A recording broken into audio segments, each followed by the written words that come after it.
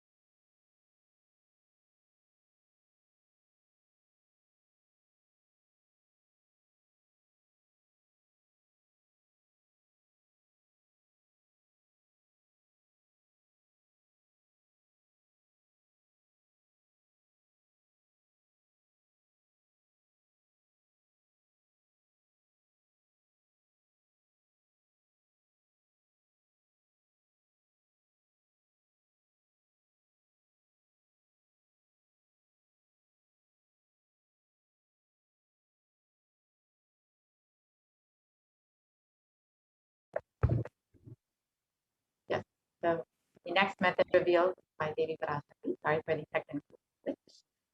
So the next method revealed by Devi is to worship Devi wherever she resides by doing the fire walking.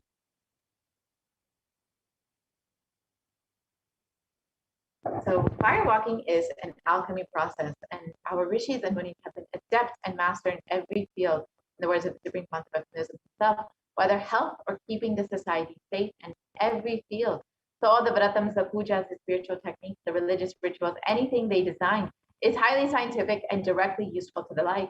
Coronavirus will not affect you at all because that fire walking time, the small blisters you get just shoots up your whole immunity. That power, the power to protect yourself from any virus or any problem, it's actually a powerful technique. It's a very powerful technique followed in those days, especially during this season. Especially that is done very traditionally, systematically. If you had even small blisters, and even if you did not have any blisters, you are protected already from corona problems. You will not be affected at all. Corona will not work on you. It will not affect you. And don't worry, it is a traditional way of making you immune. Actually, it's a traditional vaccination process. It's 11 feet lengthy, burning live charcoal on which you are supposed to walk with the traditional powerful music, which activates your limb system. That mukulam, we call it in the back of the neck. This music will feel like it is hitting the back of your neck, and your whole detox system will be awakened. In that peak altered state of consciousness, you should walk on fire. Not just like that, you will first awaken, trigger the detox system, and then walk on fire, the 11 feet fire pit. And if you do for one fire walking, you are absolutely protected from corona. Pray to Mahamariamman and do the fire walking. That is it. It's like a traditional, powerful vaccination. Pray to Parashakti Mahamari and do the Patipatni Vratam. Do this traditional fire walking, and you are absolutely protected from coronavirus. No need to panic. Traditional vaccination, traditional, natural, organic, no bad side effect vaccination is the Hindu fire walking.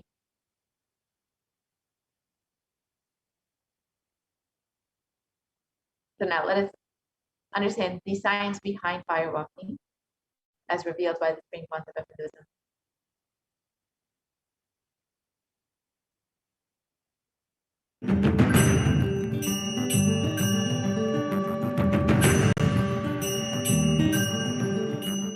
All these transmutation processes means balancing the system and awakening the whole consciousness to your whole body is what I call transmutation processes. Some parts of your body becomes insensitive to the existence because of the job it is doing, like a feet. Because of the continuous walking, it becomes insensitive. Your cheeks, how they are sensitive, they don't become they lose sensitivity to the reality. But for the complete Kundalini awakening, your whole body needs to be alive and experiencing the reality and ability to experience the higher consciousness. That is the reason we have the process of fireworking.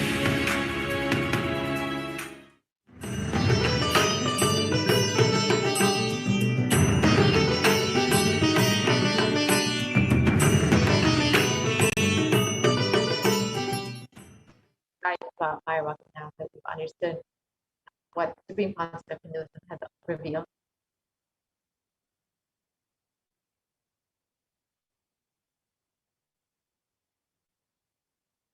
And you can watch this video of the Supreme Concept of Hinduism doing the fire walking.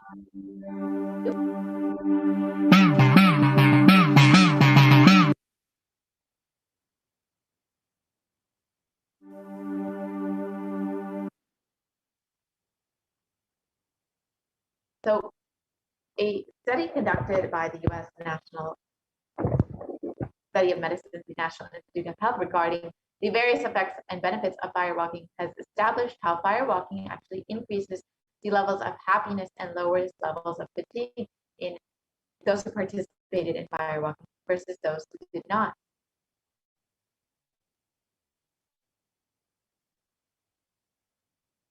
And the next method is by applying turmeric on the chest, drinking neem juice, and meditating on Devi Parashakti every day.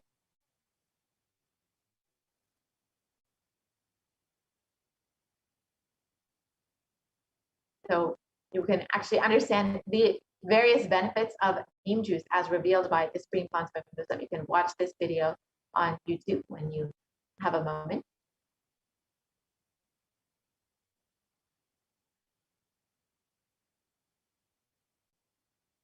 So let us understand what modern science has to say about turmeric. And traditionally, turmeric is known for its anti-inflammatory effects. And recently, though, it has been shown in the last few decades to be a potent immunomodulator agent that can modulate the activation of T cells, B cells, macrophages, neutrophils, natural killer cells, and dendritic cells, which are all immune cells. And curcumin can also downregulate the expression of various pro-inflammatory cytokines and chemokines.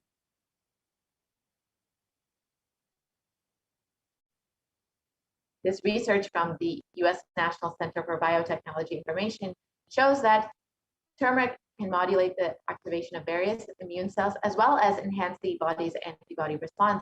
So this essentially boosts your immunity.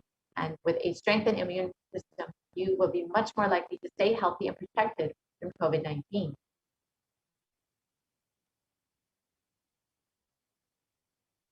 And in India.com, it was reported that neem can help in fighting against corona.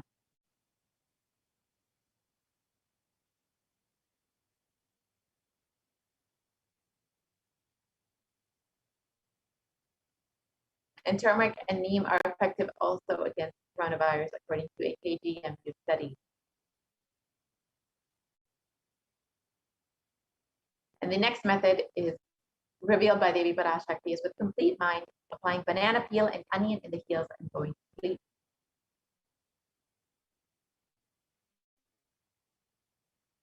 So here is how you can do this. It's a very simple process. You can just put onion or banana peel on your heel, put a sock over it and sleep, and this will completely detoxify your whole body and, of course, protect you from COVID-19.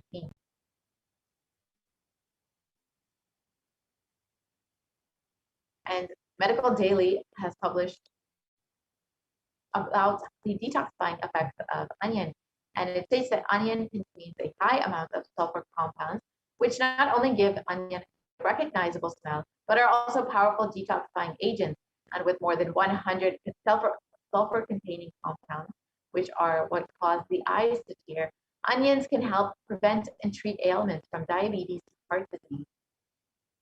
This is why onion is very well known in Ayurveda and traditional Hindu medicine for its medicinal purposes.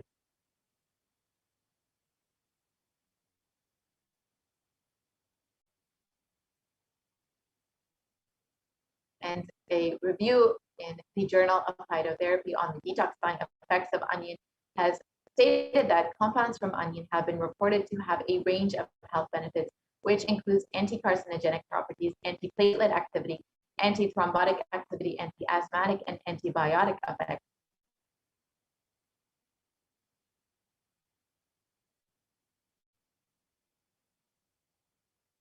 And the next method revealed by Devi Parashakti is to be in the unclutched state, filling with eternal bliss. So let us understand the science of unclutching as revealed by the Supreme Concept of Buddhism itself.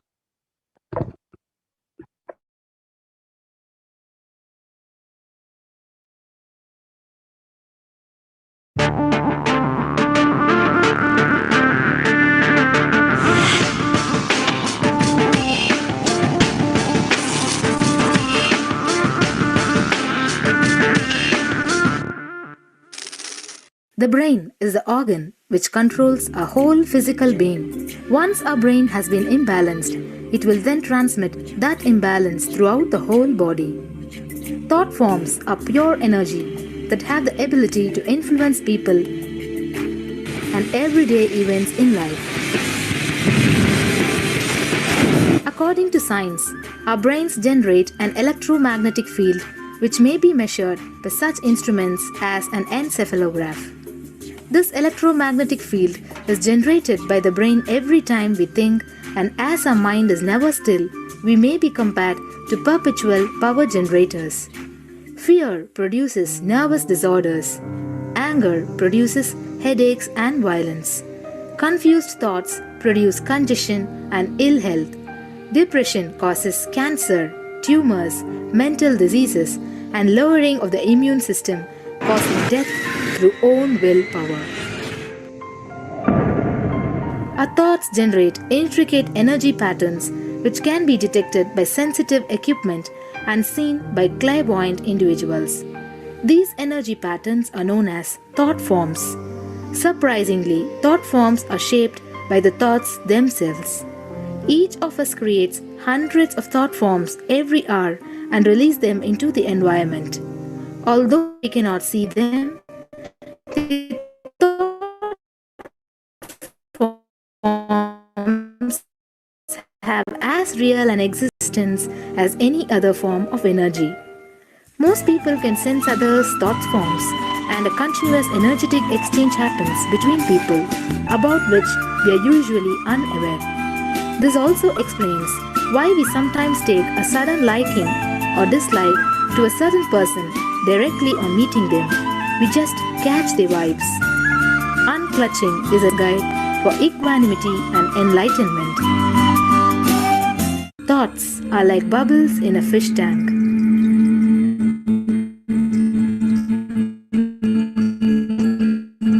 Just as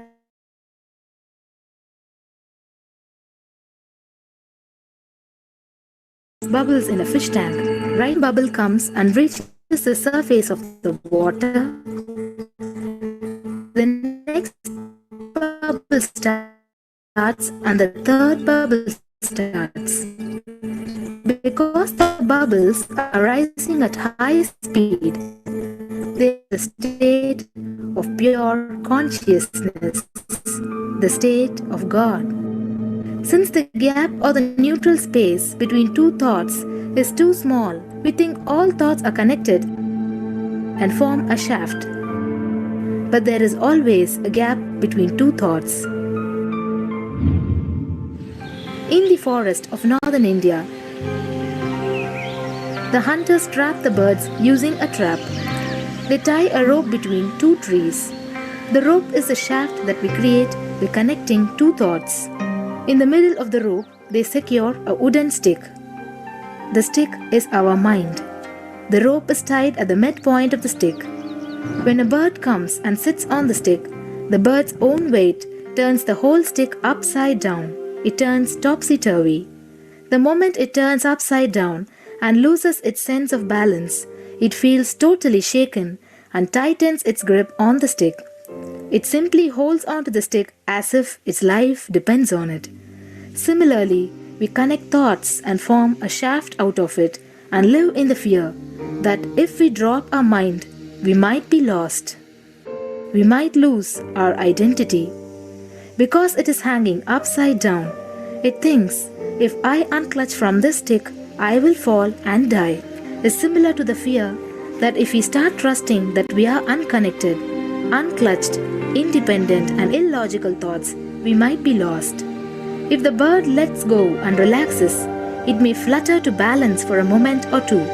When it leaves the stick, maybe for a few seconds, it will fall, but then it will adjust itself and start flying. In the same way, we hold on to whatever we think is our identity and security, our education, our mind, our life, our relationships, or our bank balance. Ultimately comes to remove the stick that is our identity. Just like the bird, we don't realize that if we drop our mind, at that moment we can become a Paramahamsa. That very moment we can be liberated.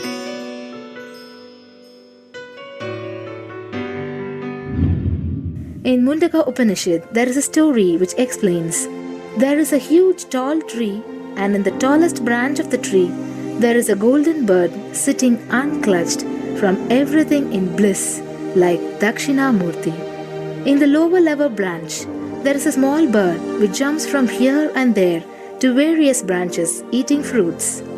When it eats a bitter fruit, it feels bad. Whenever she eats the bitter fruit, she sees the bird which is looking above silently like Dakshinamurti and feels why I should not be like that bird. But unfortunately, when the same bird, when it eats tasty fruit, it forgets the bird sitting above it. In the same way, she keeps battling between branches, eating bitter and tasty fruits again and again. One day, as a small bird flies up higher, and as it reaches near the golden bird, it realized that he and she are the same. There is no difference between them both and realizes her original state.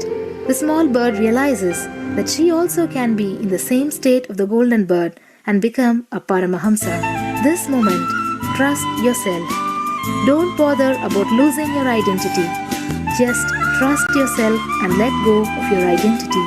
You will immediately become a Paramahamsa and be liberated.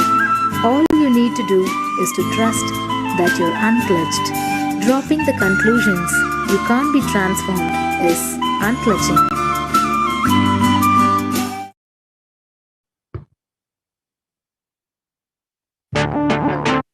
Now that you've understood the science of unclutching, you can take a few minutes in your time, in your day, when you get a few minutes, to experience this state of unclutching. You can sit with your head, neck, and spine in a straight line, have your eyes closed, and intensely chant the Mahavakya. Do not engage with any thoughts or emotions. Purely let the space of unclutching manifest in you. Chant the Mahavakya, Om Nithyananda Paramashivoham. So you can also listen to the Mahavakya online as you are practicing unclutching. And when you are doing this, you can also enter your minutes for peace at kailasa.tv/minutes for peace. We will be projecting that in a few moments. And now let us move on to the next method as revealed by Devi Parashakti. The next method is to do the Ajaba Ajaba of the cosmic sound, Shiva, Shiva, Shiva.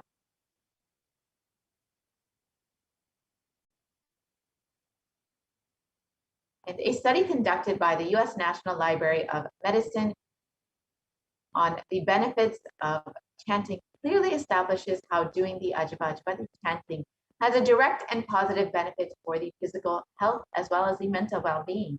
The study correlates the chanting of the Ajaba Ajaba to the vagus nerve stimulation used as a treatment for depression and epilepsy.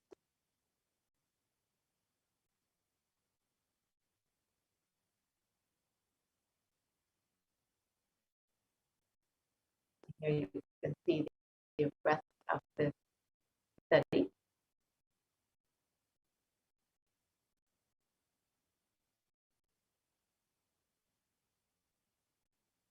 And another study conducted by Dr. Masaru Emoto establishes the human intentions, words, or thoughts can actually change the molecular structural formation in water.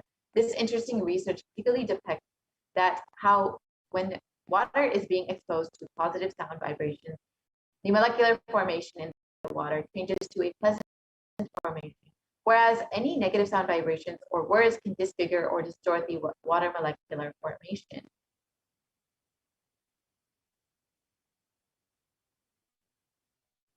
So you can see how water molecule, how the water molecule becomes these beautiful snowflake-like structures when it is exposed to positive sound vibrations or words like passion, thank you, wisdom. And when it's exposed to negative sound vibrations, you can see like heavy metal music or words like I will kill you or you fool. The water becomes completely disintegrated and disformed.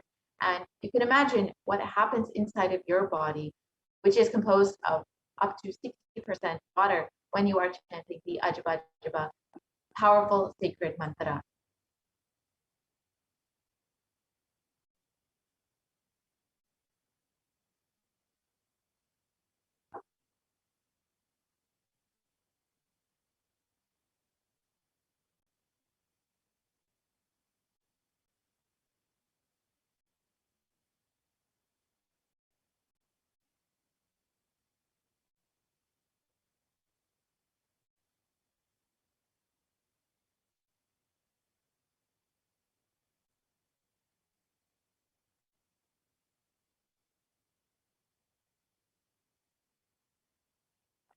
Sorry for the technical glitch. So if you would like to practice the Ajaba or the unclutching, you can go ahead and do that. You can also play the Mahavakya and experience this state of unclutching of the Ajaba. And when you are doing this, you can go ahead and sign up your minutes for peace at kailasa.tv/minutes for peace, and you can become a part of the Global Unclutching Initiative.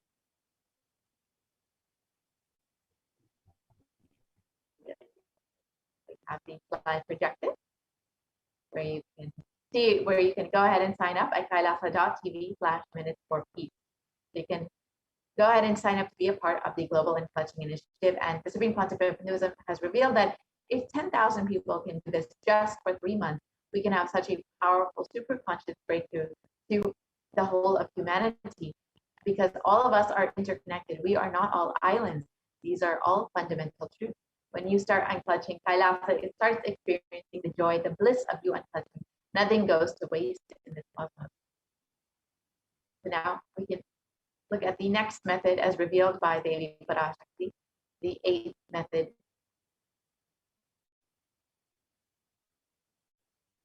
Devi revealed you can be in the state, being in the state beyond any remembrance or forgetting, in the Arunachala Swarana that blossoms as Aham Aham in the Ananda Swarana. So just being in the constant state of remembering the divine and just being beyond remembrance or forgetting, you will experience this beautiful state and also be protected from COVID-19. Very simple method. And each of these methods that Devi Parashakti has revealed are independently powerful enough for you to stay fully protected from COVID-19.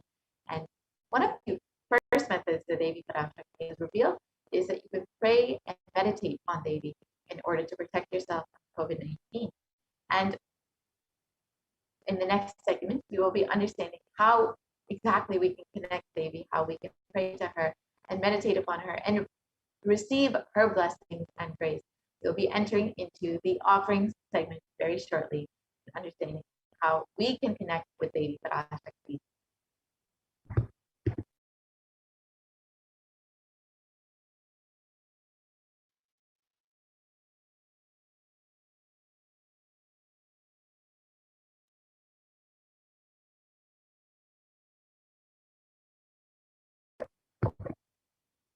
Sorry for the technical glitch. So as you all are preparing for this offering segment, you can go ahead and take a few moments to become a member of Kailasa's HDH Nithyananda YouTube channel and constantly stay connected and constantly stay up to date about what is happening in Kailasa.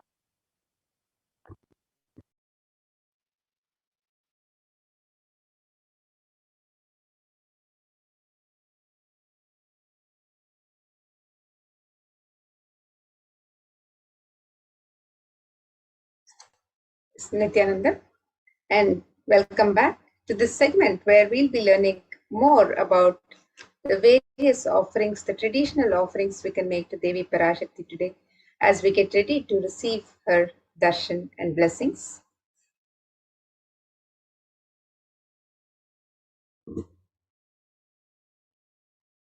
And in the Hindu tradition, it is customary to offer some token of gratitude, our token of love and devotion whenever we receive the darshan of the divine, when we visit a temple, when we visit God or Guru, we celebrate that happening, we celebrate the event with offering a small token of our gratitude and devotion, expressing our sacred sentiments to the divine.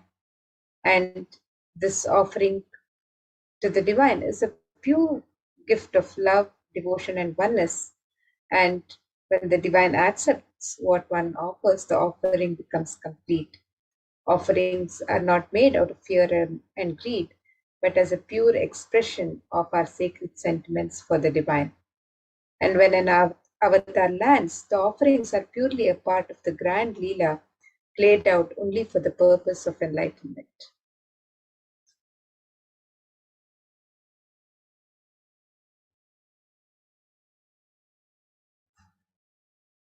So now, as we get ready to receive Devi Parashakti with the traditional offerings that we would wish to offer to Devi, let us look at this Dhyana Shloka which describes the grace and beauty of Devi Parashakti.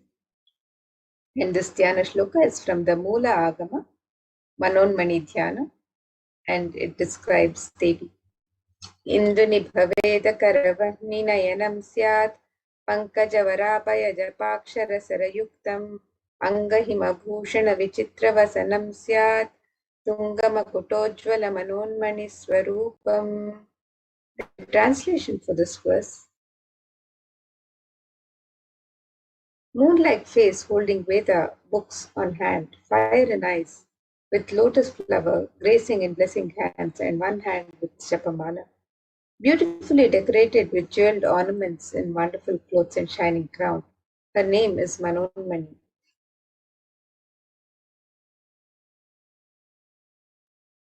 And another verse that describes Devi Parashakti from the Mula Agama Manonmani Dhyana. This verse says, ध्यायेत् देवीं त्रिनेत्रां शशिनिभवदनां वेदहस्तां दधानां सव्ये पद्मां वरदमपरे चाभयं चाक्षमालाम् दिव्यैराभरणैर्विभूषिततनुं ब्रह्मादिभिः पूजितां देवीमेव मनोन्मणिं प्रतिदिनं कामार्थदात्रीं शुभाम्. And the translation for this verse: I meditate on Devi with 3 eyes, glowing like a moon and holding the Veda, lotus and gracing with blessing and gracing hands. She is wearing beautiful ornaments. She is worshipped by Brahma and other many gods and showers auspicious boons for all actions every day.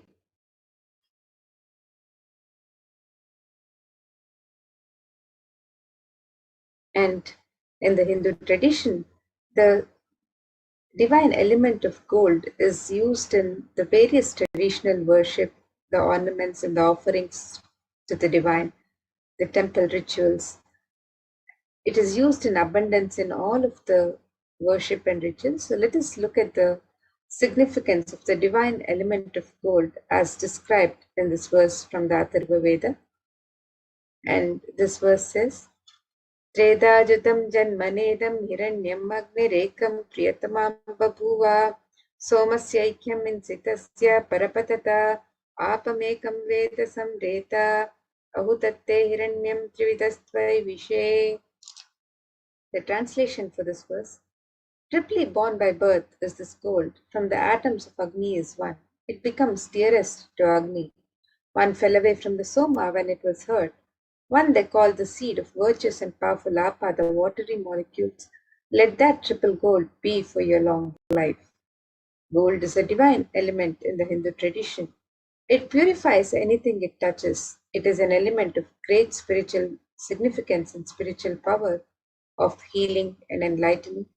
The vibration of gold has the power to infuse sattva energy and positive thought currents in anyone who wears it and in anyone who sees or operates in its vicinity.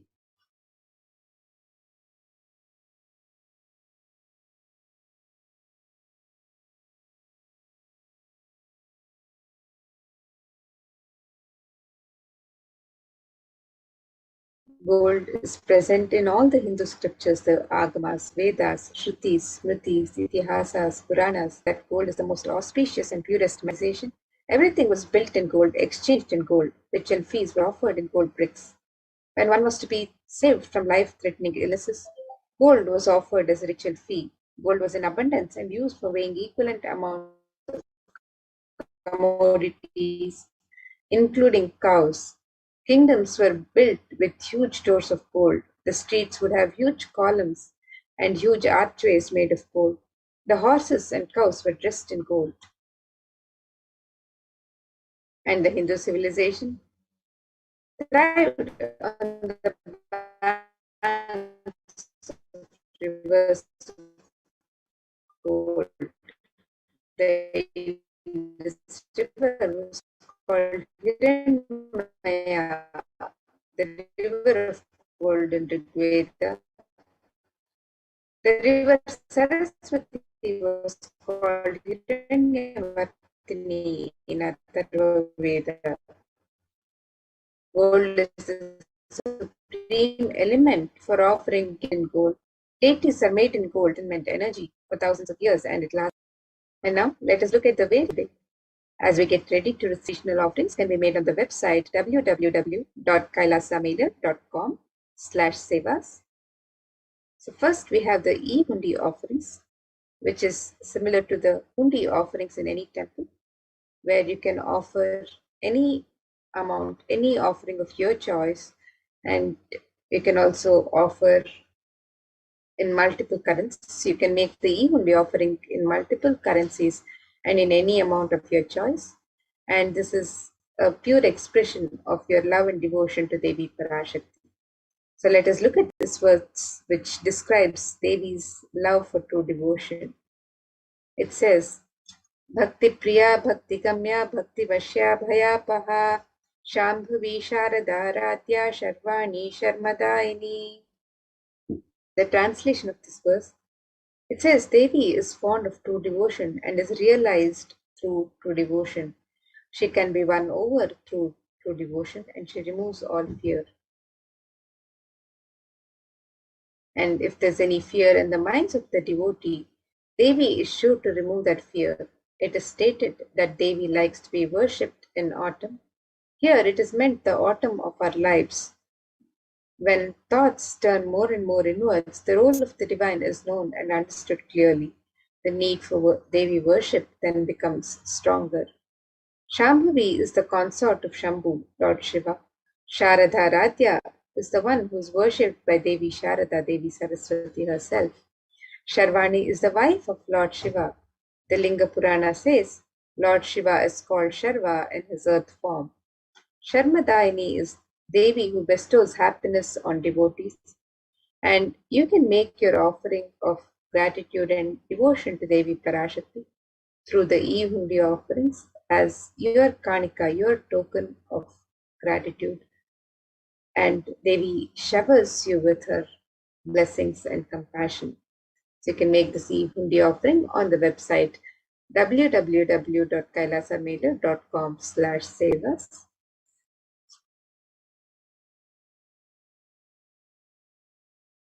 And the next offering to Devi Parashakti is the offering of the Sankalpa chanting. And this is the offering of the conscious resolution that we make to the divine. And let us look at this verse from Devi Mahatmyam chapter 12, verse 34, which describes the power of conscious intention.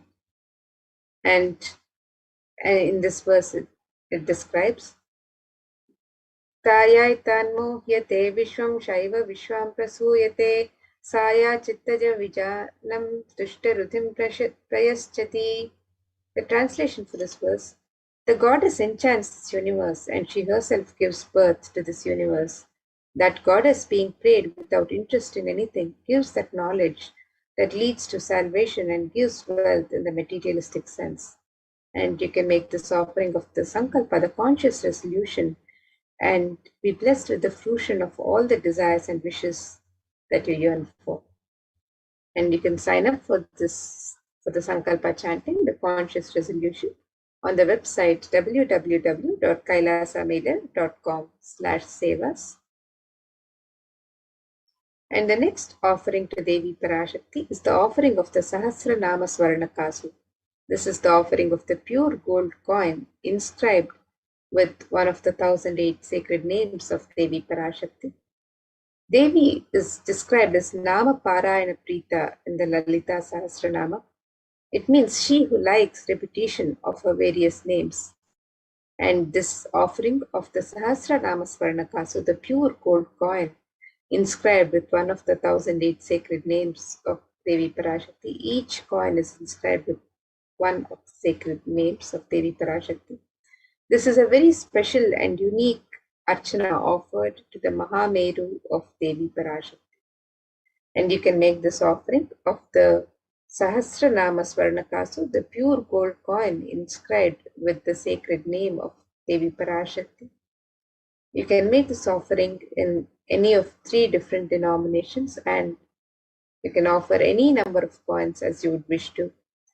And you're blessed to imbibe the same divine qualities of Devi Parashakti herself, her Ananta Kalyana Gunas, which are inscribed on the coins, the 1008 names which describe the Ananta Kalyana Gunas, the divine qualities of Devi Parashakti. And by making this offering of the Sahasranama Swarnakas, you can also have the blessings of imbibing these very same divine qualities of Devi Parashakti herself. So you can make this offering of the Sahasranama Swarnakasu, the pure gold coin inscribed with the sacred name of Devi Parashakti. You can make this offering on the website www.kailasamailer.com/sevas.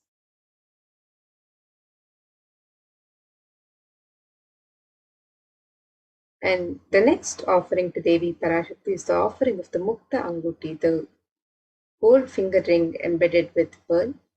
Devi is described in various verses. Devi is described as the one who is adorned and decked with pearls and gems. So let us look at this one verse which describes the beauty of Devi Parashakti decked in pearls, gems and jewels. This verse says, Muktahara lasat kirita ruchiram purnendu vaktra prabham Shinjannu pura kinkini manidharam padma prabhabhasuram sarvabhita palapradam girisutam vani rama sevitam Meenakshim pranatosmi santatamaham karunyavaram nidhim. The translation for this verse: I bow to the goddess Meenakshi, whose crown has garlands of pearls and the face shining like a full moon, who wears anklets that are studded with gemstones and has bells, who is shining like the splendor of lotus, who grants all the wishes, the daughter of the mountain, who is worshipped by the goddesses Vani and Rama. I remain ever bowing to the goddess Meenakshi, the ocean of compassion.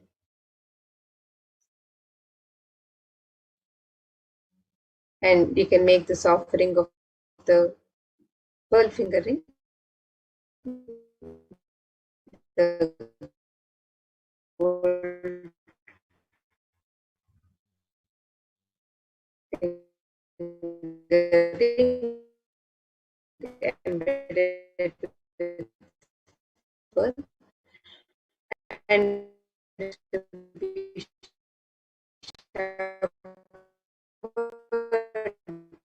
by the compassion and pure love of Devi Parashakti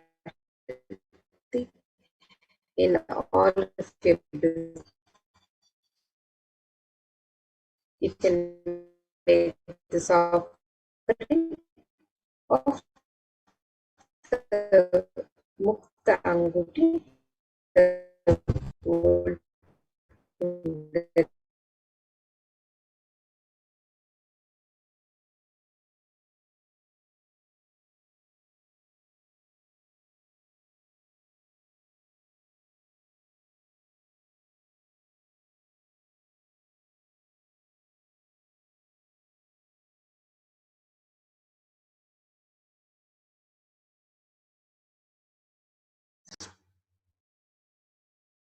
Yes, we apologize for the technical glitch.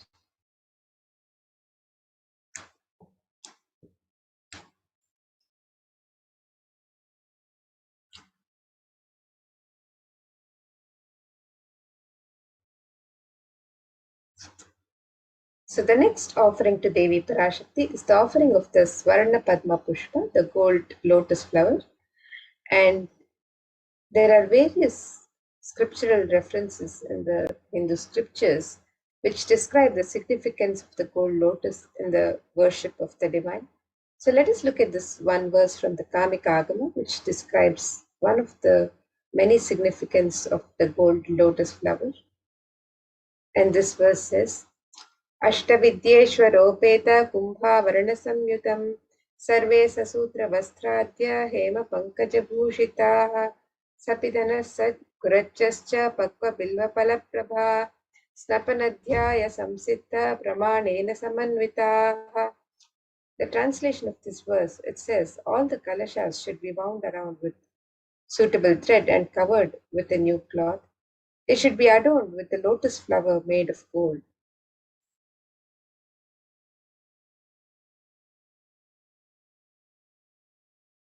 And there are hundreds of scriptural references in the Hindu scriptures for using the lotus in the worship of Paramashiva, in the worship of the divine. Almost everything in the worship of the ultimate, involving the consecration of the deities of worship or meditating on the mudras and asanas used during worship, involves the lotus flower, the lotus leaf, the lotus pericarp, the lotus petals. The lotus is a divine flower in the Hindu tradition. The Shakti of Paramashiva is also called a lotus. The base of the Paramashiva Linga is a lotus. The disciple of Paramashiva is also considered a lotus, the one who is about to bloom. And you can make this offering of the gold lotus in any of 3 different sizes as you wish to, and be blessed to have the state, space, powers, and being of Devi Parashakti in your inner space amidst any and every adverse situations in life.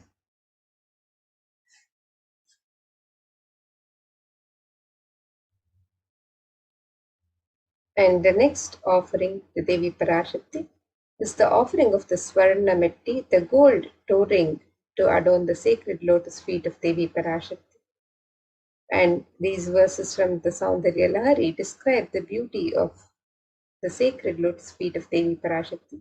Let us look at these verses. And this verse says, Nakhaditi sanchanna namajjanatamo guna padadvaya prabhajala parakrita saroruha. The translation for this verse, it says, you whose brightness from the toenails destroy the darkness of ignorance from the minds of your devotees who prostrate at your feet. You whose brightness from your 2 feet overpowers that of the lotus flower too. And you can offer the gold toe ring, the Swarna Metti, to Devi Parashakti to adorn her sacred lotus feet and be in constant gratitude for receiving her blessings in even the most difficult aspects of life.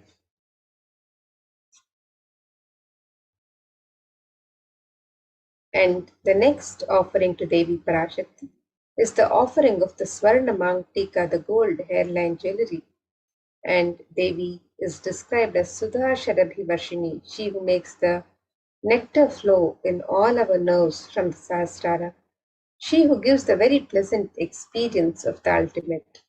And the Swarna Mangtika represents the nectar overflowing from the Sahasrara Chakra, which is fully opened with the sacred sentiment of gratitude.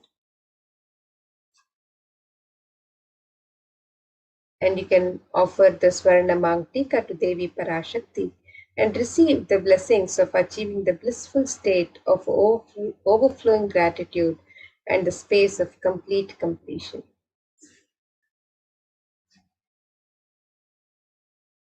And you can make all of these traditional offerings, the traditional ornaments to Devi Parashakti and the various sevas on the website www.kailasamailer.com/sevas. And the next offering to Devi Parashakti is the offering of the Pratyaksha Pada Puja. And this verse from Saundarya Lahari describes the grace of Devi Parashakti's sacred lotus feet, the grace of bowing down at her feet, and the compassion she showers on. So this verse from the Saundarya Lahari describes that the illumining splendor of Devi's toenails dispel the darkness of the ignorance in the devotees prostrating at her feet, and her feet defeat the lotus in beauty. It states that the nails, which have been sharpened by constantly being touched by the crowns of celestial beings who always prostrate before Devi, the tamoguna in the devotees, which is indicative of the ignorance in the mind of the devotees, And this ignorance is removed by constantly prostrating before Devi, and they attain the ultimate knowledge. So you can make this offering of the Pratyaksha Pada Puja, the most sacred ritualistic offering of gratitude from disciple to Guru. You can make this offering and be blessed with all the auspiciousness and blessings of Devi Parashakti and the Nijavatara, the Supreme Pontiff of Hinduism himself, Jagadguru Mahasannidhanam, His Divine Holiness, Bhagwan Sri Nithyananda Paramashivam. And you can register for this offering on the website www.kailasamailer.com/sevas.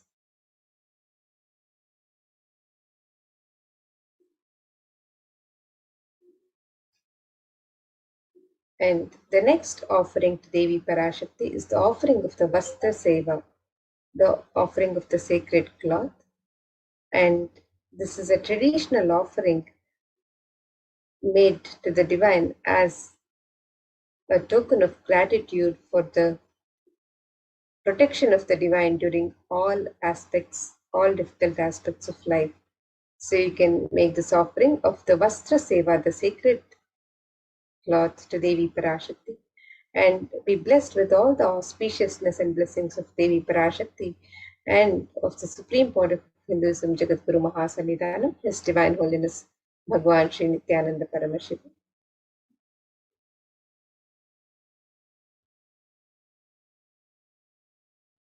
And here you can see a summary of all of the offerings that you can make on the website www.kailasamailer.com/sevas. The e-hundi offerings can be made in any amount and in multiple currencies. The Sankalpa chanting, the conscious resolution, can be offered. You can register for the conscious resolution on the website www.kailasamailer.com/sevas. And you can also make the offering of the Devi Sahasranama Swarnakasu, which is the offering of the pure gold coin, each coin inscribed with one of the 1008 sacred names of Devi Parashakti.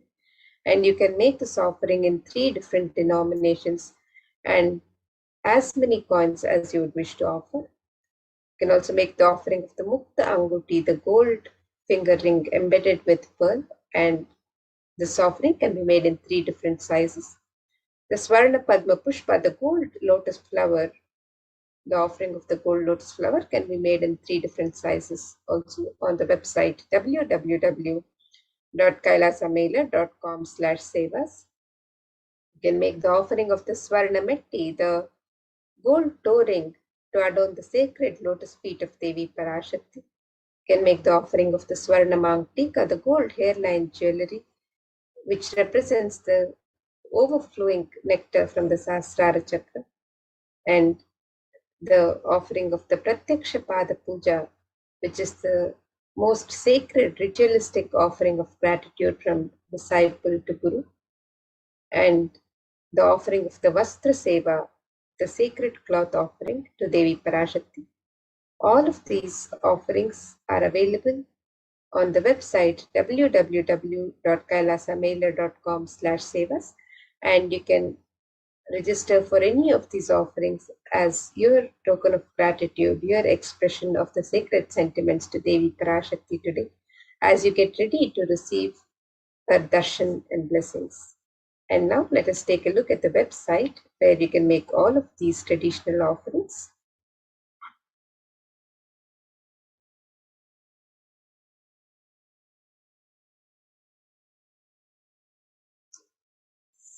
So here we have the website www.kailasamailer.com/sevas.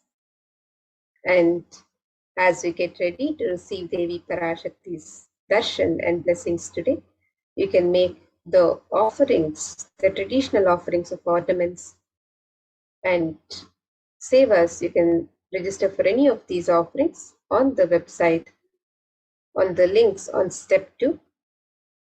So you can make the offerings of the ornaments and sevas on this link on step 2, and you can also make the offerings of the e-hundi through this link. And if you'd like to make an intention to make an offering, and have and receive the blessings of Devi Parashakti to manifest your intention into reality, you can fill out the form on step 1. And once you've made your traditional offerings, if you would also like to make a conscious resolution and fill out the Sankalpa details for yourself and your family members, you can fill out the form on step 3. So the e-hundi offerings can be made in multiple currencies: the US dollars, the Australian dollars, the New Zealand dollars, the Canadian dollars, the euros, the Indian rupees, the Singaporean dollars, the Malaysian ringgits, the Great Britain pound, and the Chinese yen. And you can make this offering in any amount of your choice. And the traditional offerings of the ornaments or the sevas can be made on this website, where you can offer the Sankalpa chanting, the Devi Sahasranama Swarnakasu, the pure gold coin in 3 different denominations, the Mukta Anguti, the pure gold finger ring embedded with pearl in 3 different sizes, the Swarna Padma Pushpa, the gold lotus flower in 3 different sizes, the Swarna Mitti, the gold toe ring to adorn the sacred lotus feet of Devi Parashakti, the Swarna Mangtika, the gold hairline jewelry representing the overflowing nectar from the Sahasrara Chakra, the Pratyaksha Pada Puja, the offering of the ritualistic offering of gratitude from disciple to Guru, and the Vastra Seva, the sacred cloth offering to Devi Parashakti. All of these traditional offerings and sevas can be offered on the website www.kailasamailer.com/sevas. And with this, now let us get ready for the next segments of this program, where we'll be learning more about the various facilities being made available for the care and well-being of humanity through the various de facto spiritual embassies of Kailasa, and as being guided by the Supreme Pontiff of Hinduism himself through this times of pandemic. So let us now get ready for the next segment. Thank you, Ma Amrita. Nithyanandam, everyone. Welcome back to this segment of Kailasa's COVID Care Protection Centers, which are Kailasa's de facto spiritual embassies. With the blessings of the Supreme Pontiff of Hinduism, Jagat Guru Mahasannidhanam, His Divine Holiness Bhagwan Nithyananda Paramashivan's blessings. Let's start with the Sadguru Vandanam.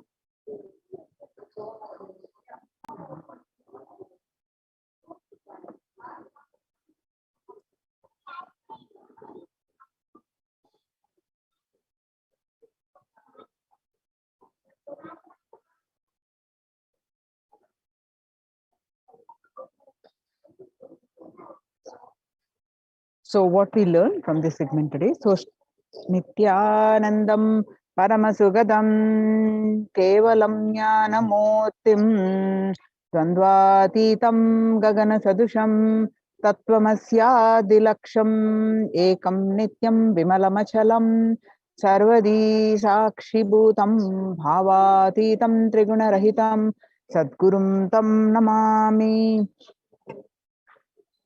We are going to learn the statistics across the world, the concerning statistics across the world on mental health and global peace across the world due to the COVID-19 pandemic. What are the Supreme Pontiff of Hinduism and Kailasa's contributions for global peace? Supreme Pontiff of Hinduism, spiritual solutions for COVID-19, Kailasa's COVID Care Protection Centers, some glimpses, and why temple-based ecosystems. And UN recognizes Kailasa's contributions and join Kailasa's COVID care centers. So the crisis that we are under today, People around the world are trying to grapple with the grim reality that the pandemic is far from over. The aftermath of current calamity promises to be much more devastating. The greatest economics of the world are facing disastrous futures. Countries are facing off each other with a deep mistrust. Now let us see some of the statistics and current news. In Australia, reported record high cases amid the third wave of COVID-19.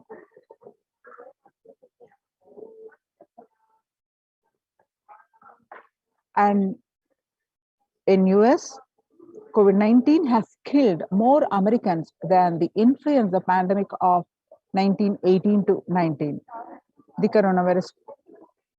The influenza pandemic of 1918 to 19 flu infected about 25% of the Americans and killed an estimated 0.65% with 675,000 deaths. And COVID-19 has infected more than 12% of Americans and killed about 0.2% with 676,000 deaths. Now that the US death toll from the COVID-19 has surpassed 676,000 deaths, the coronavirus pandemic has killed more Americans than the influenza pandemic of 1918 to 19. And Axios and the Associated Press both reported the grim milestone recently. And so it is recorded that the COVID-19 is now officially the US deadliest pandemic as the death toll crosses that of 1918 to 19 flu.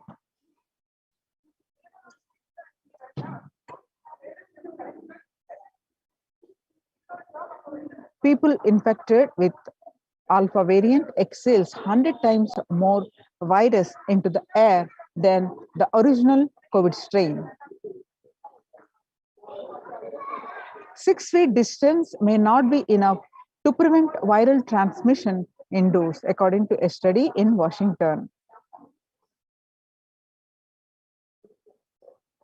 COVID-19 Delta variant is still the most concerning, says the World Health Organization's experts.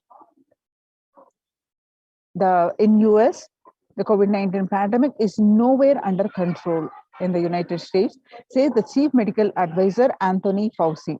He said, right now we are still in pandemic mode because we have 160,000 new infections a day. That's not even modestly in good control. In an interview with Axios, the US has reported 40 million cases of COVID-19 since the outbreak of the virus, over 4 million infections adding up in the past few weeks. The increase in COVID cases comes as the US administration earlier this month announced that it is planning to provide booster shots of vaccine as the Delta variant has become dominant in the nation and is wreaking havoc. The surge in Delta variant is driven by the low vaccination coverage in many communities across the US, according to the US Center for Disease Control and Prevention. Mr. Fauci says that in a country of our size, you cannot be hanging around and having 100,000 infections a day. You've got to get well below 10,000 before you start feeling comfortable.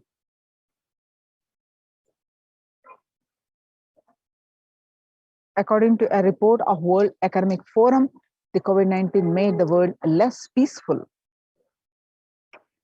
as the increase in the violent incidences and fatalities creating the world less peaceful. And the younger adults are more likely to report symptoms of anxiety and a depressive disorder during the COVID-19 pandemic. The average share of adults reporting symptoms of anxiety disorder and a depressive disorder, what it was in 2019, a 6 months period, was 11%. Now, during this pandemic, in just 1 month, in January 2021, it rose up to 41.1%. And some more statistics confirming the same, that the state of adults reporting the symptoms of anxiety and a depressive disorder during the COVID-19 pandemic. Stress in America 2020 National Mental Health Crisis. COVID-19 is a significant stressor for most Americans. Nearly 8 in 10, which is 78%, say the coronavirus pandemic is a significant source of stress in their life. Nearly 7 in 10, which is 67%, say they have experienced increased stress over the course of the pandemic. And COVID-19 could exacerbate doctors' existing mental health burden. The more than 60,000 US healthcare workers have contracted COVID-19 and 300 have died. Of the health workers who treated patients during the China's COVID outbreak showed signs of depression and showed signs of anxiety. The self-reported mental health among pregnant women and new mothers. Before the pandemic, the depression rate was 15%, and during this pandemic, that it rose up to 40.7%. And the anxiety was 29%. Now it rose up to 72%. Living under stay-at-home orders, 8 in 10 students are struggling with focus on school or work and avoiding distractions. And 50% of students do not know where to go for help for their mental health. Nearly 82% of women surveyed said their lives have been negatively disrupted by the pandemic. The World Bank, the global economic outlook during the COVID-19 pandemic, a changed world. The pandemic is expected to plunge most countries into recession, with per capita income contracting the largest fraction of countries globally since 1870. International Labour Organization. COVID-19 is a threat to peace building in conflict-affected nations. The COVID-19 crisis has worsened already fragile situations. The ILO is more aware than ever of its responsibility to promote peace and resilience in the time of this global pandemic. The Mumbai Mayor says the third wave is here. And it is not coming, it's already here. A breakthrough infections found in 25% of health staff. A little over 25% of healthcare workers were infected with coronavirus despite getting fully vaccinated. A recent study has revealed, giving an insight into the breakthrough infections due to the Delta variant. The study, jointly conducted by the Institute of Genomics and Integrative Biology, the maximum hospitals in Delhi NCR found that the vaccination breakthroughs were far more common during the Delta outbreak in Delhi than previously reported.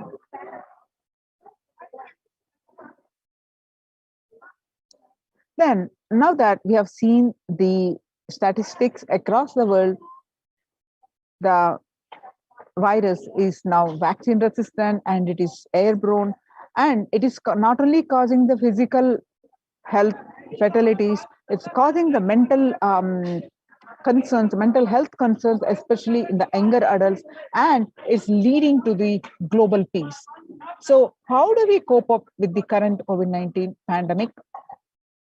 It is important to address the COVID-19 pandemic, which is seeing another wave, destroying many more lives. The Supreme Pontiff of Hinduism says the pandemic fatigue is setting in as a result of the continuous lockdown, is resulting in delusional ignorance. Holding on to the delusion and supporting this space of delusional decisions leads to delusional arrogance. Continuous lockdown leads to delusion thoughts like, so what, if I die, it's okay. I can't live forever in this lockdown. Going out and then exposing oneself and putting the risk on yourself and the others with irresponsibility and insensitivity is the delusional arrogance. The global COVID virus pandemic has left the whole world desperately looking for answers. Life as it had been experienced even back in February 2020 is no longer recognizable. The drastic change is the order of the day. with people having to redefine the world with new paradigms of economy, society, faith, religion, and health.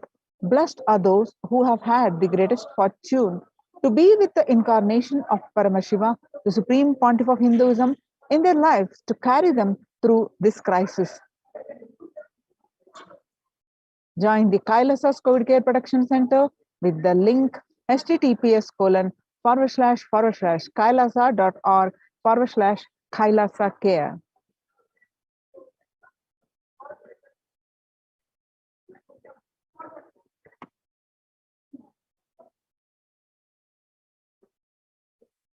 World Health Organization's Peace and Health and Peace Initiative.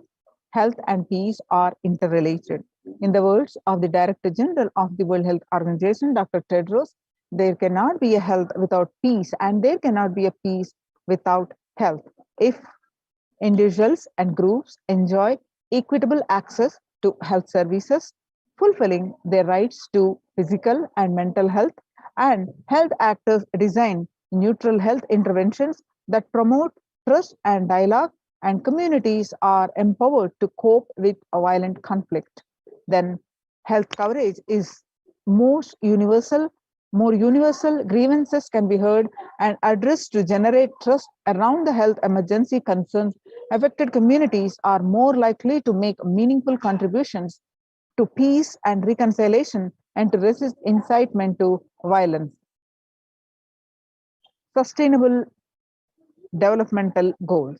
Making peace with the nature is possible. If we start now, making peace with the nature is possible. Even amid pandemic, 2021 can go down as the year we made peace with the nature and set the planet to healing. Our environmental, social, economic challenges are interlinked. They must be tackled together. For example, we cannot achieve sustainable developmental goals, including ending poverty by 2030, if climate change and ecosystem collapse are undermining food and water supplies in the world's poorest countries. We have no choice but to transform our economics and societies by valuing nature and putting its health at the heart of all our decisions. Now, let's watch a small clip on making peace with the nature.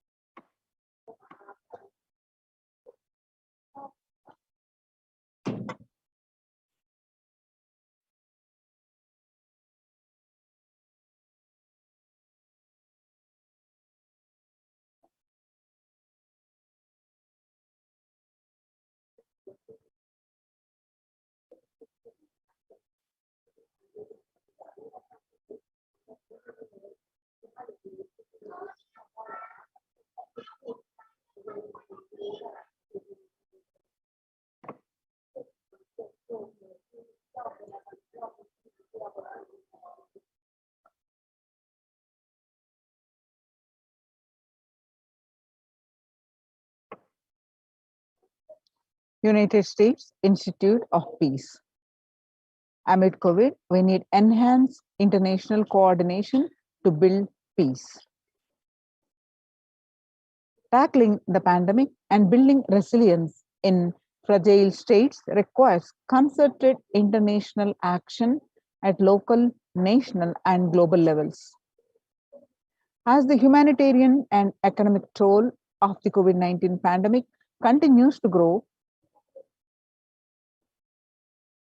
so does the risk that this crisis will fuel new conflicts around the world while stemming prospects for resolving ongoing ones. Stronger health systems and universal health coverage must be a priority. Remarks to the General Assembly special session in response to the COVID-19 pandemic. For the first time since 1945, the entire world is confronted by the common threat, regardless of nationality, ethnicity, or faith.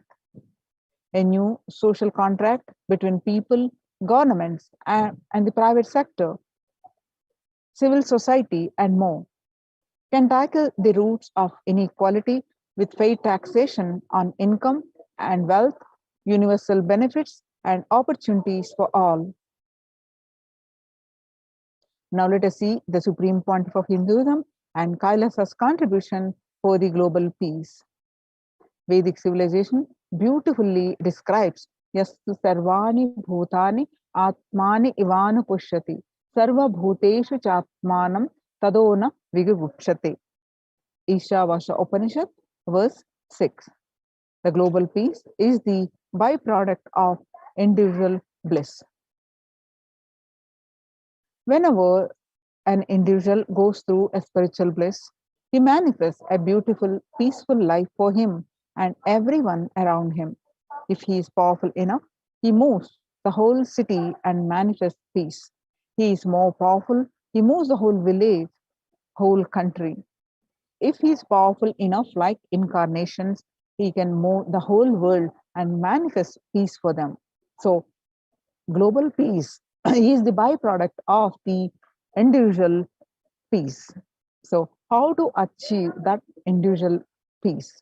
By practicing completion, by practicing unclutching, by taking responsibility for the global peace.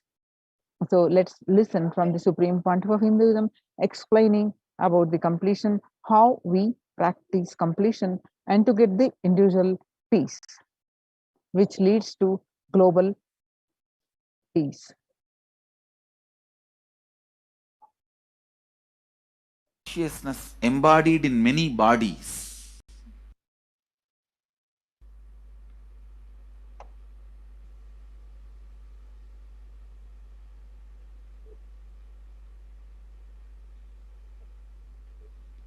Today I wanted to expand on the science of completion. How the science of completion can directly impact the consciousness you are carrying and the consciousness embodied in many bodies. Please understand, the more deeper you go inside you,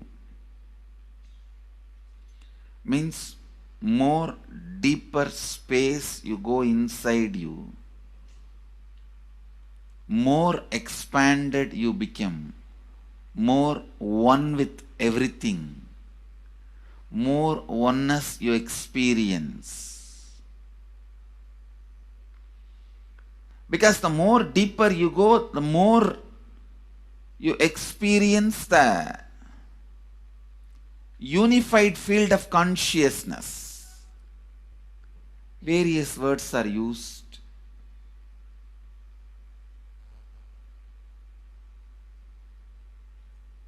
Some of the Hindu traditions uses the word Atma, Brahman. Some of the Hindu traditions use the word Nirvana. Whatever word you may use, Atman, Brahman, Nirvana, unified field of consciousness, whatever. But one thing I want to tell you, the deeper and deeper you go in your inner space, you experience the vast oneness. The more superficial you are, the more incompletions you carry with others, even with yourself. The more superficial you become, even your own right hand and left hand fights with each other. Different parts of you fights with you. Different thoughts of you fights with you. Even you fight with you, the more superficial you go, the more deeper you start traveling. First, you get integrated. The you fighting with you stops. Then, the people around you get integrated. They fighting with you stops. Completion with yourself, then completion with others, then comes completion with other things, not just living beings, even with inanimate beings. The completion starts happening. Even with the nature, completion starts happening. Please understand, the more deeper you travel, the more deeper you go, the more deeper you settle down, the more deeper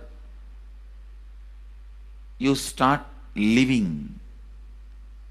Your cognition expands. Your cognition includes. Your cognition becomes more and more inclusive. More joy, more bliss, more knowledge, more enlightenment. Please understand.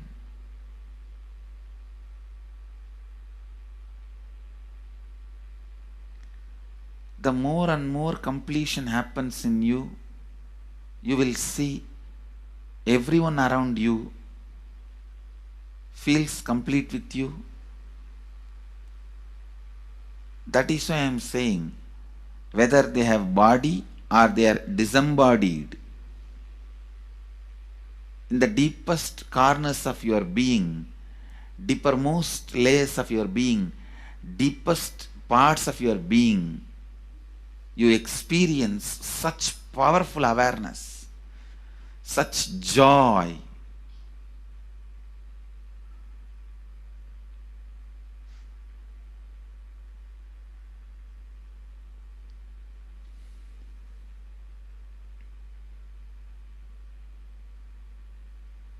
Going into the deepermost corners of your being not only is a joy, it's a power. Because suddenly you will see everybody around you, everything around you listens to you. It really becomes a vibrant power where the tendency to exploit is not there. Listen, that's a very important thing. Power without the tendency to exploit. Because as long as you feel the other person is separate from you, when you get the power, it will always be used for exploiting.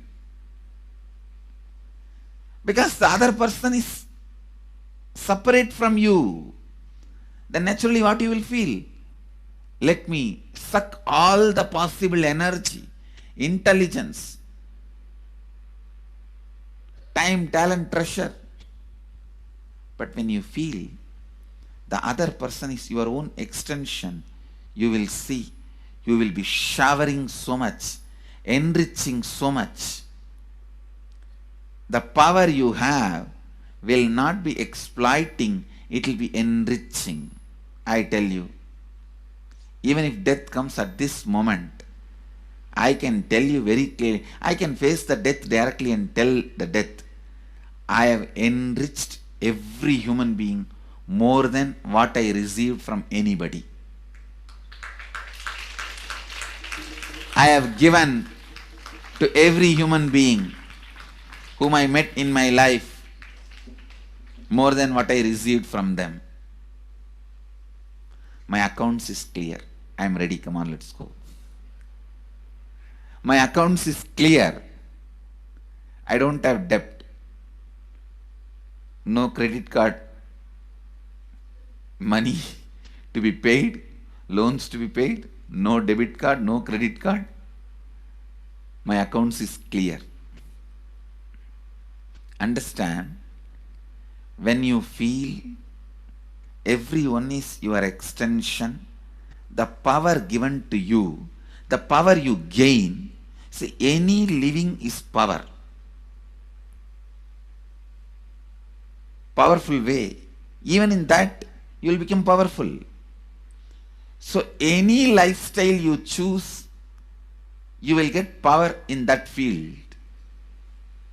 Whether it is exploiting or enriching, murdering or raping or go on serving. Whatever lifestyle you choose,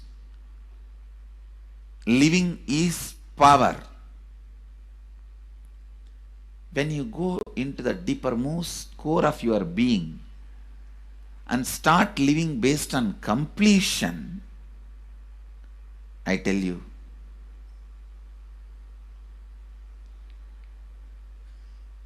the first power you will experience is everything around you listens to you. That power will simply make you enrich everyone.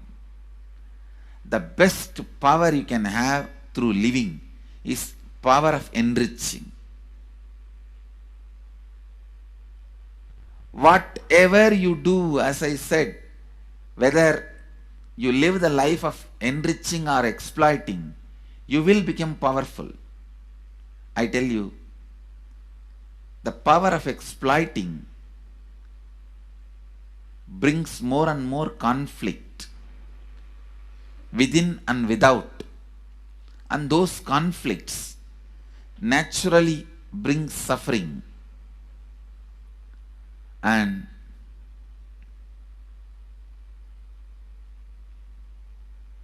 the power of enriching brings more and more completion in you and in others. This full month, Nithyananda Sangha all over the world. The other day I was seeing, we have officially presence in more than 50 countries. As devotees, group of devotees, we have presence in 100 countries. All over the world, we are going to celebrate this whole month for Global Peace Month, impacting global peace. All of us this whole month will live completion and do samskara dahana kriya, means burning the patterns which separates us from others, burning the patterns which are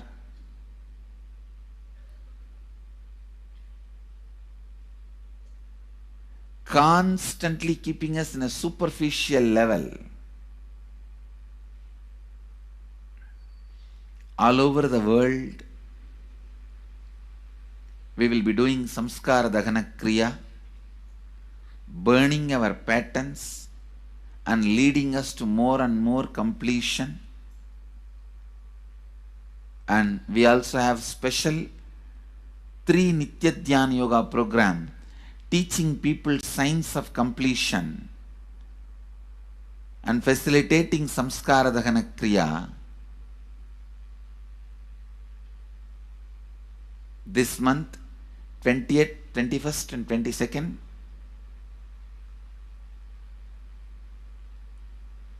This whole month, all over the world, all our temples, ashrams, centers, yoga centers, schools, colleges, universities should do samskara dahana kriya, should do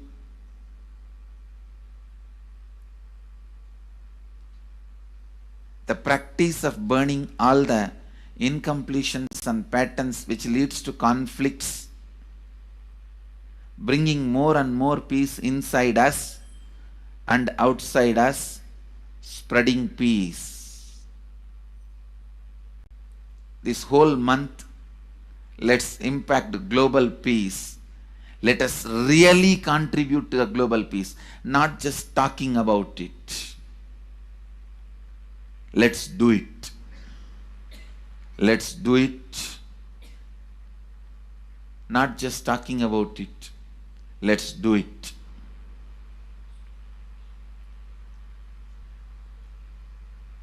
Even if you teach the Samskara Dahana Kriya to 50 people in each area, each place where we have centers, ashrams, temples, two-way centers, yoga centers, even 50 people, each Tanidar teaches, enriches them with this science. The amount of suffering and negative waves, negative vibes reduction can contribute so much to the world. Please understand. One positive person can burn millions people negativity. Experientially, with evidence we proved, one positive person has already burnt at least 20 million people's negativity in last 10 years and brought peace. So each one of you, if you stand up as one positive being, one authentic, responsible, enriching being,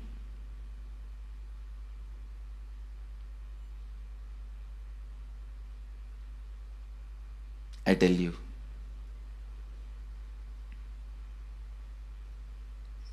we can do so much to the world. It will be better place than the time we entered.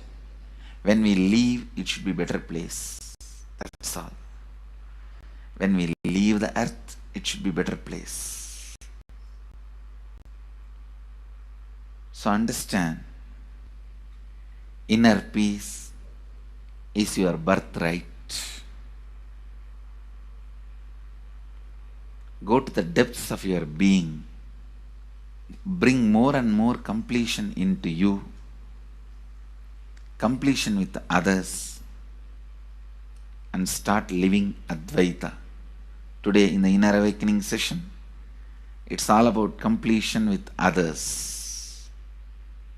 So last 6 days, literally, you worked so much, one by one by one by one by one, layer by layer by layer by layer. The completion with yourself. Now comes completion with others. Today, we are starting the science of completion with others.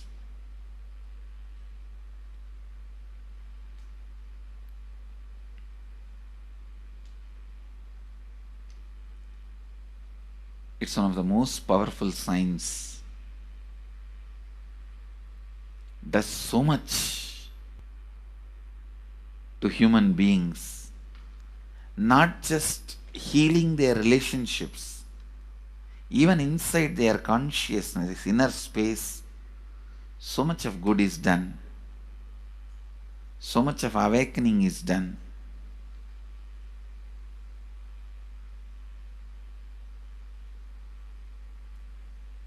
See, when you have completed with others, the kind of strength you feel is the power of Advaita. strength of Advaita. Today the inner awakening sessions are all about completion with others. We have long session today working on completing with others. So with this,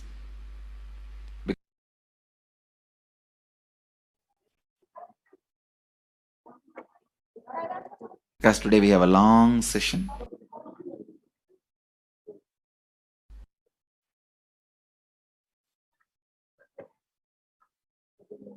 Now, let's listen from the Supreme Pontiff of Hinduism that self-transformation is the secret to achieve global peace. social answer means I'll tell, oh, you should all work for global peace. You should all work for turning the world. You should work for revolution. You should work for all these, that things. You should vote only the party which says that it will stop the war and all these things. This is the social answer. Nonsense. If you want the honest answer, I tell you, simply transform yourself. You can't do anything. If at all you can do, you would have done it. Be honest. If you can do, you would have done it. You are raising this question because you are not able to do. Am I right? So let us be very clear. Let us be honest. We are not able to do. Socially. That's the truth. That's the reason you are sitting here and raising the question. I tell you, understand few important things. There are a lot more attached to this question. There are many things which is attached to this question. We always feel the present is the world is totally spoiled. It is not going according to the rules or how it is supposed to be. It was wonderful once upon a time.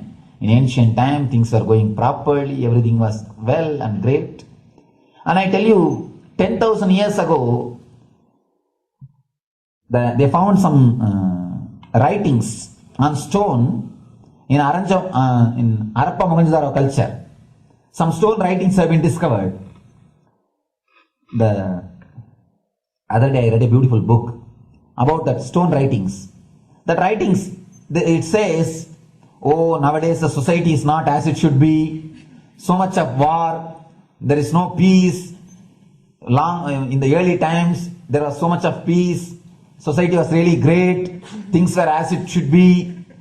And it almost looks like a today newspaper editorial.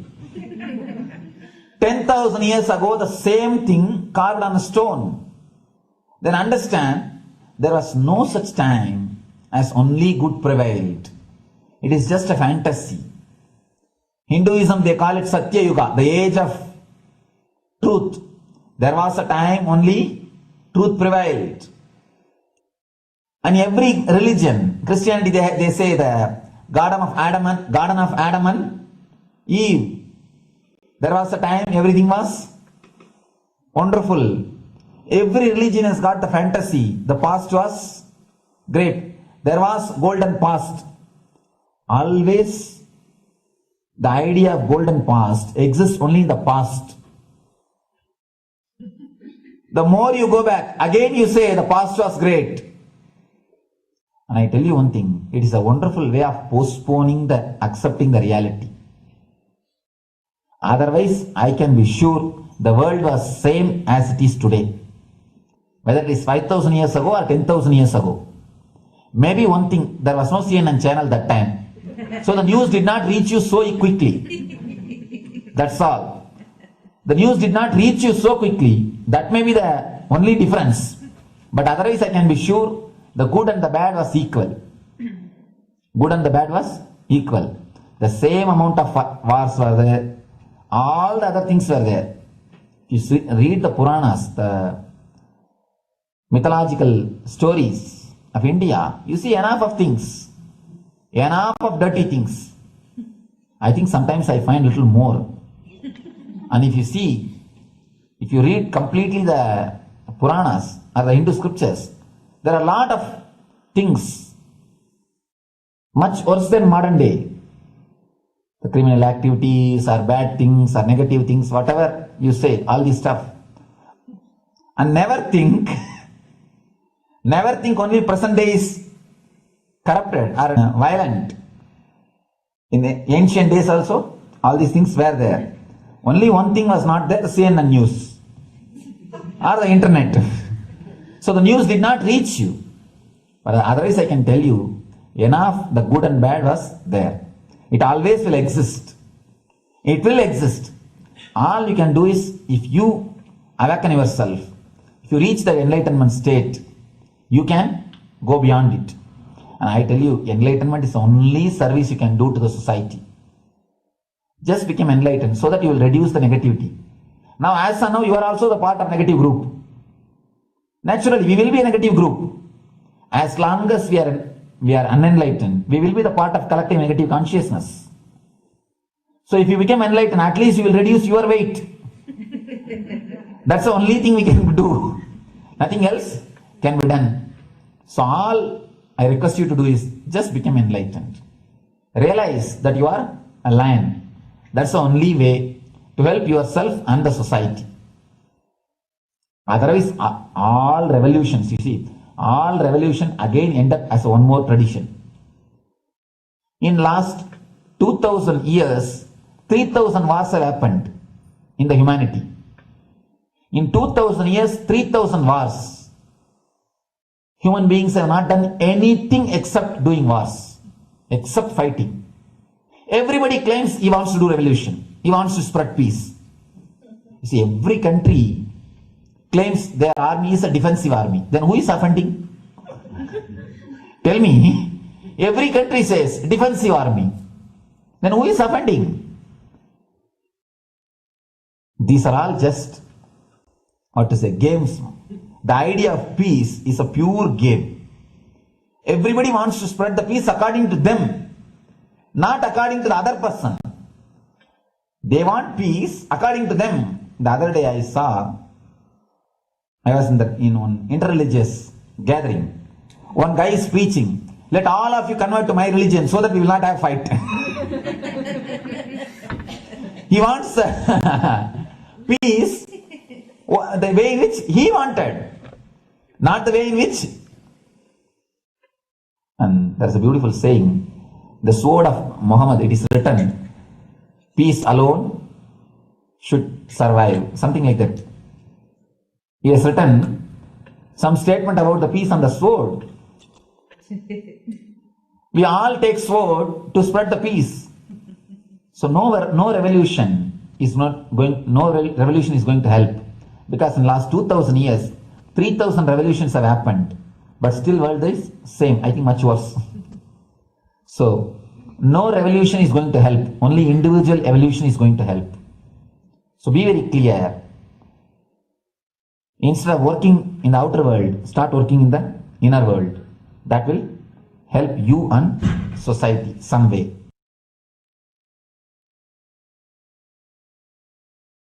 Social answer means, I'll tell, oh, you should all work for global peace. Social answer means, now let's listen from the Supreme Pontiff of Hinduism that Sri Kailasa is all about peace-based powerfulness.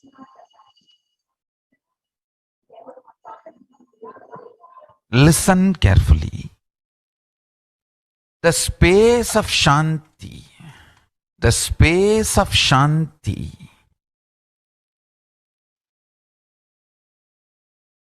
is where Kailasa grows. Listen carefully. It is in the deep powerfulness of peace, or peace-centered powerfulness is the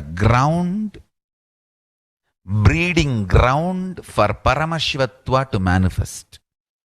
Please understand. Like how pure mirror reflects everything, pure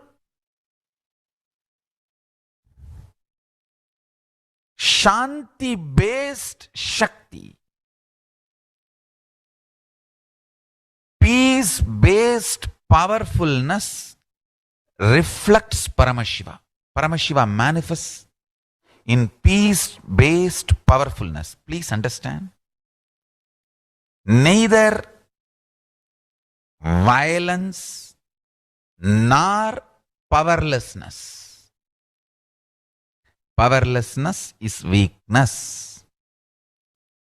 Violence is abusive. Peace-centered powerfulness. Powerfulness-centered peace. All the Upanishads starts with peace, completes with peace. Shanti mantra. Starts with Shanti mantra, gets completed with Shanti mantra.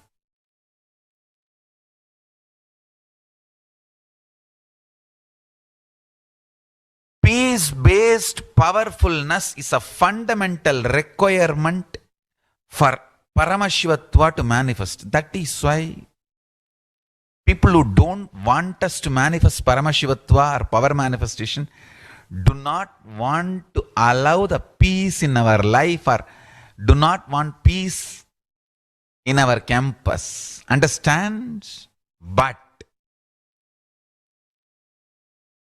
only if you are peaceful, which cannot be shaken even by the demons and devils and rakshasas, we can be in eternal peace.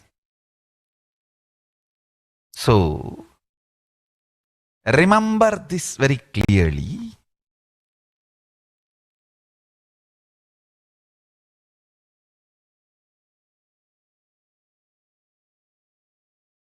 Peace alters the very DNA structure, genetic structure, the core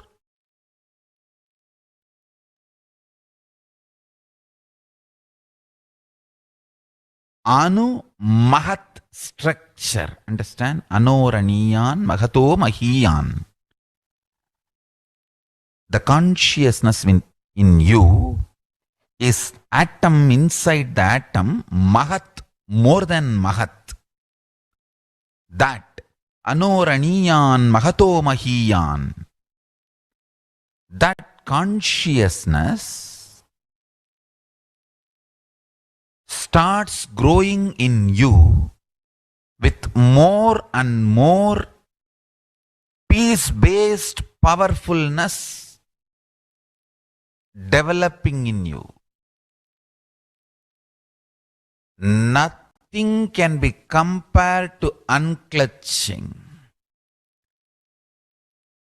Spend more and more time, energy in unclutching. It will never be wasted.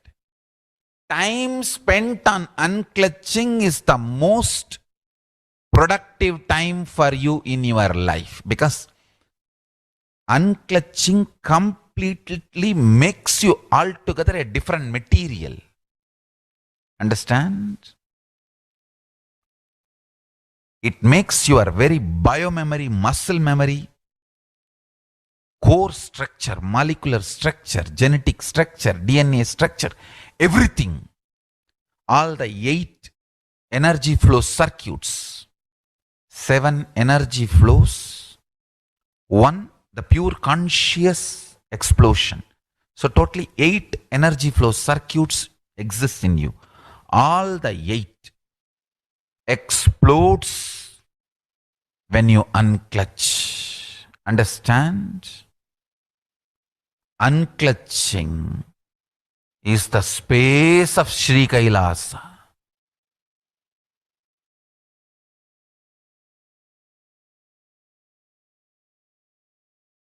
Listen carefully. Now, the Supreme Pontiff of Hinduism says every prayer in Hinduism starts with the peace and ends with peace.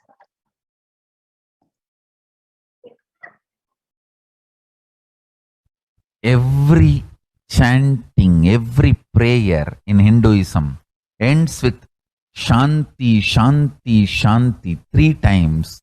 Means peace, peace, peace. Hinduism is the real religion. loving peace, living peace. Individual level, social level, global level. Understand? Hinduism lost all its 56 nations, 200 states, 10,000 kingdoms, samsthanas, is not a loss to Hinduism, it is a loss to planet Earth, human beings. Wherever Hinduism is practiced, kept alive, the ideal of global peace is kept alive. Just do this one simple statistics. You yourself study. Google and study. Take the top 10 religions and list how many people they converted in last 200 years, how many people they killed. List for each religion. I can be 200% sure you yourself will realize Hinduism is the most peace-loving and peace-living religion, neither conversion nor terrorism. Neither conversion nor terrorism. Being the supreme pontiff of the most peace-loving, peace-living religion, I give you all my blessings on this International Peace Day. Understand? It is we Hindus need to keep the global peace as a living possibility, and we need to make this global peace as reality. Just talking about global peace will not work. Working for global peace only is the responsibility of the real living Hindu. Anyone who wants to claim themselves as a Hindu or practicing Hindu should work for global peace. Global peace is our responsibility.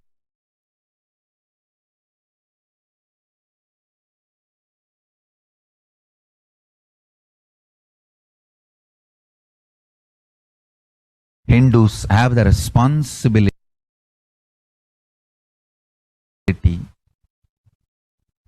to bring global peace.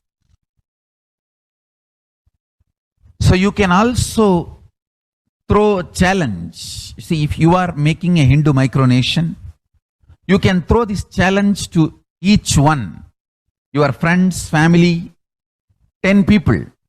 Let them participate in the challenge and then let them send the challenge to others. So I welcome all the living and practicing Hindus to become founding fathers of Kailasa micronation in your countries. You can also make a challenge, like how they made ice bucket challenge and all that. We can make a challenge. You form Hindu micronation and claim, I am the founding father of the Hindu micronation Kailasa. And then you can invite your family, friends for a challenge, 11 people. You form and you challenge 11 people and they also form and they spread. So let us start spreading. This project is my message on this International Day of Peace. Let us start working for global peace instead of just talking. The work we do will talk for us. The talk we do will not work for us. This is the message. The work we do will talk for us. The talk we do will not work for us. Global peace is responsibility of Hindus. We living, practicing Hindus not only we should achieve the individual peace through unclutching yoga meditation, we should also create an ecosystem where the global peace starts manifesting. This Kailasa Hindu micronation is the enlightenment ecosystem. I request every living practicing Hindu to manifest, do it. So the global peace can manifest from these Kailasa Hindu micronations all over the world.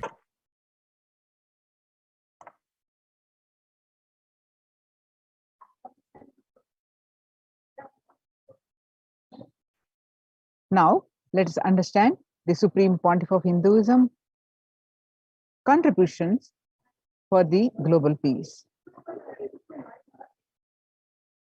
The Sovereign Order of Kailasa, led by the Supreme Pontiff of Hinduism, and Nithyananda Order of monks, nuns, and Hindu diaspora are working for global peace and to give a super consciousness breakthrough to humanity.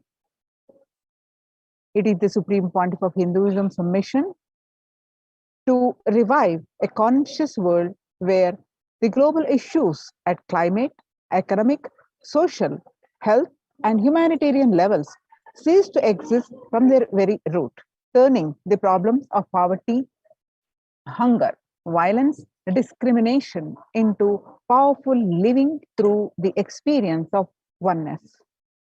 The Supreme Pontiff of Hinduism has been working from the very grassroots levels to usher in an era of peace at all levels, individual, societal, national, and global.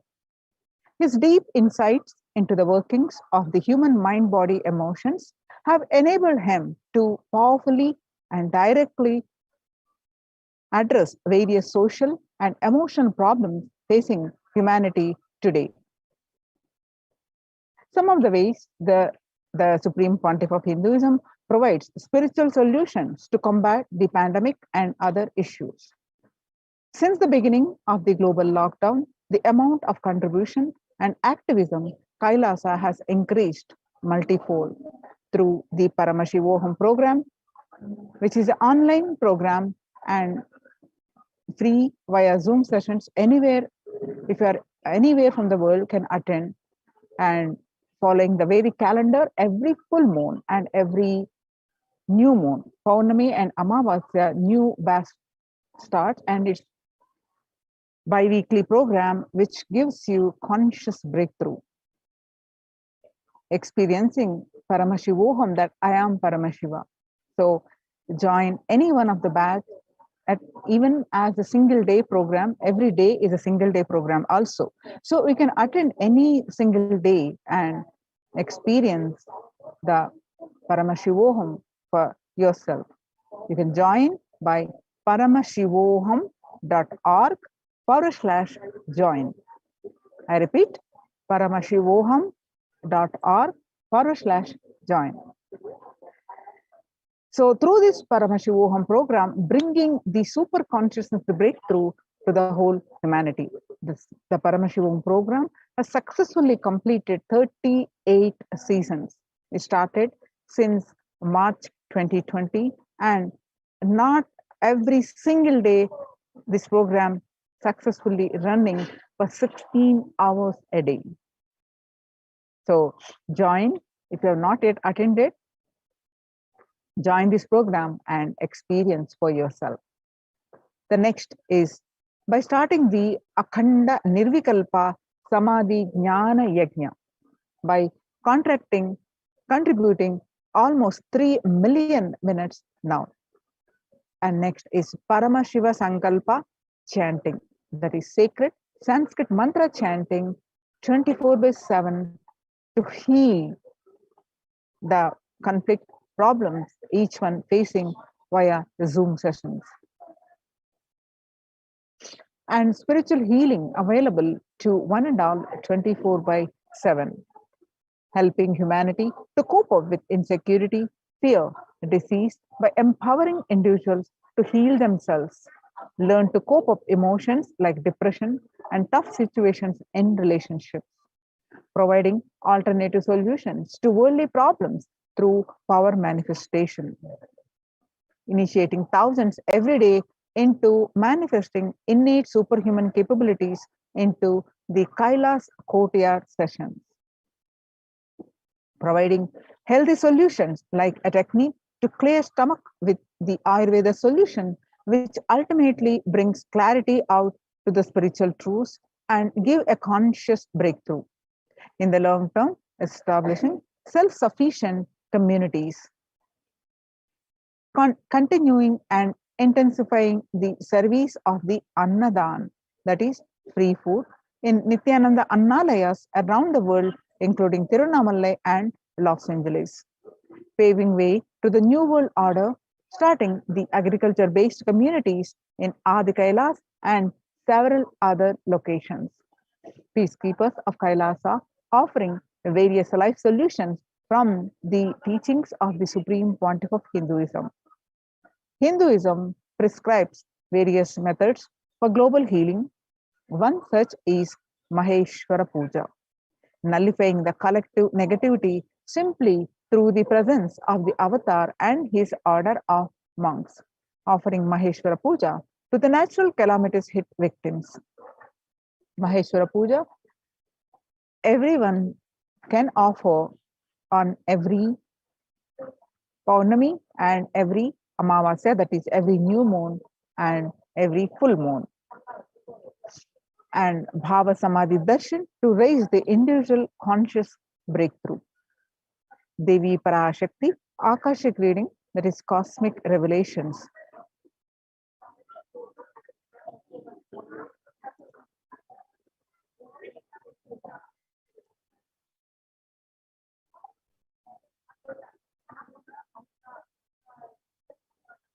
Sorry for the technical glitch.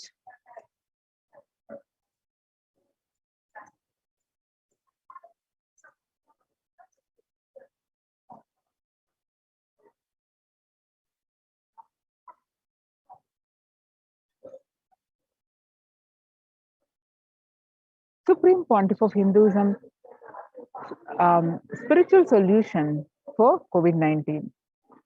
Society was created with delusional ideas of too many human beings, blind spots, and the decisions made from those blind spots. If the visionary of a civilization or country or nation has blind spots, when he develops the vision for it, the whole civilization suffers those blind spots. Now it's the time nature, Prakriti resets itself. Many of the blind spots based visions, ideas become important components of the society. This pralaya, which is happening, is melting down everything which is delusion based. The world as we know is gone. Let us celebrate God. This isolation, which is seemingly endless with an unknown future, which is compelling humanity to make 100% lifestyle change, is something to be deeply dwell upon. All problems need to be addressed only with spiritual solutions and powerful cognitions. To stop people having mental breakdown, pandemic fatigue, collapsing, depression, destruction, and also give them a super consciousness breakthrough and revive the enlightened civilization, Supreme Pontiff of Hinduism continuously gives spiritual solutions and powerful cognitions. Some of the spiritual solutions and powerful cognitions are unclutching, practicing completion, practicing oneness, practicing ajapa japa of Mahavakya, Om Nithyananda Paramashivoham, consciously building a deep feeling connection, yoga, puja, vegetarian diet, and nirahara samyama. It's time we all take responsibility to save humanity, to protect people from the pandemic fatigue, destruction. Let us try to enrich and enrich for everyone of these great spiritual solutions, especially the Akhanda Nirvikalpa Samadhi Jnana Yajna, which is practicing unclutching meditation, is available and it's free.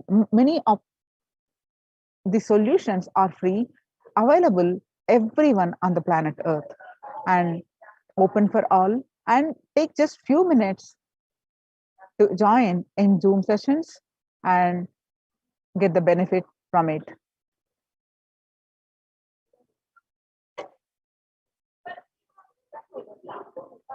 And Akhanda Nirvikalpa Samadhi Jnana Yajna, people from over 50 countries continuously radiate the space of Paramashiva by practicing the unclutching meditation 24/7 and 7 days a week.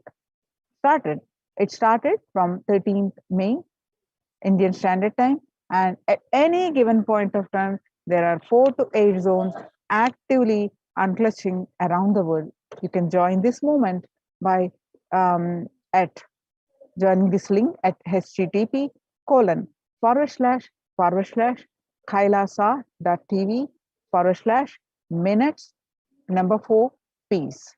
I repeat, http://kailasa.tv/minutes4peace. The life solutions based on the ancient Hindu tradition, the meditation and yoga techniques. From the scriptures, the cognitions are rooted in the highest truths, the lifestyle based on living and radiating the higher values of life, and powerful way of living and realizing one's ultimate potential form the foundation of the Supreme Pontiff of Hinduism's teachings, which by their inherent nature provide the foundation for peace on planet Earth. The Supreme Pontiff of Hinduism has launched the Minutes for Peace initiative, which aimed to reduce crime globally, conducting mass meditations around the world in parallel. In 2014, just after 2 years of launching the program, it crossed over 1 billion minutes of meditation. Scientific studies have shown the reduced crime rate after the participation in the meditation and completion techniques in 1976. It was found that when 1% of the community practiced meditation and pujas, the crime rate was reduced by 16% on an average. The current tally on the Minutes for Peace website is more than 4.3 billion cumulative minutes of meditation logged, including all the events, programs, festivals, and where people have gathered in large numbers and participated in meditations and rituals. The total count comes out to be a staggering 409 billion minutes for peace so far. You can see some of the glimpses where at an event called Shuddhatvaitam, where 5,000 devotees gathered and participated in a 48-day meditation retreat called Shuddhatvaitam. And Supreme Pontiff of Hinduism has hosted Kumbh Mela in USA at Los Angeles since 2007.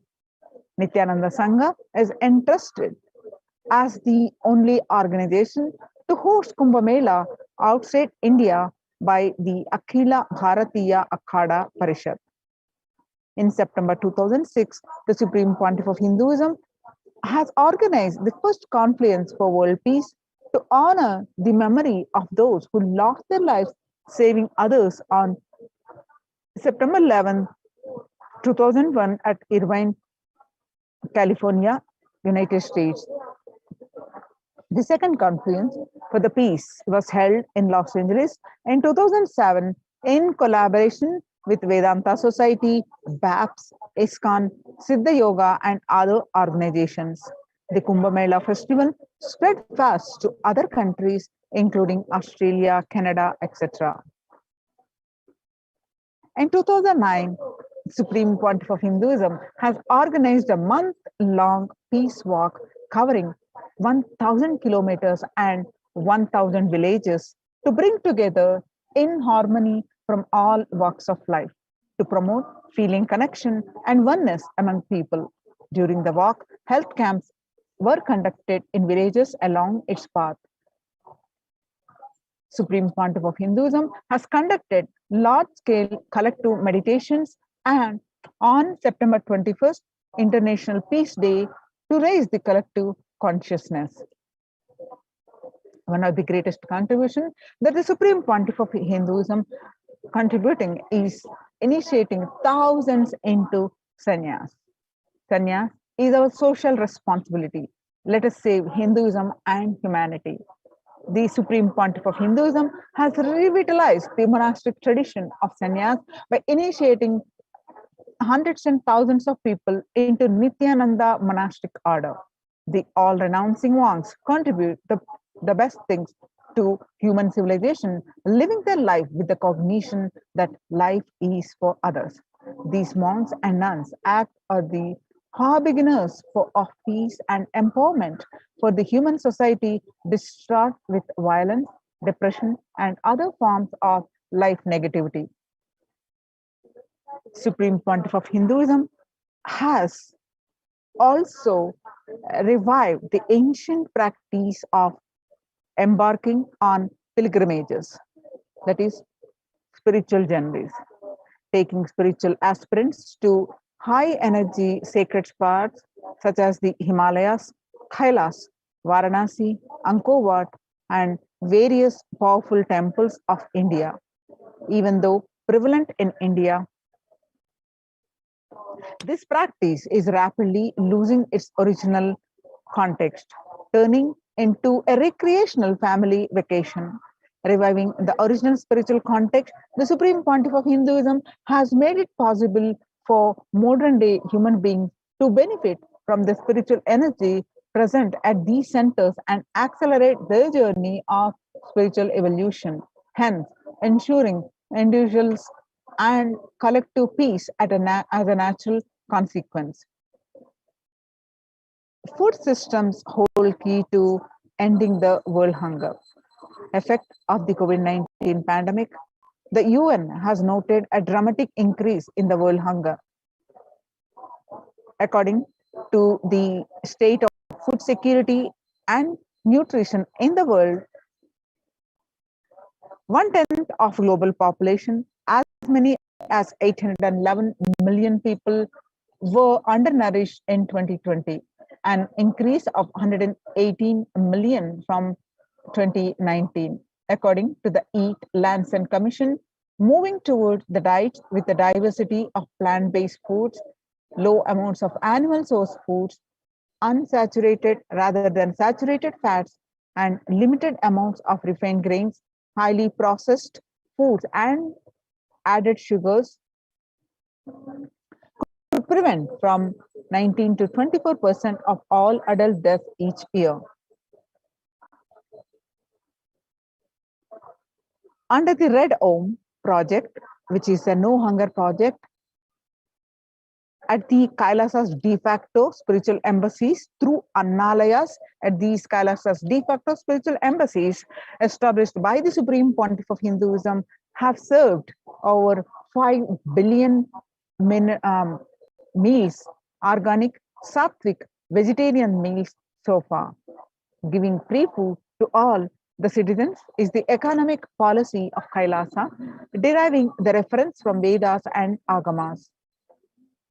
And recently, under the humanitarian initiative launched by the Supreme Pontiff of Hinduism, is the opening of Kailasa's COVID care protection centers in India, where the monastery campuses have been turned into a multi-layer quarantine facility to safeguard the inmates against any possible point of contact with the outer world.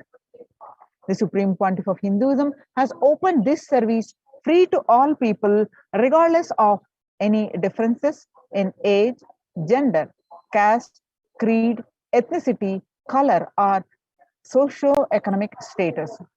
Food, shelter, internet, and all basic facilities, including medical care are provided at these COVID care centers free of cost and for an indefinite time. The outcome has been a splendid zero infection rate so far among the participants, a feat not achieved anywhere else in the world, let alone in India. This response model of handling COVID-19 pandemic at a community level, along with the guidelines and recommendations for governments, has been recognized and accepted by the United Nations as well. And you can see some of the glimpses where participants of the COVID care program offered by the Supreme Pontiff of Hinduism enjoying a healthy, blissful, spiritual lifestyle in multi-layered protection. They enjoy a stress-free time following a spiritual morning routine, doing yoga, doing daily puja, and temple sevas, khara sevas, and celebrating festivals. So join the Kailasa's COVID Care Protection Center. Register now through the link below, https://kailasa.org/Kailasa care. Now let us see the revival of the temple ecosystems. Now, in the times when COVID-19 is rampant and the ancient temples are in a lockdown because of the risk of the widespread corona disease, the devotees of these temples were visiting and having darshan of their gods and goddesses for thousands of years. Yet all these ancient sacred sentiments have come to a harming halt after the lockdowns have taken place. The religious fervor of the devotees is being lost due to the pandemic. The Supreme Pontiff of Hinduism is reviving the Kailasa ecosystem and bringing all the ancient traditions of the online platforms on Kailasa TV, YouTube, and Facebook.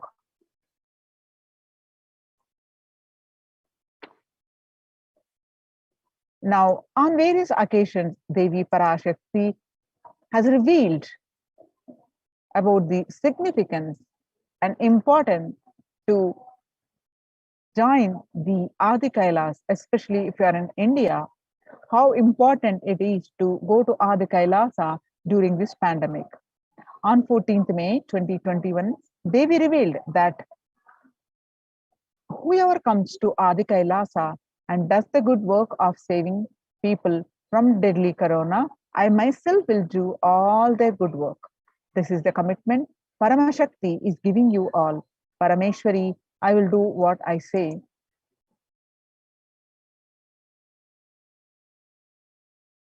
And the doors of Adi Kailasa will be open for all those who come with the trust. It will protect body and will give conscious health. It will also give highest powers, dharma, artha, moksha, jnana, powers, kama, and God beyond kama. Adi Kailasa life will give all the goodness.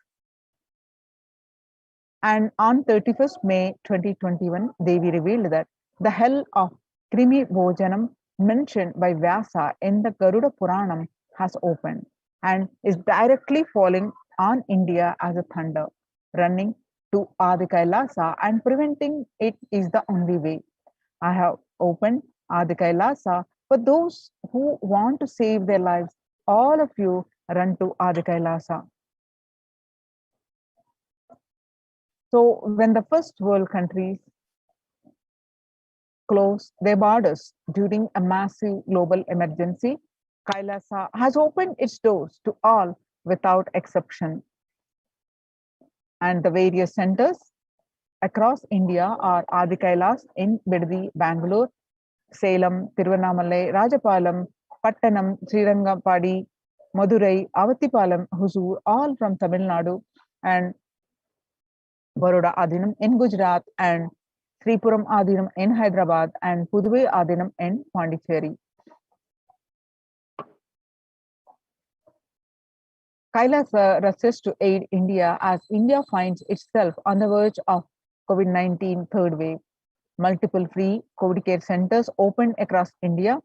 Various social services offered during the pandemic in Kailasa's de facto spiritual embassies of Kailasa, and spiritual services are also offered during this pandemic, and cosmic revelations on global pandemic, and free social services offered during the pandemic in Kailasa's de facto spiritual embassies across India are medical care, allopathy, Ayurvedic, and Siddha medicine, infrastructure to accommodate thousands, accommodation for multi-layered quarantine, emergency ambulances, ICU on wheels, personal protective medical equipment, food security management through food banks and organic farming.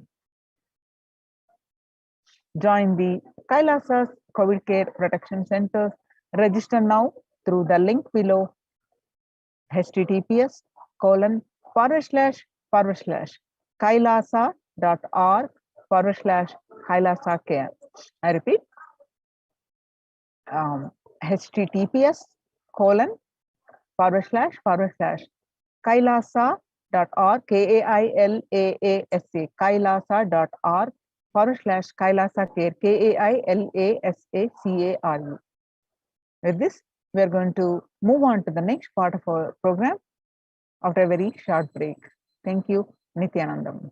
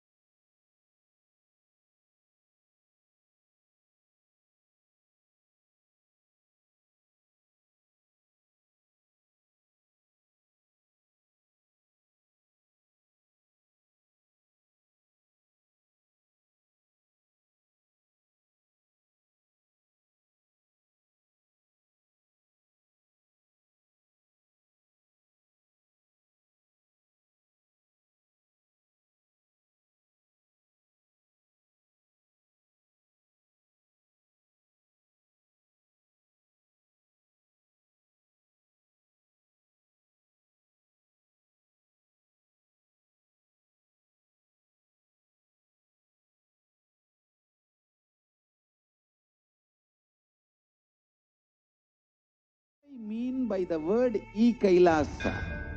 Listen intensely. Enlightenment ecosystem, literally enlightenment itself, in your own home, wherever you are. If you cannot come to Kailasa, it's okay. Kailasa, it's okay. Kailasa can come to you.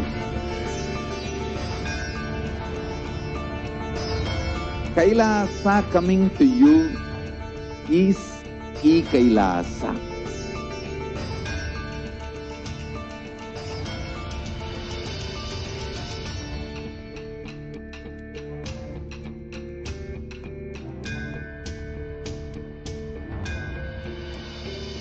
I will revive Hinduism. I am a Hindu revivalist, not by any revolution, but by evolution.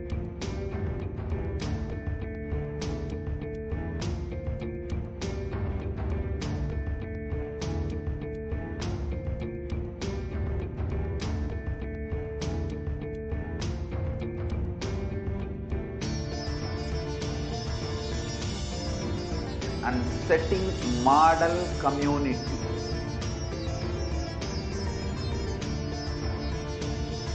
Kailasa, enlightenment ecosystems, Sarvanya Pitas all over the world.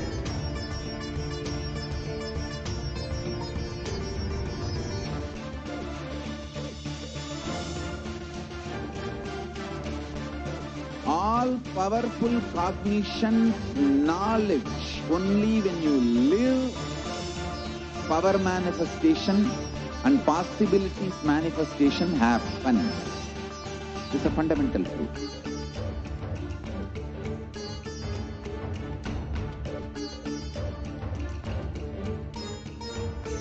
Hinduism cannot live exclusively as one sampradaya. No.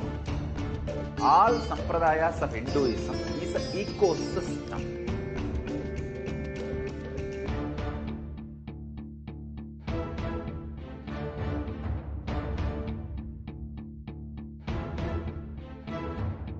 So don't keep quiet thinking that if one sampradaya is attacked, only that sampradaya is going to be affected.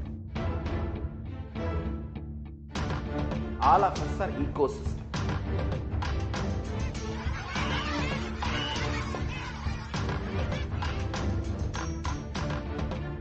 I invite all of you to get involved and enjoy Hinduism by the principle of Dharmo Rakshati Rakshitaha. When you protect Dharma, Dharma protects you. You will make the whole planet flourish spiritually. The spiritual prosperity will happen to the whole planet. We all have to coexist together.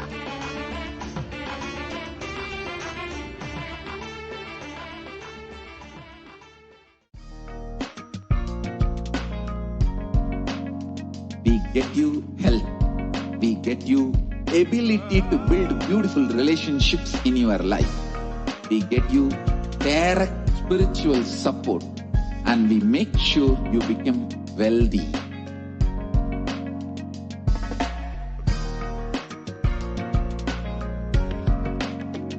We won't stop giving you just good life. We will literally not stop till you live enlightened life. Manifesting the state of Paramashiva, space of Paramashiva, powers of Paramashiva, being of Paramashiva.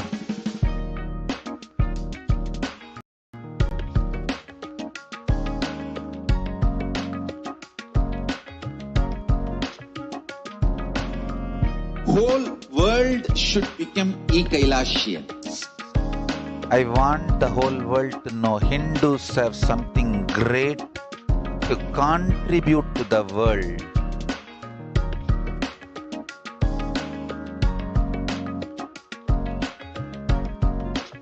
We have something great to contribute to the world. Let us do that.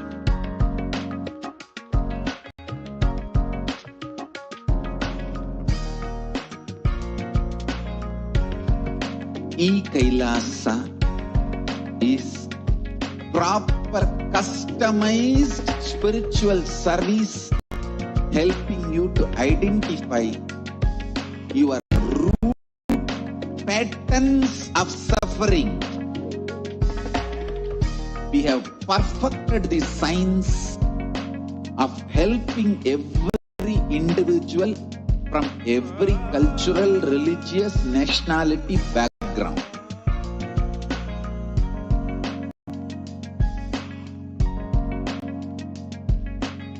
You will have lowest reactionary assumptions, highest awakened response, alive response for life continuously.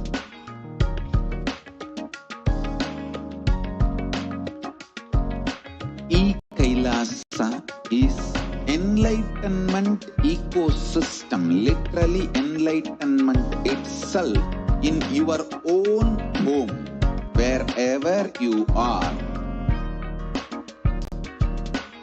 Proper customized spiritual service helping you to complete with your life negativity, withdrawal from life, self-hatred, self-denial, self-doubt, so much of tiredness, laziness.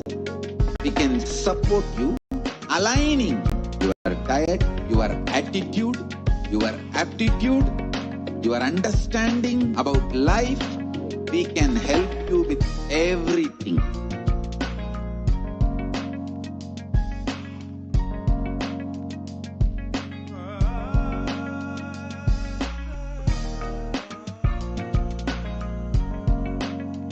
If you are interested in enlightenment, we will immediately bring this to you.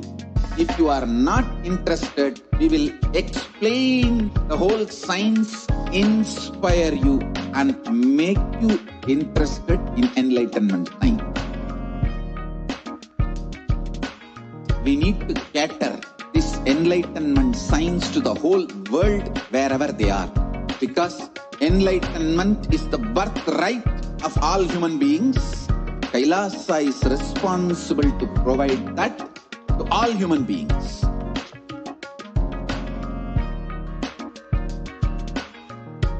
Kailasa is the totality of the knowledge I received from my gurus and practice manifested in my life, perfected by teaching millions of people from all cultures, time zones, backgrounds, genders, nationality, race, from every creed.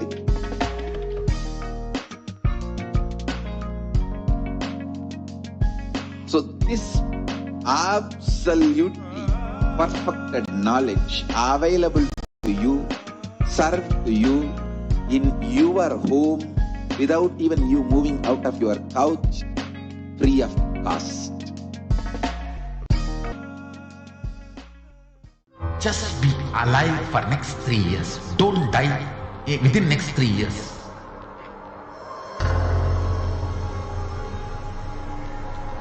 Just don't die within next 3 years. Be alive. Somehow be alive. I'm working sincerely. I will reach you somehow. Somehow I will reach you.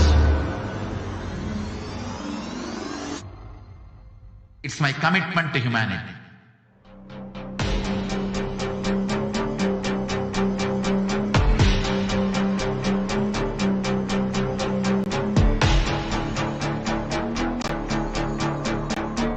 Just don't die within the next 3 years.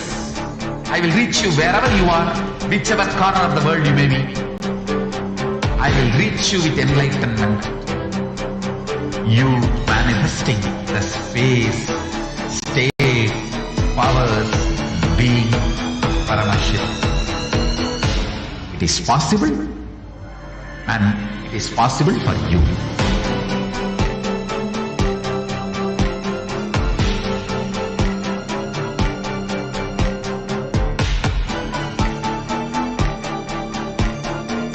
Paramashivoham will reach you with enlightenment science. I know he is going to do the job. Just be alive for next 3 years. Nothing else. What I mean by the word Kailasa, listen intensely. Enlightenment ecosystem, literally enlightenment itself, in your own home, wherever you are. If you cannot come to Kailasa, it's okay. Kailasa can come to you. Kailasa coming to you is Kailasa.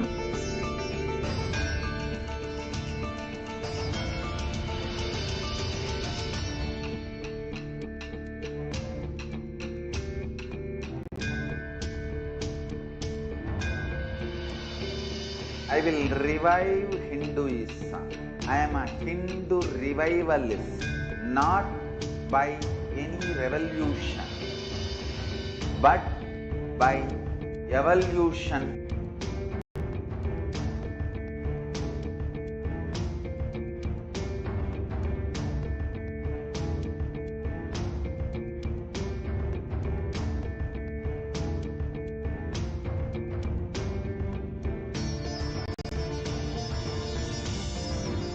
And setting model community.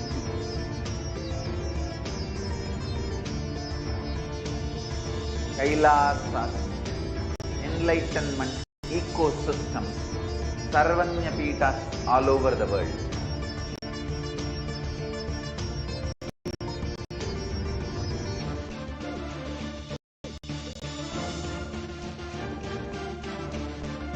All powerful cognition, knowledge, only when you live, power manifestation and possibilities manifestation happens.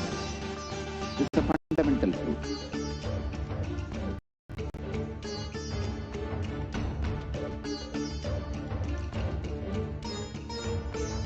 Hinduism cannot live exclusively as one sampradaya. No. All sampradayas of Hinduism is an ecosystem.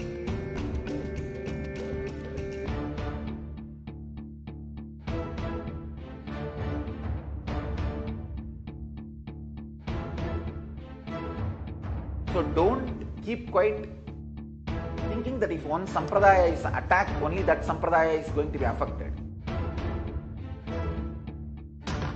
All of us are ecosystems.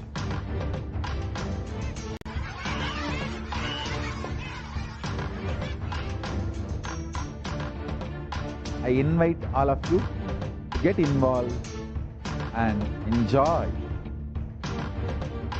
Hinduism by the principle of Dharmo Rakshati Rakshitaha.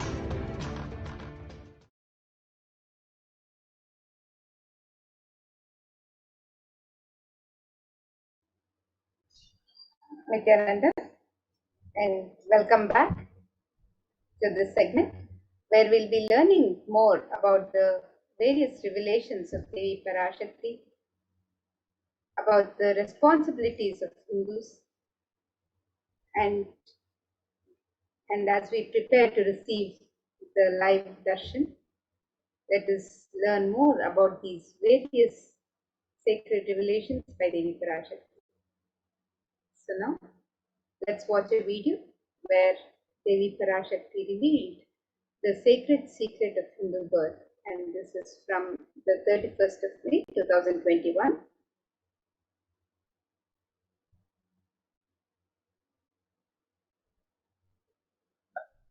நன்றாய் கேட்டுக்கொள். உன் கேள்விக்கு உன்மூலமாய் உலகெங்கும் இருக்கும் இந்துக்கள் எல்லோர்க்கும் அளிக்கின்றேன் உத்திரம். எட்டு வாழ்ந்தால் உங்கள் வாழ்க்கை பத்திரம். நன்றாய் கேளுங்கள். பிறப்பின் ரகசியத்தை பிறப்பிலா பெருமை உடைய பரமேஸ்வரி சொல்லுகின்றேன் கேளுங்கள். அண்டஜம், யோனிஜம், ஜலஜம், பீஜம் எனும் 4 விதமான பிறவிகளில் 84,000 யோனிகளில் பிறக்கும் பிறப்புகளிலேயே பெருமை வாய்ந்ததும் உத்தமமானதும் மனித பிறவி. அந்த மனித பிறவியிலும் பலமுறை பிறந்து உழன்று அரசியல், பொருளாதாரம், சுகபோகம், தர்மம், அர்த்தம், காமம் எனும் ஆசைகள், துக்கங்கள், அச்சங்கள் அனைத்திலும் அழன்று உழன்று இனி வேண்டாம் இப்பிறவி, வேண்டுவது மோட்சமே என்று முடிவெடுத்தோர்க்கு மட்டுமே ஹிந்து மத யோனிஜம், ஹிந்து பெற்றோர்க்கு பிறந்திடும் சனாதன ஹிந்து தர்ம யோனிஜம், மனித பிறவி உத்தமம், சனாதன ஹிந்து தர்ம மனித பிறவி உத்தமோத்தமம். இந்த உத்தமோத்தம பிறவி எடுத்த எல்லோருக்கும் ஜீவன் முக்த விஞ்ஞானத்தையும் சனாதன தர்மத்தையும் காக்கின்ற கடமையும் உண்டு. அதனால் வருகின்ற நன்மையெல்லாம் அனுபவிக்கும் உரிமையும் உண்டு. இந்த கடமையை செய்வோம் என்று சத்தியம் செய்ததனால்தான் அந்த உரிமை அளிக்கப்பட்டது.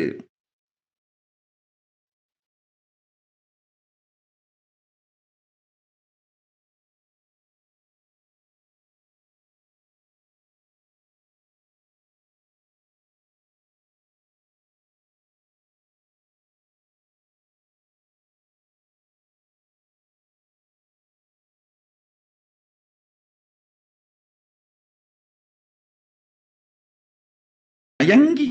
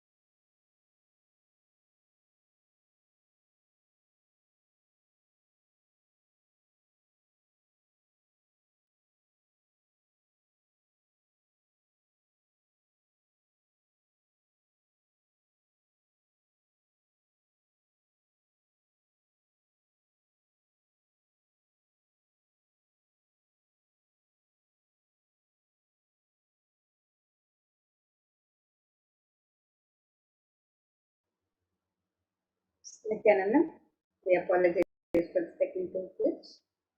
We'll continue watching this video where Devi Parashakti has revealed the sacred secret of Hindu birth. ஊழிப் பெருவலியால் ஆசை அச்சங்களை உதறவிடாது, உதறியும் விடாது சனாதன ஹிந்து தர்மம் காக்க மறந்தோரை உயிர் வாழத் தகுதியில்லாதவர் பட்டியலில் உடனடியாய் மாயை சேர்க்கின்றாள். அதனால் ராட்சசர்களும் அசுரர்களும் தானாகவே இவர்கள் உயிரை எடுக்கின்றார். நன்றாய் புரிந்து கொள்ளுங்கள். உயிரை கொடுத்தாலும் தர்மம் காப்போம் என்று நிற்பவர்க்கு நிலைத்திடும் வீரஸ்வர்க்கமும் கைலாச பதவியும், எக்காரணம் கொண்டும் தர்மம் காக்க மறந்த உத்தமோத்தம ஜனனமான சனாதன ஹிந்து ஜனனம் பெற்ற மக்களுக்கு இல்லை வேறு கதி. சனாதன ஹிந்து தர்ம மனித ஜனனம் உத்தமோத்தம மனித ஜனனம். உங்கள் உரிமை உலகில் அதிகம். உங்களுக்கு கடமையும் உலகில் பெரிது. தர்மம் காத்தலே கடமை. தர்மம் காக்காதார்க்கு உயிர் வாழும் உரிமை இல்லை.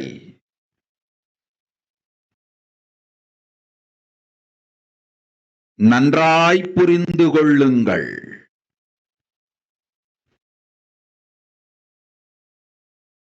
உத்தமோத்தம பிறவியான சனாதன ஹிந்து தர்ம பிறவி எடுத்த எல்லோரும் புரிந்து கொள்ளுங்கள். உங்கள் வாழ்வின் முதற்கடமை தர்மம் காத்தல். தர்மம் காக்க தர்மம் உங்களை காக்கும். சனாதன ஹிந்து தர்மம் காக்க மறந்திட்டால் வாழும் உரிமையை நீங்கள் இழந்து விடுகின்றீர்கள். அதற்கு மேல் வாழ்ந்தென்ன அழிந்தென்ன? பூமிக்கு பாரம் குறையட்டும் என்று அசுரர்களும் ராட்சதர்களும் உங்களை உண்டு தீர்க்கின்றார்கள். அதையும் மாயை கண்டு சும்மாவிருப்பாள். பிரபஞ்ச ரகசியத்தை, பிறவியின் ரகசியத்தை உலகிற்கெல்லாம் உத்தரமாய்ச் சொல்லிவிட்டேன். புரிந்து வாழ்வில் நடந்து உயிரை பத்திரமாய் பார்த்துக் கொள்ளுங்கள். அன்னை சொல்லும் அருள் சத்தியம் இது. ஓம் ஓம் ஓம்.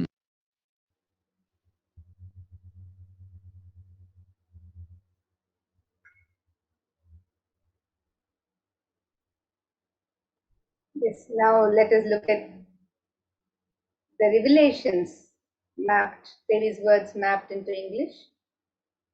Devi says in this video, she has revealed, listen, Andajam, Yonijam, Jalajam, Bijam, like this in 4 types of births, in 84 lakh yonis. In all these births, the most greatest birth of them all is the human birth.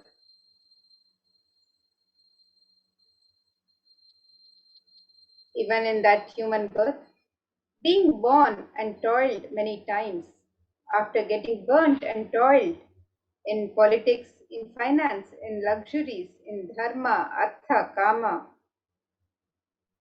and those who decide of not wanting this birth, wanting only moksha, only those will have Hindu dharma yonijam, the Sanatana Hindu yonijam of being born to Hindu parents. Human birth is Uttamam, the best. Sanatana Hindu dharma, human birth is Uttamottamam, the best of the best.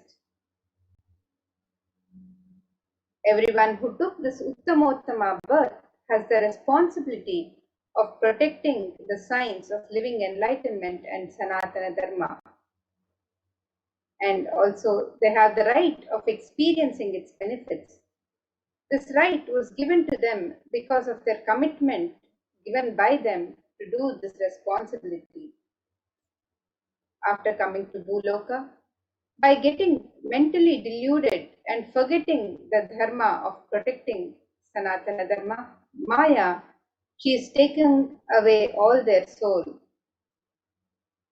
Understand carefully, I am giving the Sanatana Hindu Dharma Yonijam only for those who gave the commitment of protecting Sanatana Dharma even by giving their life. After getting the body, because of painful deluge, not dropping fear and greed, for those who forgot to protect Sanatana Hindu Dharma, Maya, she will immediately add them to the list of those who are not worthy of living. Therefore, Rakshasas and Asuras are automatically taking away their life. Understand properly. For those will permanently have Veera Swarga and Kailasa Padavi. For any reason, people who forgot to protect Dharma, having the Uttamottama birth of Sanatana Hindu birth, there is no other way for them. Sanatana Hindu Dharma human birth is Uttamottama human birth. Your rights in this world are immense. Also, your responsibility in this world is large. Protecting Dharma is responsibility. Those who do not protect Dharma, they do not have the right to live. Understand properly. All those who took the Uttamottama birth, which is Sanatana Hindu Dharma birth, all of you understand. The first responsibility of your life is protecting Dharma. If you protect Dharma, Dharma will protect you. If you forget to protect Sanatana Hindu Dharma, you lose the right of living.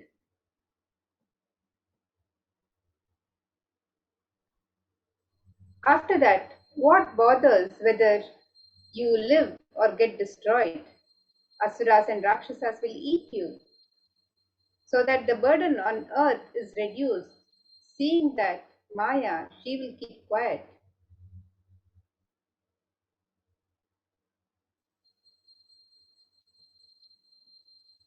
So now, let us look at the revelations about the responsibility of Hindus, the Hindu nation, making of the Hindu nation.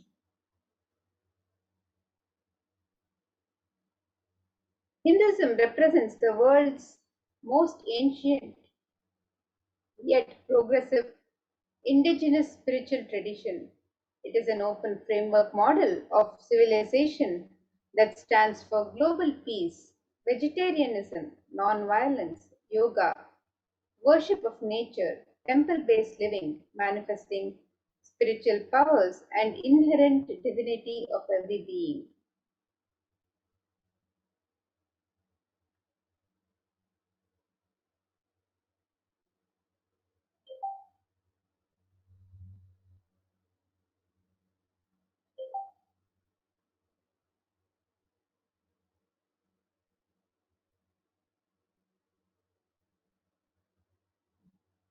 The Hindu nations were ecosystems where more and more enlightened beings could be produced, so that enlightened civilization could be kept alive and its great gifts shared with the world.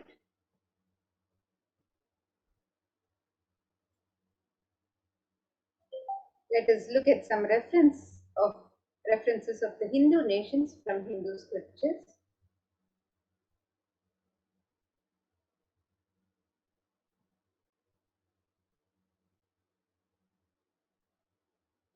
The Rama Rajya is the Hindu nation which was ruled by Bhagavan Sri Rama, and this scripture, the Valmiki Ramayana Yuddha Kanda, chapter 128, verse 99 to 101. These verses describe Ramarajya as described herein.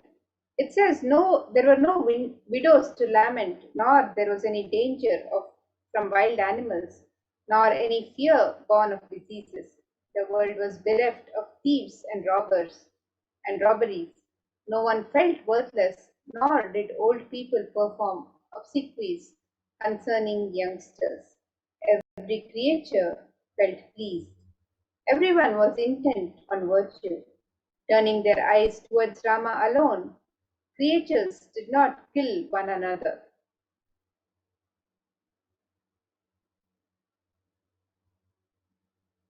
Peoples survived for thousands of years with thousands of their progeny, all free of illness and grief.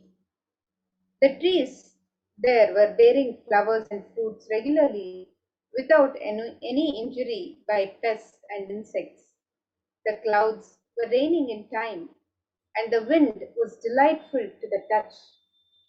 Every caste were performing their own duties, satisfied with their own work and bereft of any greed. people were intent on virtue and lived without telling lies. All the people were endowed with excellent characteristics. All were engaged in virtue.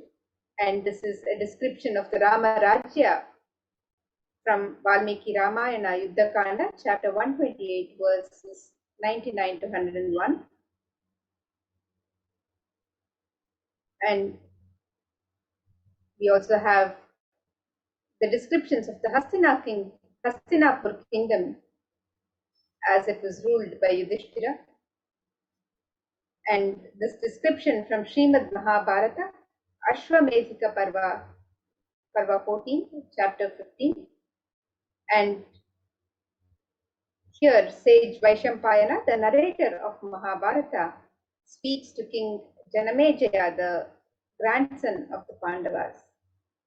And it is described, Devas granted rains to fulfill all wants. The world became free of all disease. There was no hunger or thirst anywhere. There was no mental suffering. Those without livelihood were given livelihood. There was abundance all around. There were no worldly worries left for anyone, and there was no cause to fear either. Happiness on earth was in fact even greater than in the heavens.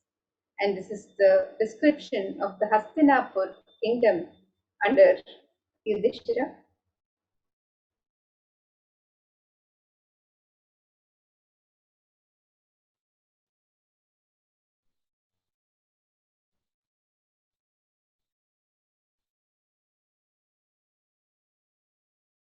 Health, in the field of medicine, in the field of art, in the field of science, in the field of technology.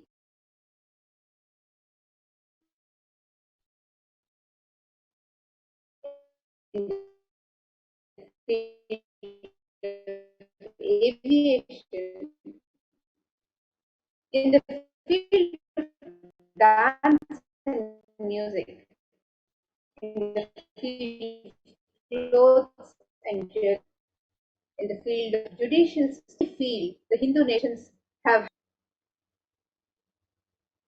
And now let us understand how were these Hindu nations destroyed. The destruction of the Hindu civilization, the first phase, which started with the Islamic invasions in the years 800 to 1700 AD, where it was a physical destruction of the Hindu civilization. The Mohammedan conquest of India is probably the bloodiest story in history.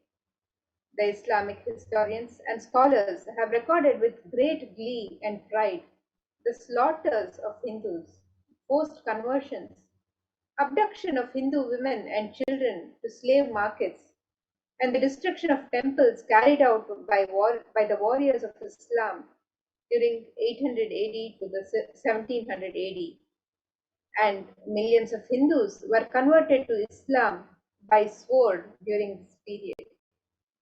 Millions more were raped and murdered and dismembered.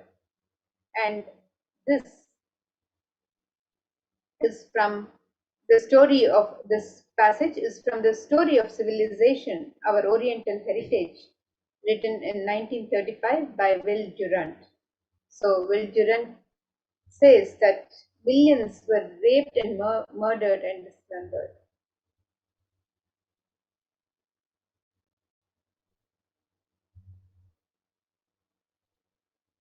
And another description of the first phase of the destruction by Islamic invasions.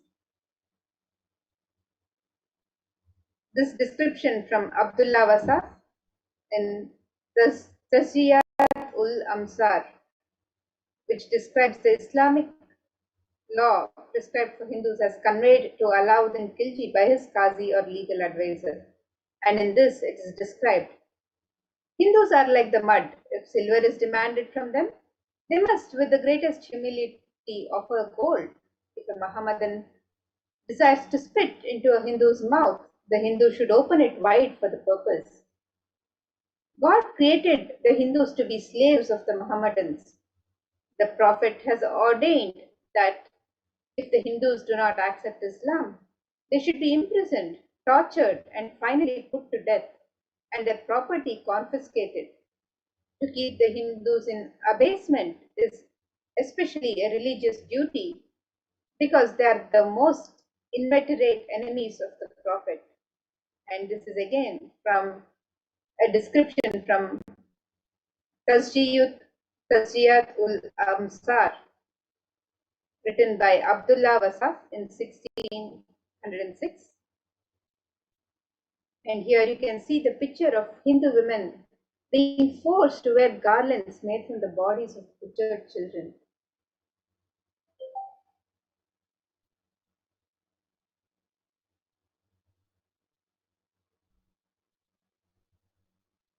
And another description of the destruction of Hindu civilization in the Islamic invasions. Here is a quotation from Kanha Dade Prabandha, written in 1456 AD.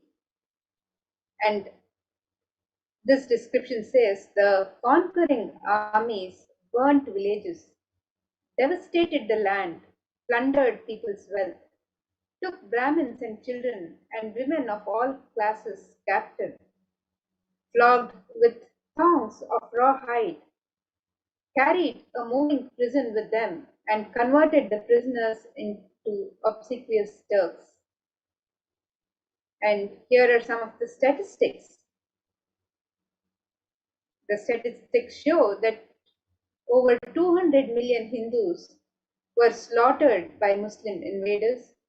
Over 100,000 temples were destroyed during the Islamic invasions, and over 1 million deities and sculptures were destroyed by the Islamic invasions.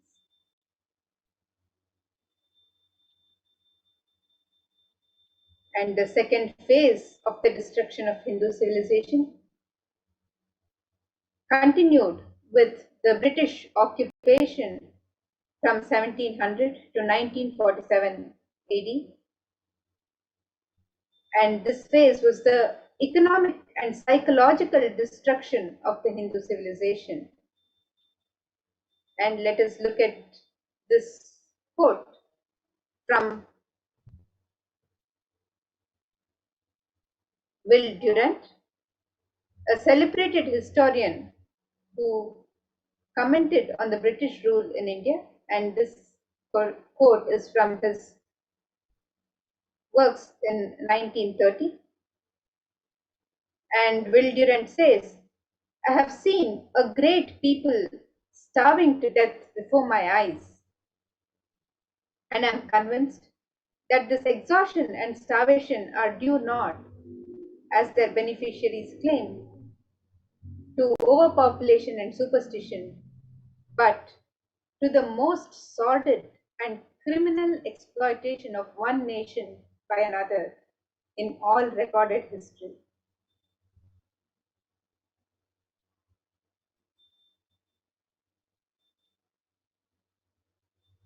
And there's some more descriptions and timelines of the destruction of the Hindu civilization during the second phase of the British occupation. And the British Empire used all possible means to destroy Hindu civil and cultural institutions in order to delegitimize and demoralize the indigenous peoples of India so they would become slaves in their own homeland.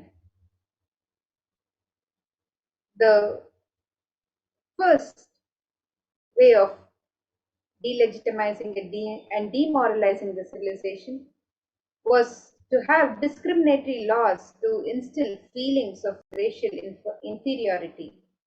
The second method adopted was engineered famines to starve natives into submission. The British then annexed Hindu kingdoms to undermine native rule. They mistranslated Hindu scriptures to instill anti-Hindu narratives. They destroyed indigenous Gurukul education systems. They destroyed local industries and forced importation of British goods. They banned Indians from owning or producing firearms.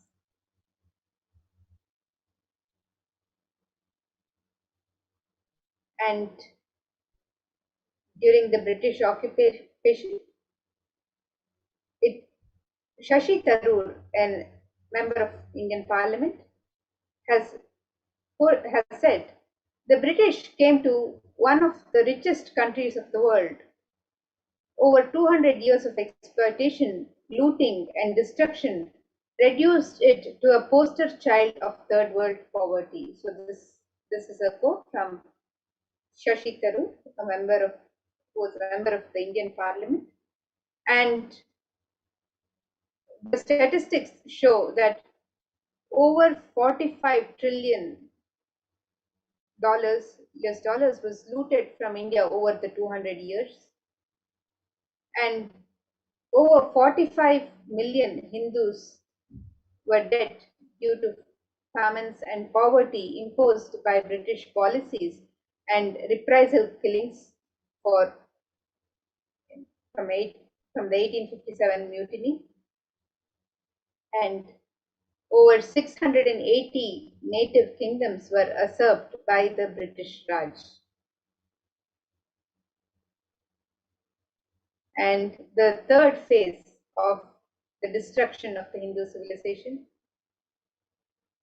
which is the phase of secular India from 1947 to the present day, where brown faces, British attitudes, and policies towards Hindus have continued the destruction of the Hindu civilization.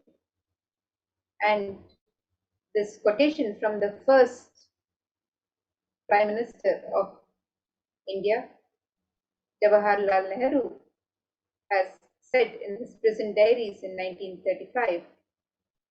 He said, "What a disgusting savage people we are. Politics, progress, socialism, communism, science. Where are they before this black religious savagery? India can never be a Hindu republic." So this is a statement made by the first Prime Minister of India, Jawaharlal Nehru.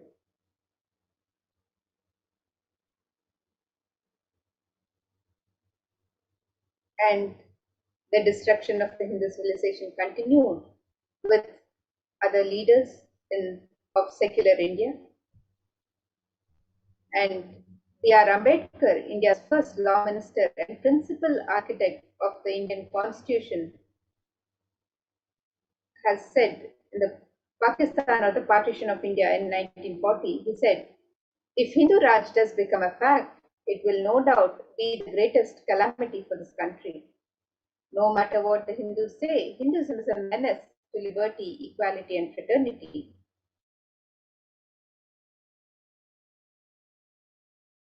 At any cost." And this is a statement made by a leader of modern secular India, by B.R. Ambedkar.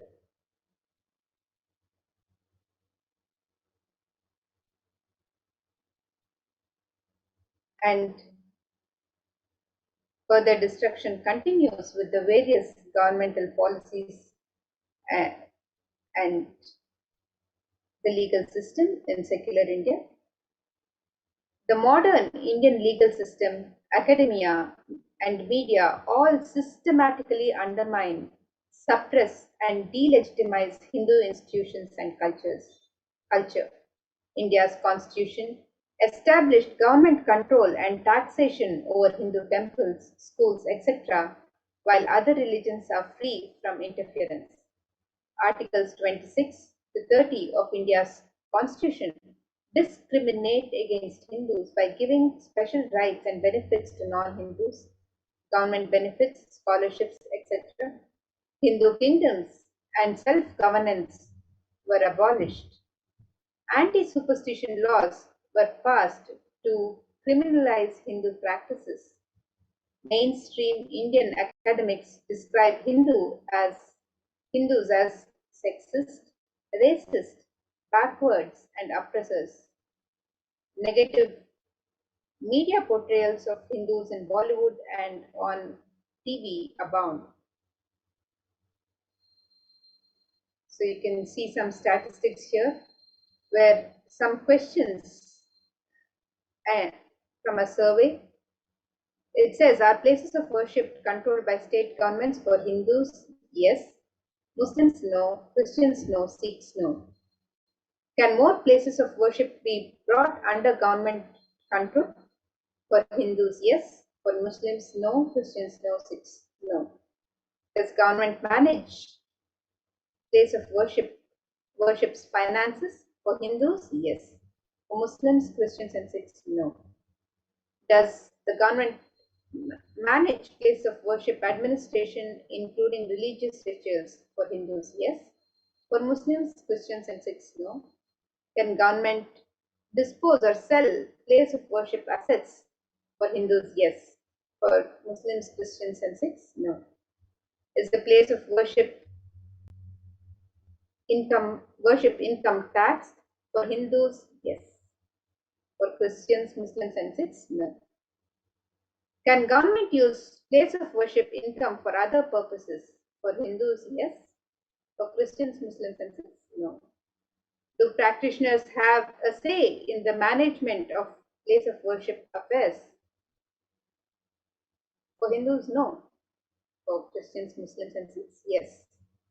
Can governments interfere in the management of educational institutions run by religious bodies? For Hindus? Yes. For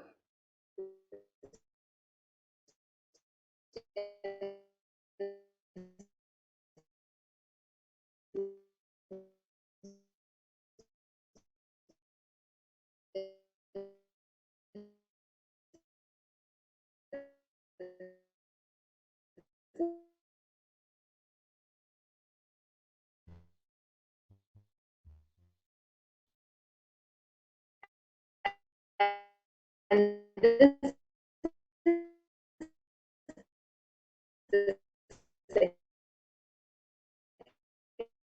secular India. This is which continues to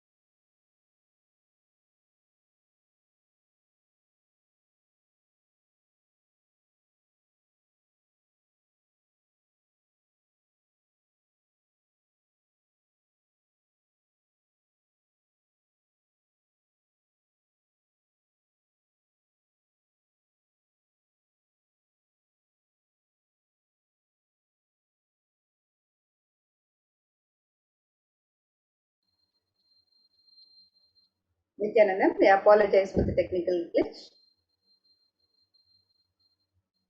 And now let's continue to prepare for the live Bhava Samadhi Darshan, the Sundareshwara Sayujya Samadhi Darshan. So let us continue our next segment where we'll get ready to receive the live Darshan and blessings of Bhagavan Sundareshwara.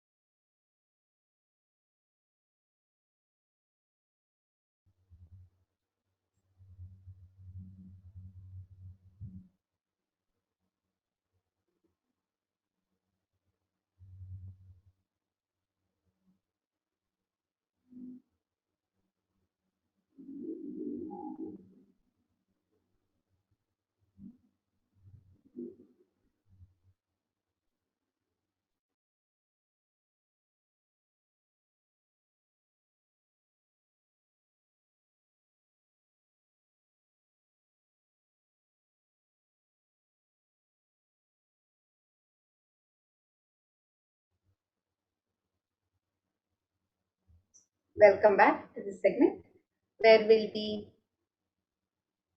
learning more and getting ready to receive the live darshan of Bhagavan Sundareshwara Paramashiva Sayujya Samadhi Darshan.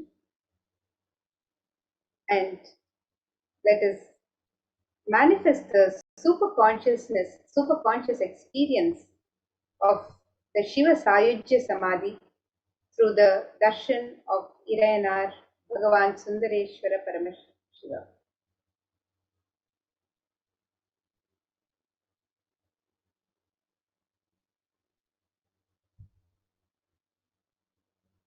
Let's get ready for the rare, unique, powerful initiation into God equation to make human beings into multiverse species by Sundareshwara Paramashiva.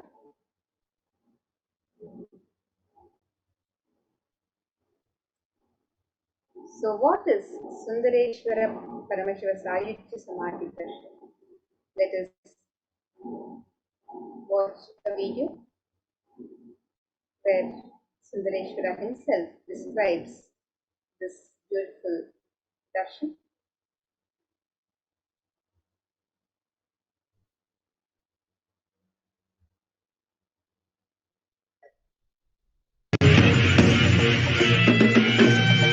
Oh, shave, shave, shave.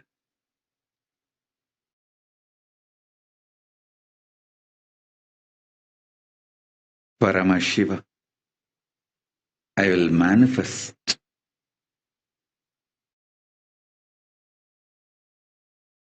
the physics of my existence. Cognize this in your Hridaya Akasha, Ganda.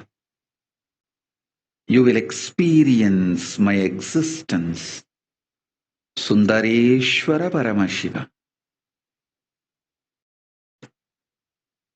The countless, uncountable by any visualized, assumed mathematics,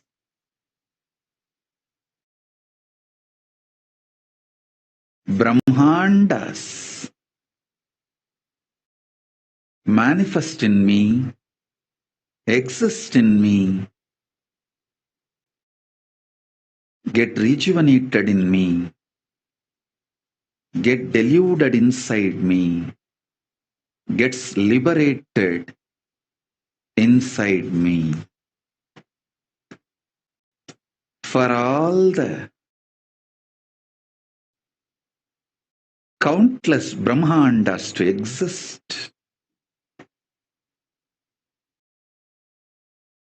to get created, to get sustained, to get rejuvenated,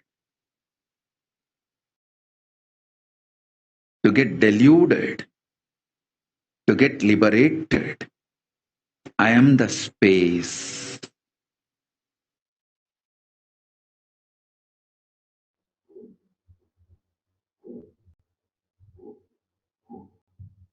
And beautifully, Bhagavan Sundareshwara Paramashiva revealed in this video. He said, I will manifest the physics of my existence. You will experience my existence, Sundareshwara Paramashiva, the countless, uncountable, by any visualized, assumed mathematics, Brahmandas manifest in me, exist in me, get rejuvenated in me, get deluded inside me, get liberated inside me. For all the countless Brahmandas to exist, to get created, to get sustained, to get rejuvenated, to get deluded, to get liberated, I am the space.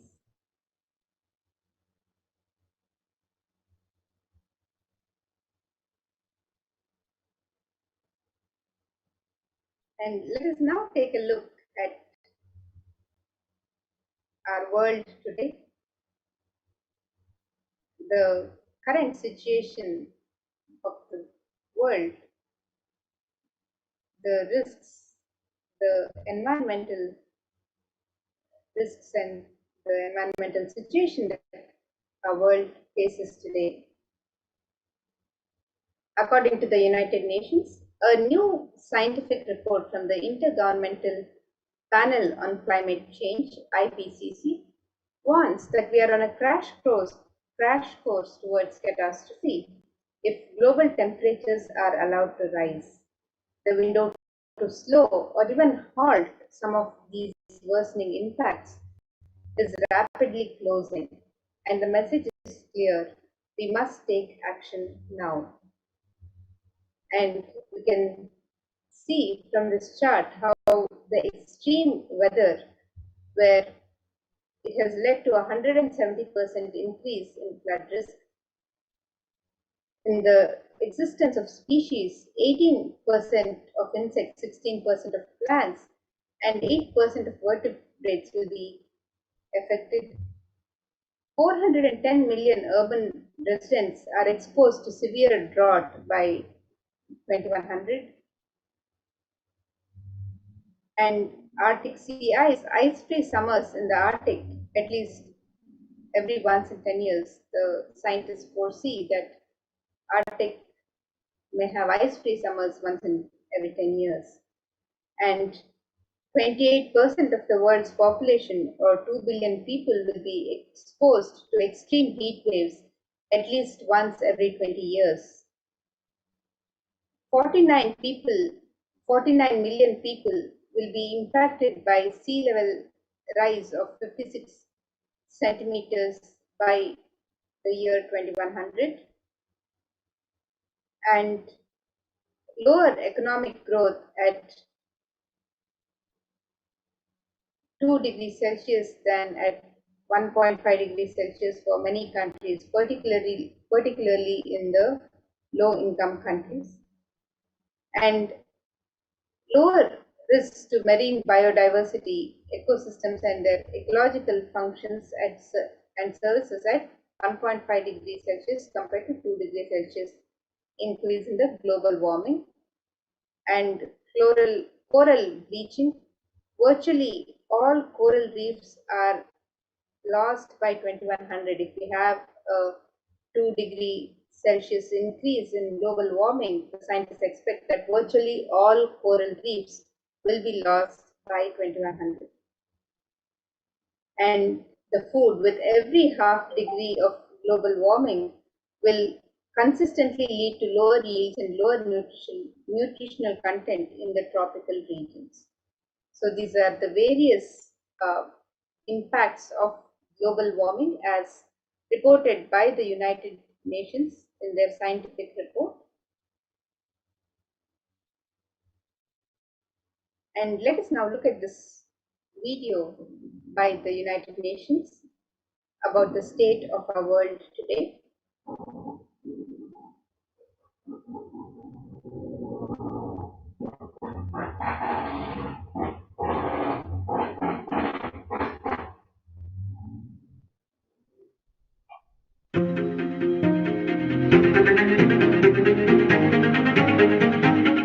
In 2019, fire was spreading throughout our planet, quite literally, in places like Australia and the Amazon basin, where forest blazes supercharged by climate change wreaked havoc. In other places, mass protests flared up, fueled by a combination of job insecurity, growing inequalities, and discontent with the current economic, social, and environmental status quo. The economy has slowed down globally, stifled by trade tensions and political uncertainty. The little growth we have had has failed to reach those who need it the most. Progress towards higher living standards has stalled for many countries and vulnerable groups of people. This has only deepened inequalities which were already growing in many countries, spurred on by automation, climate change, and other global trends.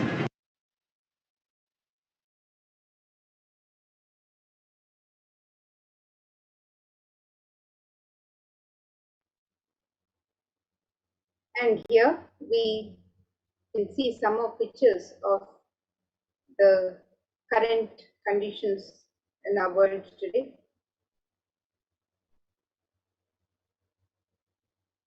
According to the World Health Organization, the total cases for COVID-19 is over 221 million to date. Healthline.com states that new COVID-19 cases have risen to more than 150,000 per day in the United States, and experts warn that with emerging variants, this could lead to another surge in cases.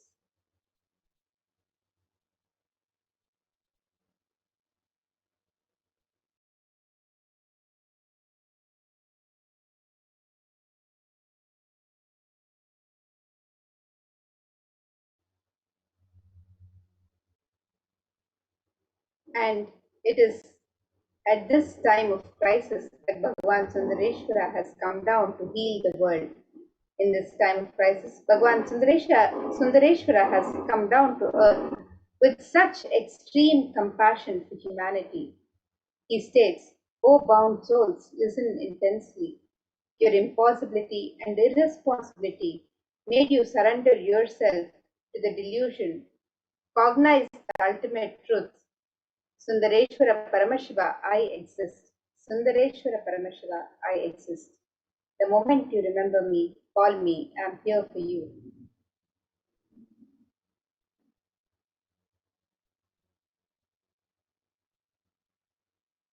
Irayanar Sundareshwara Paramashiva is the greatest and unique manifestation of Paramashiva as complete manifestation.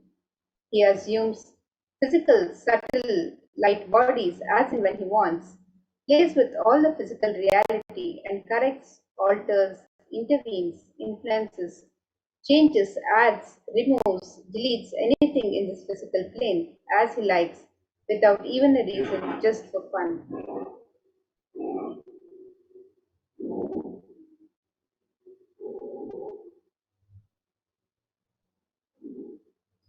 Sometimes they manifest as Meenakshi and Sundareshwara as two bodies, one being.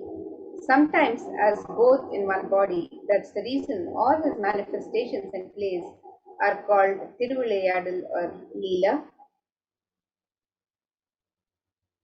And due to his causeless, limitless compassion, Irayanar Sundareshwara Paramashiva Parampuru is manifesting in all his glory as Purnavatara through this being, Bhagavan Sri Nithyananda Paramashivam as Nijavatara. From the Shuddhadvaita Paramashiva Sayujya Samadhi space, Irayanar Sundareshwara Paramashiva Parampuru will be manifesting through the supreme manifestation. Irayanar Sundareshwara Paramashiva Parampuru will give darshan, bless and shower boons as Leela.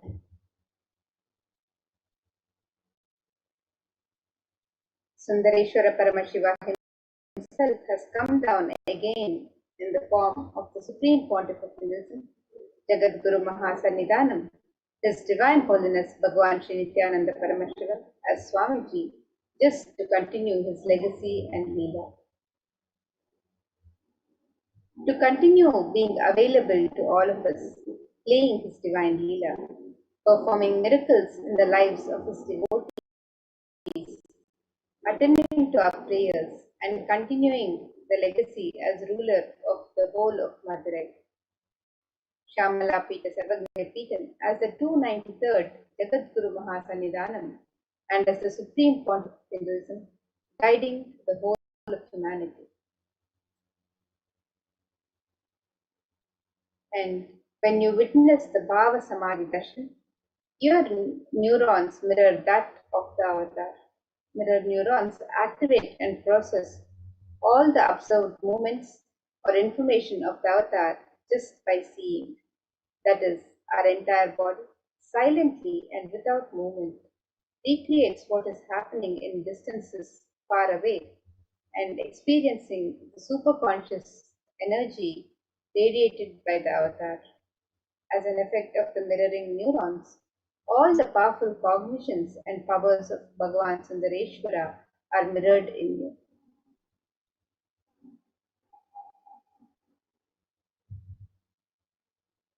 Let us now understand what is the God equation as revealed by Bhagavan Sundareshwara Paramashiva.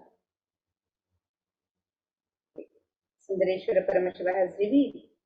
Exhale intensely whatever you have, Paramashiva will inhale in you, is the God equation. Nothing is more powerful than power manifestation science. It is the most exciting spiritual science. When you decide to manifest powers again and again and again, you know Paramashiva is within you and he is manifesting. You fall in love with Paramashiva every minute. If he manifests, you know he's real and he is manifesting. Even if you don't manifest what you declared, you will manifest the Gnana and Vijnana, the knowledge and understanding. Possibilities and powers of Paramashiva will manifest in you now.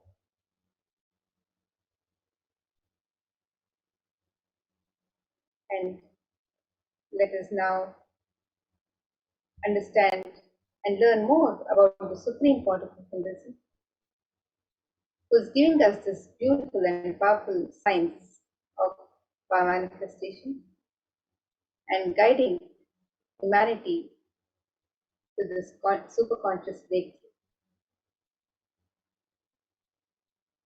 The Supreme Pontiff of Hinduism, the 293rd Jagadguru Mahasannidhanam of Kailasa Shamala Pita Sarvagnya Peetham, His Divine Holiness Bhagavan Shri Nithyananda Paramashivam, is the reviver of Kailasa, a macrocosmic, ancient, enlightened Hindu civilizational nation.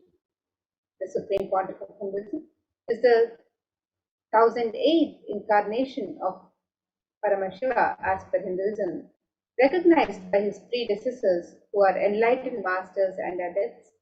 The Supreme Pontiff of Hinduism has made the science of power manifestation, yoga, and temple-based universities a lifestyle for humanity.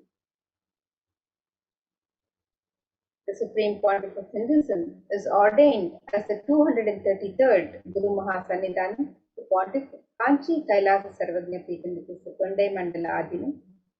He is the incumbent emperor of Surya Vamsha Surangi Samrajyam. He is the present 293rd Jagadguru Mahasannidhanam, the Pontiff of Kailasa Shamala Pita Sarvagnya Peetham. He is the present Mahamandaleshwar, the supreme spiritual head of Mahanirvani Akada, the largest apex monastic order.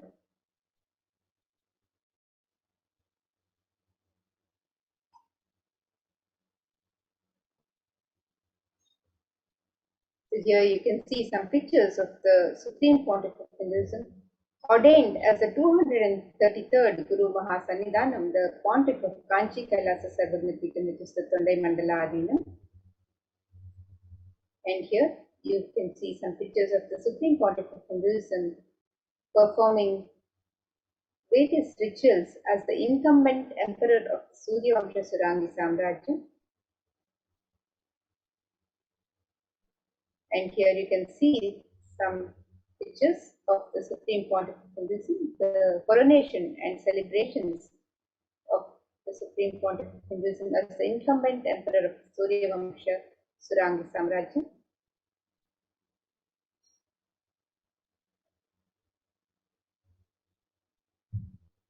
Here you can see some pictures of the Supreme Pontiff of Hinduism being coronated as the present 293rd Jagadguru Mahasannidhanam, the Pontiff of Kailasonatha Shamala Peetham of Kailasonatha Shamala Peetha Sarvagya Peetham of Madurai, which is the oldest Hindu papal state and the monastic kingdom.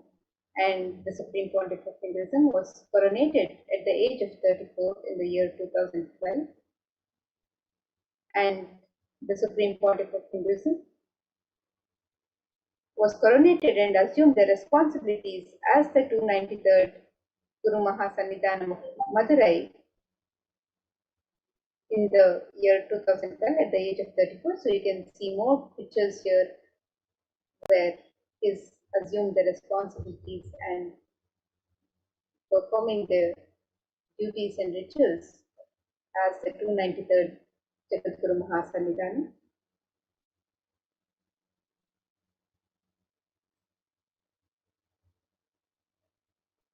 Here are some pictures of the Supreme Pontiff of Hinduism, the present Mahamandaleshwar, the supreme spiritual head of Mahanirvani Akhada, the largest apex monastic order, being chosen as the Mahamandaleshwar and being honored by the sadhus, the Mandaleshwars and the Mahamandaleshwars, the leaders of the Akhadas at Kumbh Mela.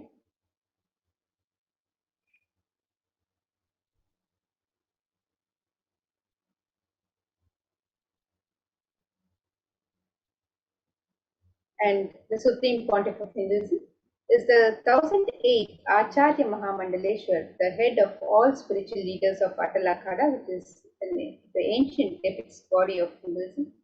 He is the present 23rd Guru Mahasannidhanam of the Dharma Mukti Swargapuram Adinam.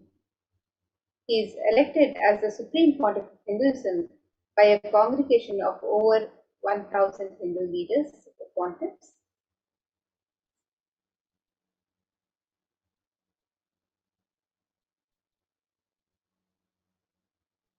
And here you can see pictures of the Supreme Pontiff of Hinduism with various leaders of the Akhadas Parishad and with his Balasans, the Nithyananda Gurukul Balasans and Sannyasis.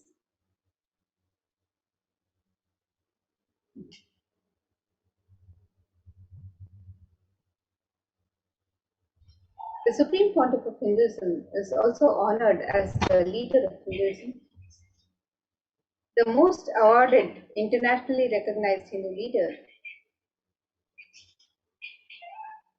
reviver of 108 ancient Hindu sampradayas, including the Rudra Kanyas, the Rudras, the Rishis, the Rishikas, Bhairavas, Bhairavis, Sannyasis, establisher of the largest Hindu university, the Kailasa's Nithyananda Hindu University in the world, with satellite campuses in over 150 countries, establisher of 1000 plus Kailasa enlightenment ecosystems, founder and reviver of over 100 Sarvagya Peethas, collector of the largest Hindu library with over 1 million books, 1 million palm leaf scriptures, and over 20 million digital books.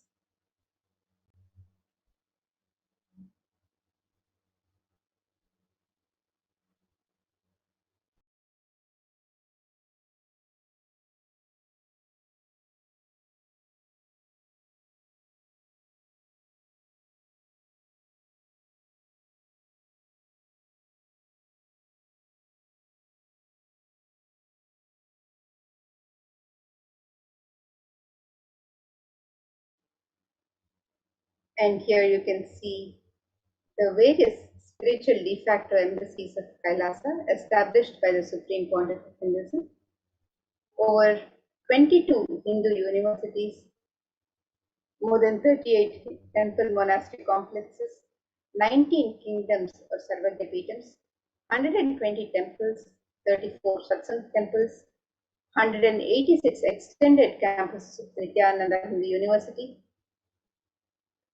2,175 Paramashivoham Shakas, 25 e-Kailasas, 5,334 healing centers, 418 Paduka Mandirs, 242 Nithyananda Gurukuls, 1,898 youth centers, 1,898 ASP centers, 22 food banks, 2,175 satsang centers, 22 Nithyananda Jnanalayas, 12 animal shelters. All of these spiritual de facto embassies of Kailasas have been established globally by the Supreme Pontiff of Hinduism.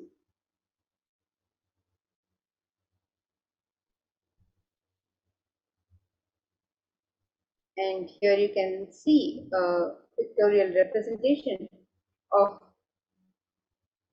the peace walks of the Supreme Pontiff of Hinduism, which has covered over 100,000 kilometers and has gifted the science of spiritual healing to more than 2 million human settlements thus far.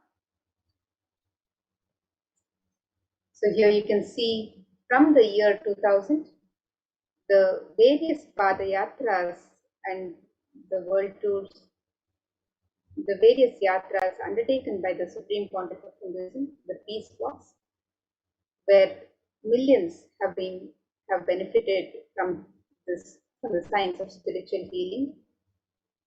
So the Padayatra in the year 2000, which covered over 15,000 kilometers, the World Tour Yatra, which covered over 4,000 kilometers, the Himalaya Yatra, which covered over 5,060 kilometers, the Himalaya Yatra in the year 2005, which covered over 7,000 kilometers, the Kodikand Ratha Yatra, which covered 960 kilometers, the Himalaya Yatra again, which covered over 6,000 kilometers, the Cambodia Yatra, which covered over 1,000 kilometers, the Himalaya Yatra again, which covered more than 6,000 kilometers, the Kodikand Ratha Yatra again, which covered 960 kilometers, the Himalaya Yatra, which covered 5,608 kilometers, the Himalaya Yatra, which covered 4,580 kilometers, the Tiruvannamalai Yatra,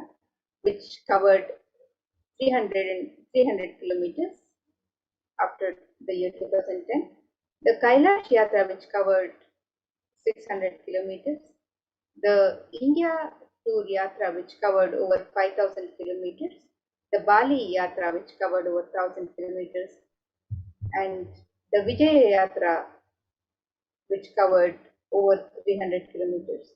So these are the various yatras from the year 2000 till date that the Supreme Pontiff of Hinduism has undertaken as the peace walks to bless and spiritually heal humanity, and more than 2 million lives have benefited from these peace walks.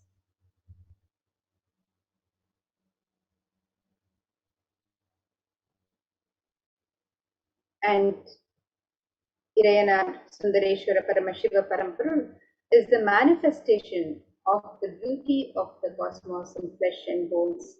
Irayanar Sundareshwara is the embodiment of superconsciousness expressed in the human body, playing with all his glory.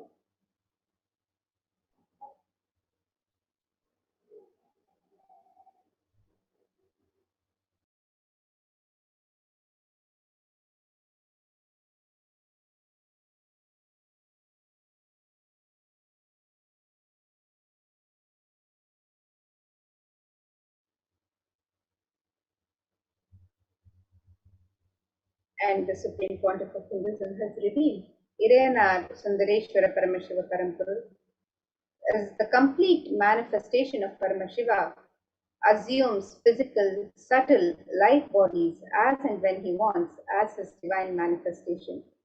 He plays with all the physical reality and corrects, alters, intervenes, influences, changes, adds, removes, deletes anything in this physical plane as he likes without even a reason.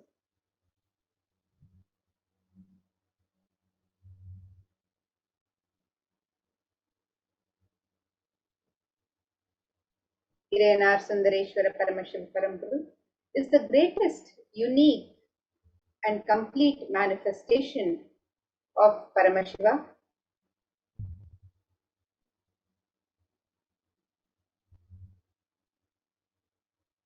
Sundareshwara is the embodiment of superconsciousness expressed in the human body, playing with all his glory.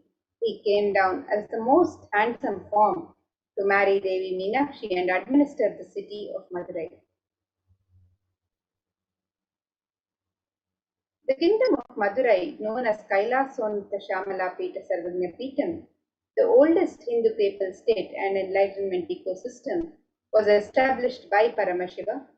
The kingdom of Madurai was later revived by Lord Sundareshwara and Devi Meenakshi, who, as the deities and incarnates of Paramashiva, ruled over Madurai, revived the foundation pillars of it as the highest living stream of spiritual sciences.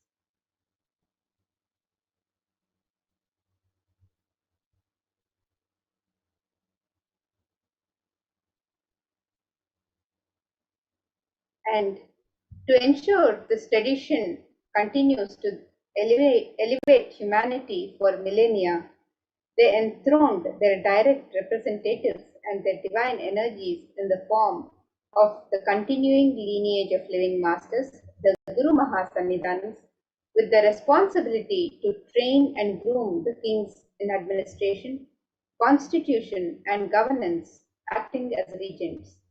They also performed the spiritual initiations on the kings and the citizens of the kingdom, imparting the enlightenment science to them.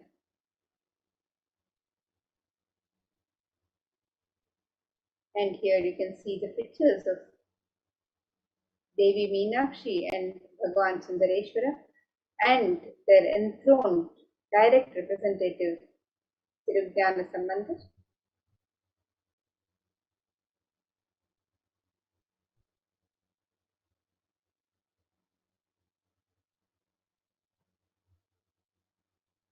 And this lineage of living masters is also described in this verse, which says, Guru Paramparayatam Adrishtam Sarvavadibihi Bhavabandha Vimokshatam Paramam Sarvatomukham.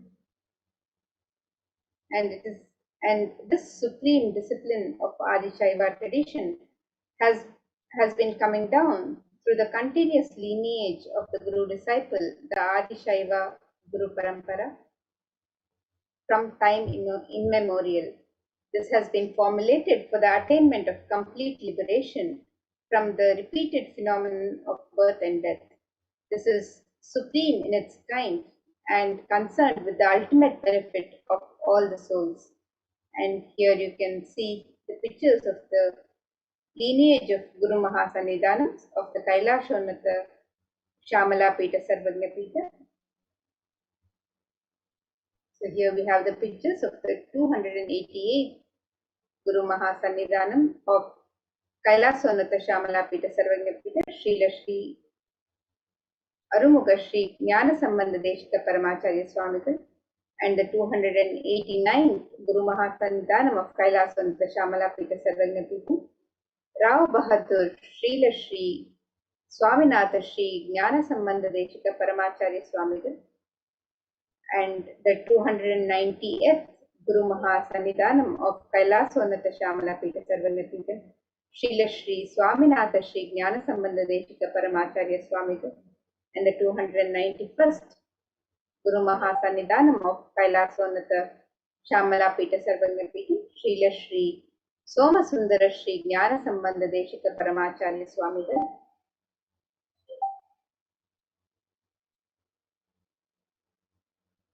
And now the lineage of living masters continues.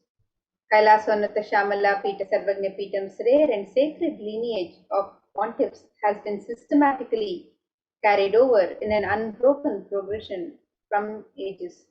The chosen emissaries of Lord Paramashiva and Devi Parashakti, the Guru Mahasannidhanams, the pontiffs of Kailasa Shamala Pita Sarvagna Pitam, are the direct representatives of the cosmos. So here you can also see the 292nd Guru Mahasannidhanam of Kailasa Shamala Pita Sadhanapita Srila Sri Aruna Girinatha Sri Jnana Sambandha Deshika Paramacharya Swamigal, and now the present 293rd Guru Mahasannidhanam Jagadguru Mahasannidhanam of Kailasa Shamala Pita Sadhanapita Bhagavan Srila Sri Nithyananda Paramashivam Sri Jnana Sambandha Deshika Paramacharya Swamigal, the Supreme Pontiff of Buddhism.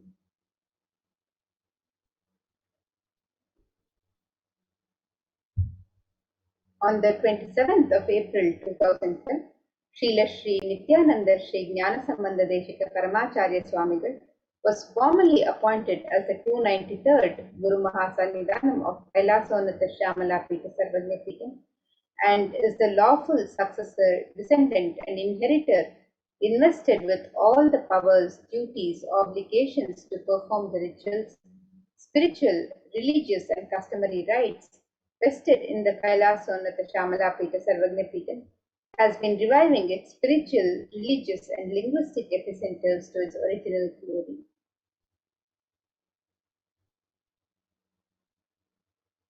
And let us now watch a short video which describes the history of the Kailasa Shamala Pita Sarvajna Pita, the Madurai Adinam, which is the world's oldest Hindu establishment.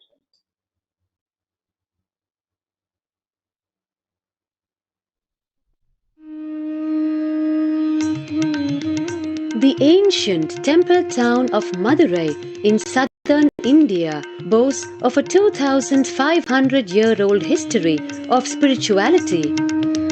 Historians trace Madurai's existence back to the 3rd century BC, making it one of the oldest continuously inhabited cities of the world.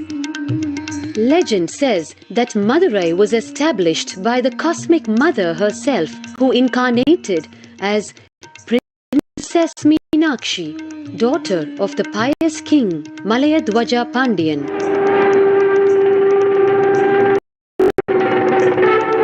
An able queen and a fearless warrior, Meenakshi expanded her empire right up to Kailasa in current China. But when she came face to face with the Lord of Kailash, Shiva himself, she recognized him as her eternal consort and dropped her arms to become Shiva's companion for life. Along with Shiva, also known as Sundareshwara or the beautiful Lord, Meenakshi reigned over her kingdom for a glorious 166 years.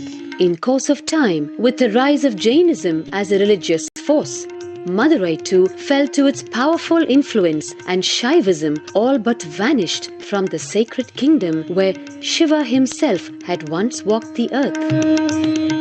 The renaissance of Shaivism in Madurai was the sacred task of a child incarnation, Tirunjana Sambandar, one of the 4 visionary saints of Shaiva Siddhanta tradition. The story goes that as a baby, Tirunjana Sambandar was once nourished by the milk of enlightenment from the Cosmic Mother herself. This child prodigy arrived in Madurai to effortlessly defeat the learned Jain monks with his wisdom, healing powers and spiritual prowess, and restored Madurai to her beloved religion, Shaivism, by reviving the ancient Madurai Adinam and the Meenakshi temple, which had fallen to desolate ruin. Madurai Adinam is today the world's oldest living Hindu organization, with a recorded history alone spanning a glorious 1,500 years and an unbroken lineage of illustrious pontiffs to this very day. Over the centuries, Madurai Adinam has been patronized by the likes of Tipu Sultan, Robert Nobili, and the poet saint Vallalar. The pontiff of the Madurai Adinam is known by the title Guru Mahasannidhanam and inherits the responsibility of carrying forward the traditions of Tirunjana Sambandar's sacred work.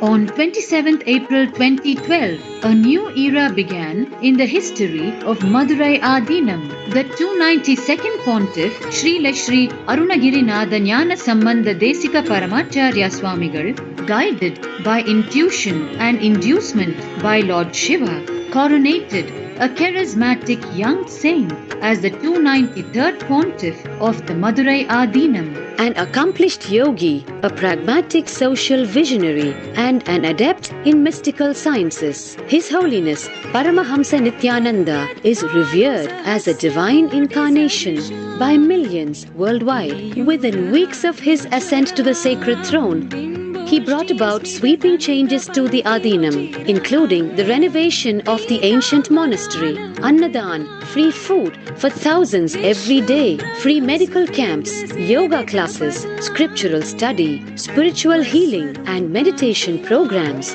The traditional Adinam now has a website, and thousands participate in the morning worship and spiritual talks via live streaming and two-way video conferencing.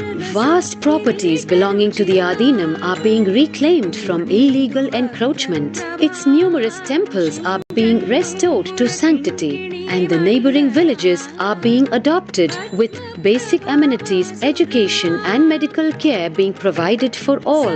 His Holiness dreams of an authentic Vedic Renaissance for which India has already waited too long. Here, I take the commitment of making Madurai Adinam as an international religious organization.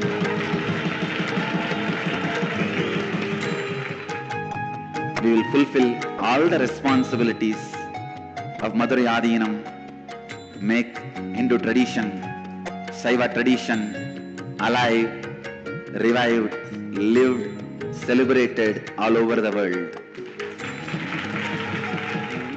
With a brand new pontiff at its helm, Madurai Adinam promises to be more than just another traditional monastery. As a whole generation turns to spirituality for answers, the changes at Madurai Adinam mirror the changing role of spiritual organizations today as power centers and guiding forces, forging the enlightened government of the new world.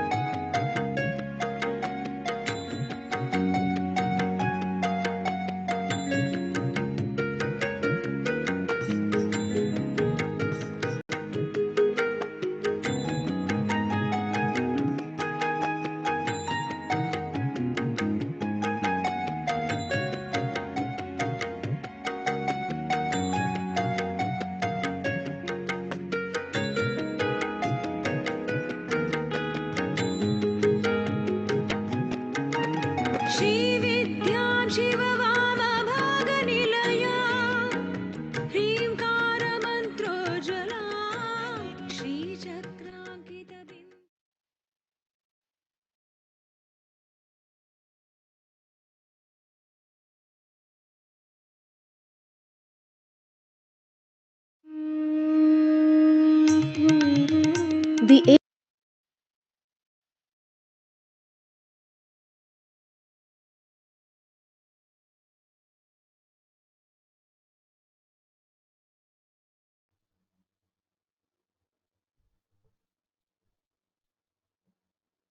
Today, for all of humanity, out of the billions of people on planet Earth, we are the most blessed people.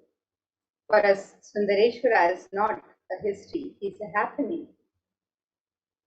Sundareshwara Paramashivam himself has come down again in the form of the Supreme Pontiff of Hinduism, Jagadguru Mahasannidhanam, His Divine Holiness Bhagwan Sri Nithyananda Paramashivam, as Swamiji, the 1008th incarnation of Paramashiva to revive Hinduism, to continue being available to all of us, playing his divine Leela, performing miracles in the lives of his devotees, attending to our prayers, and continuing the legacy as ruler of the whole of Madurai, Shamalapeta Sarvamipita, as the 293rd Jagadguru Mahasannidhanam and as the Supreme Pontiff of Hinduism, guiding the whole of humanity.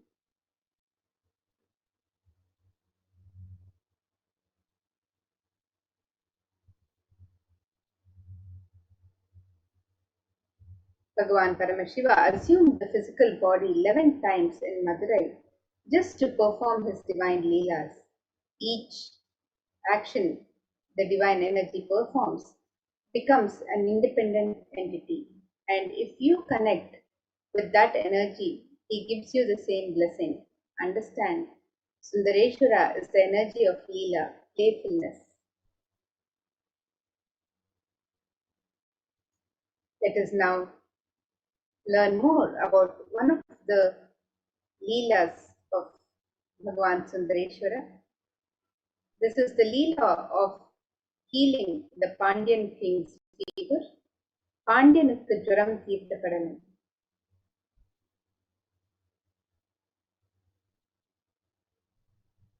And here we can see a pictorial depiction of the various Leelas of Bhagavan Sundareshwara.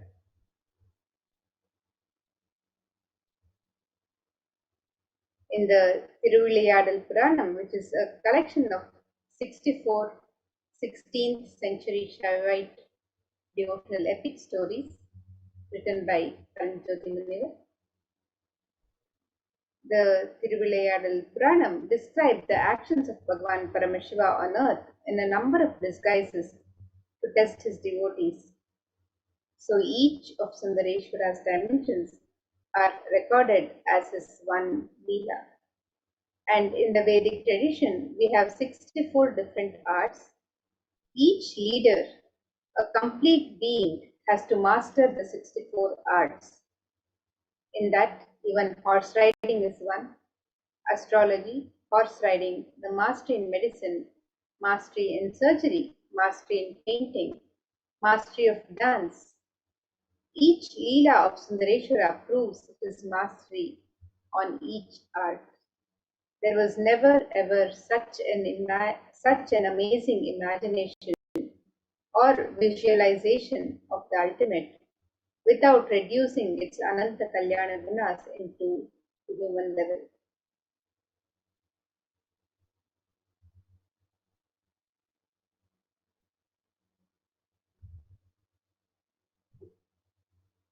And here you can see a video where Swamiji has spoken about the Shiva Leelas, and this video is available on the YouTube channel, Kailasa's HDH Nithyananda YouTube channel.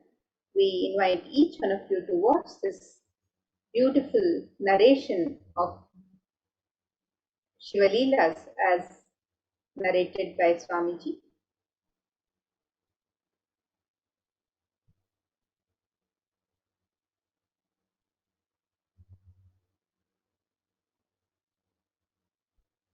So let us now understand more who are the Nayanmars.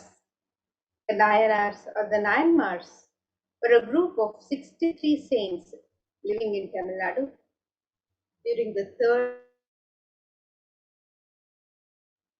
who were devoted to Paramashiva. The list of Nayanmars was initially compiled by Sundaramurti Nayanar, and in his poem Tiruttondathugai, he sings in 11 verses the names of the Nayanar saints up to Karaikal Ammayar and refers to himself as the servant of servants. The list goes into the detail of the lives of the saints, which were described in detail in works such as Devaram.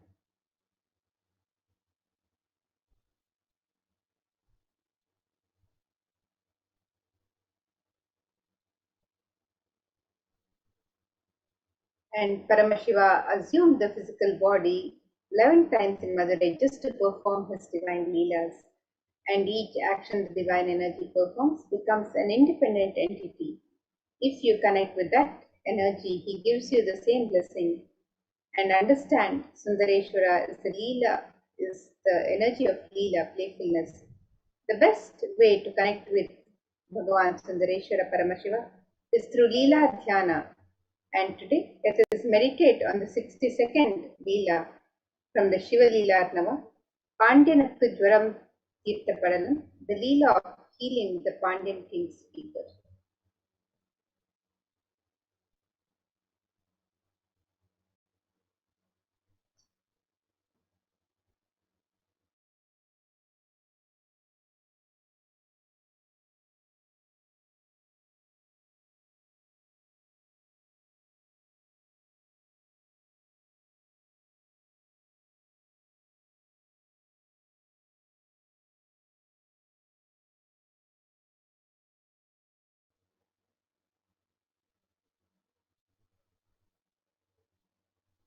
And these verses from the Shiva Leela Arnava Tantra describe this Shiva Leela of the 62nd Shiva Leela, which is the Leela of healing the Pandyan king's fever. And these verses describe that in the clan of Arimathana Pandya king, a king who was known for his magnanimity and who stood tall due to his widespread fame, was born with hunchback. Hence, people called him Poon Pandyan, the Pandya king with the hunchback.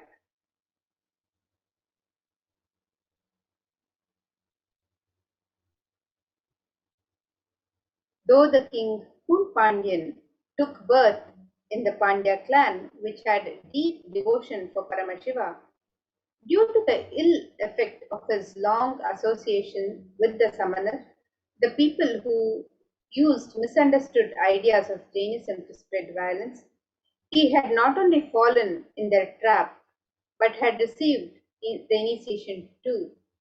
So what to do? It is difficult to revert from the association with the wicked people.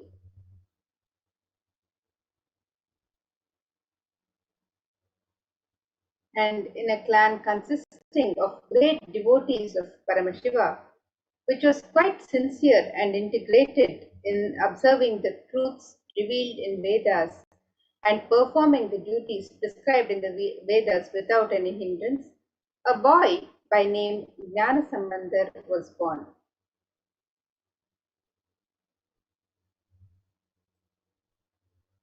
Goddess Parvati herself protected the child by feeding her breast milk, who was once struggling without his biological mother. After this incident, people are addressing the child as Jnana Sambandhan or Jnana Puranan, as the child got enlightened at the childhood itself by the grace of Goddess Parvati. The child, who was the pride of the Brahmin community, was the reincarnation of Lord Muruga. During the childhood itself, he learnt all the scriptures, and keeping the Upanishads, the Hindu scriptures which reveal the underlying truths, as the testimony, he clearly explained the supremacy of Lord Shiva.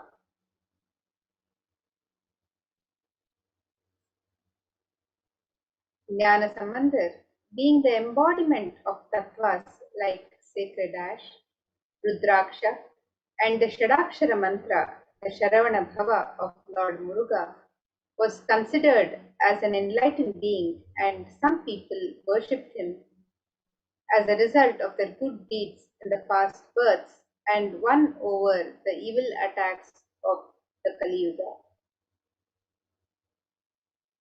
While the king Poon Pandyan's clan was surrounded by the harmful darkness of ignorance due to the preaching of the Samanar Acharyas, the queen and the minister remained deeply devoted to Paramashiva, who adorned his matted locks with the crescent moon. Both the queen and the minister, who had incomparable and deep devotion at the lotus feet of Jnana Sambandar, explained to him about the position of the king and tried to save the king, who was drowned in the heat of the dilapidated well, which is the deep ignorance. Once, King Poon Pandyan was attacked by extremely high fever and was struggling. All the efforts taken by the Samanar Acharyas for the king to heal the king were unsuccessful.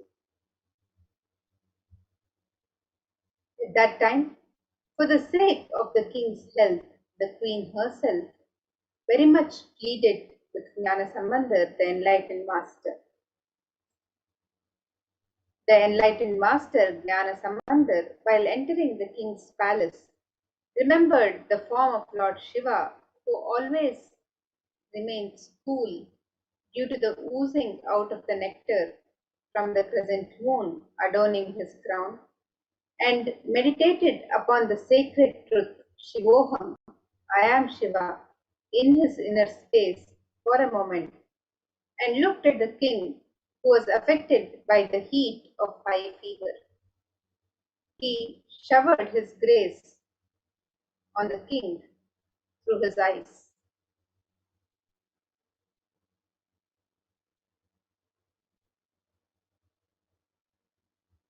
Saint Jnana Sambandar, who was established in the state of enlightenment, which is beyond all the rules and regulations of ashrama dharma, the duties of the 4 stages of life as per the Sanatana Dharma, smeared the sacred ash on the forehead of the king as a result of the good deeds performed by the king in his previous births. He also applied the sacred ash on the chest of the king with his right hand, which had worshipped the divine feet of Lord Shiva. While applying the sacred ash, Jnana Sambandar also sang the divine and healing verse Tirunitrupadika.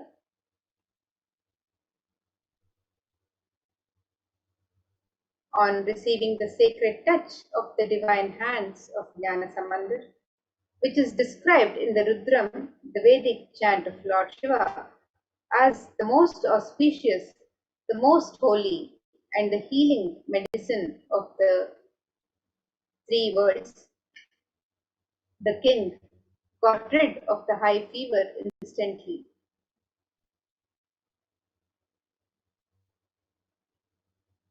As the heat existing in the stomach was spreading all over the body, the king was suffering. When the king got rid of that suffering, he became very happy. The queen too became happy about the complete healing of the king. She rejoiced that not only the physical heat of the king got healed, but the religious heat of the samanar, the people who had used misunderstood ideas of Jainism to spread violence, was also put off in the king's life. The physical heat which got removed from the king's body by the graceful eyes of Jnana Sambandar got doubly evolved in the heat in the hearts of the Jain monks. And 80,000 Jain monks were living in the 8 mountains all over the earth. They were adept in many various forms of pranayama. When they got defeated by Jnana Sambandar while curing the physical illness of the king, the wandering devotee of Lord Shiva, they decided to win over him by debating with him. Hence, all of them gathered in Madurai. Jnana Sambandar was an expert in various fields like Vyakarana, Mimamsa, Tarka, and was well versed in the philosophies of Upanishads. The moment Jain monks approached him to start their debate, they got stuck mentally and became speechless. Vedic religion is proved categorically right by the justifications and the philosophy like Mimamsa Shastra, and is well established by the inquiries of the Tarka Shastra. Leaving aside all the valuable justifications, the Jain monks wanted to win over Jnana Sambandar just by their mere faith.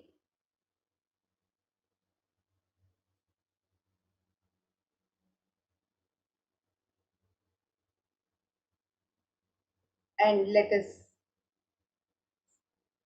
further see the description of this Leela.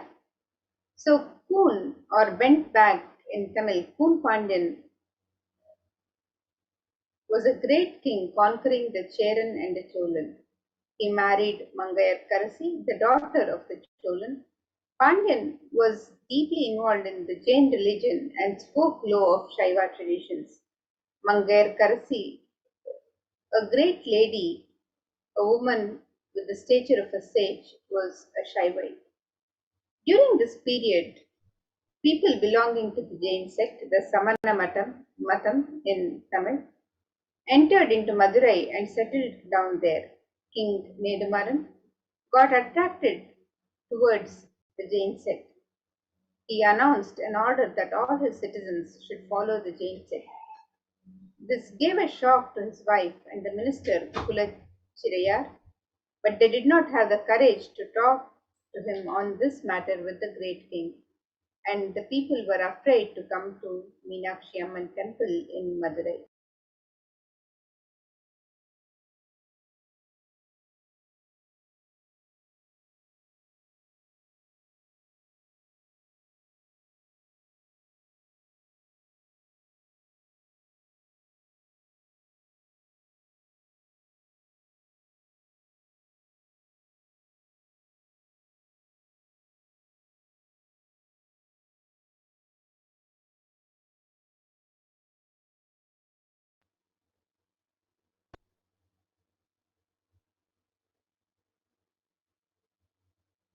The Queen Mangayar Karasi decided to pray to Lord Sundareshwara and talk to him on this worst state of affairs.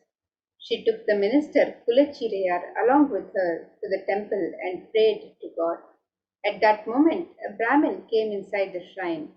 The Brahmin saluted the queen and said, "O queen, I am residing in the Chola country. I am on my visit to various divine places. I came here thinking of worshipping Lord Sundareshwara of Madurai.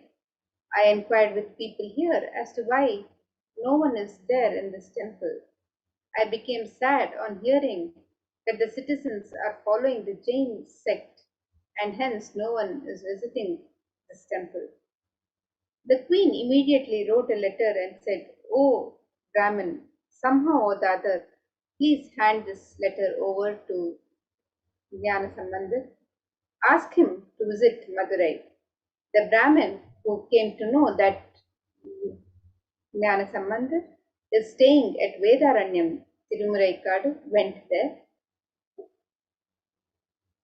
And immediately after reading the manuscript given by the queen, the letter given by the queen, Jnana Sambandar decided to visit Madurai.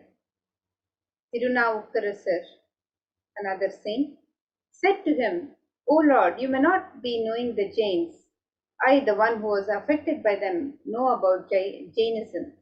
Further, the planetary positions are not conducive for journey.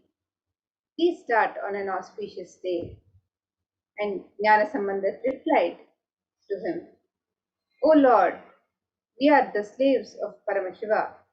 When Paramashiva is there behind us, what can these planets do?" Then he immediately sang the song, "Veyuru Tolpangan Vidamunda Kandan Nalla Veenai Thiradi." Even today, those who feel that they will be affected by the adverse position of planets in their birth chart sing this song. And without bothering about the planetary positions, Jnana Sambandar immediately left for Madurai. Mangayar Karasi felt very happy on the arrival of Jnana Sambandar. The Jains got angry and decided to burn the house to kill Jnana Sambandar. Sambandar got infuriated. He immediately sang a collection of songs, the Padikam, beginning with the lines, "Cheyanna Thiru Alavai Meviya."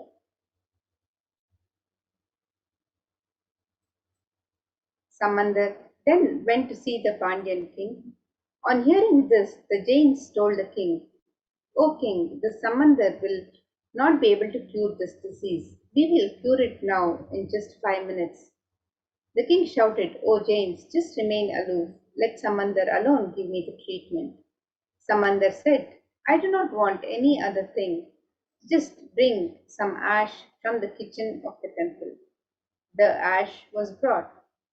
Samandar made the king understand that your consciousness does not need to shrink. Because of this idea, everything is going to become ash. Listen, but your consciousness is beyond anything you see. Initiating him into this tattva of life and giving the ash as a prasada, when the tattva started spreading and expanding in Poon Pandyan's consciousness, the shrinking body stood up, the hunchback was cured, and he expanded and became known as Nindrasir Nedumaran Nayanar.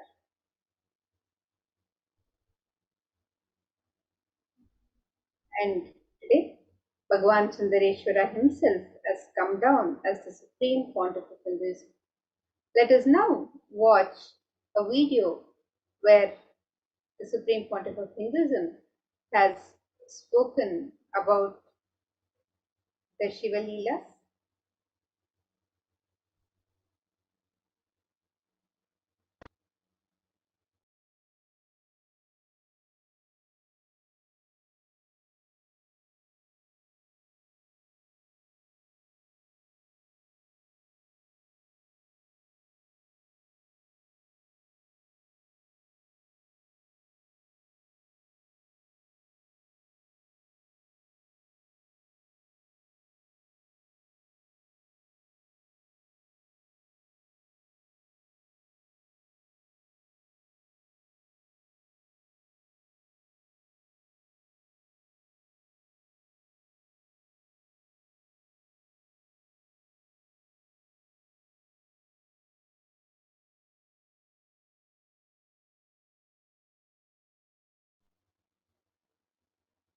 So let us now watch this video where the Supreme Pontiff of Hinduism himself has spoken about the various leelas of Bhagavan Sundareshwara Paramashiva.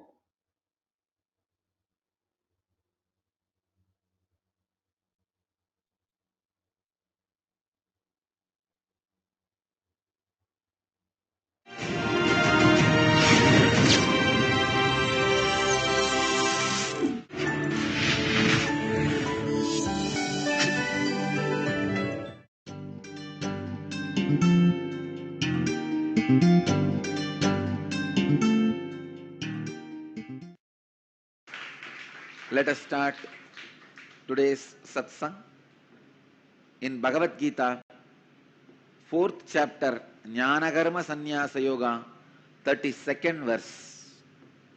एवं बहुविधाः यज्ञाः विताथा ब्रह्मणो मुखे कर्मजान् विद्दितान् सर्वान् एवं ज्ञात्वा विमोक्ष्यसे एवं बहुविधाः यज्ञाः विताता ब्रह्मणो मुखे कर्मजान् विद्दितान् सर्वान् एवं ज्ञात्वा विमोक्ष्यसे. Translation: thus worship of the divine energies is performed in various ways. In the beginning of expansion, understand that all of them originate in actions. Knowing this, you will be liberated.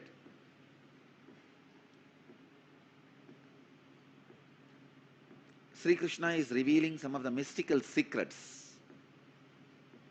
How various divine energies come into existence, how by connecting with them your expansion is possible. Please understand, one example I wanted to give. Brahma, in Hindu stories, Hindu Purana, Brahma becomes egoistic. So, Shiva's extension comes out as Kala Bhairava and cuts Brahma's head, removes the ego of Brahma and makes Brahma enlightened. This action, Shiva's energy coming out and removing the ego of Brahma and making him enlightened, this action becomes Kala Bhairava. So when you connect with Kala Bhairava and start worshipping the divine energy called Kala Bhairava, he removes your ego also and gives you enlightenment. Same way, Veerabhadra, Shiva's energy expanded and destroyed the collective negativity of Daksha, which causes suffering for himself and for others. Many times, your pain body becomes so strong, knowingly you cause suffering to you and to others. Even though you know you are causing suffering to you and to others, but the pain pattern is so strong, you can't escape. I can see very clearly.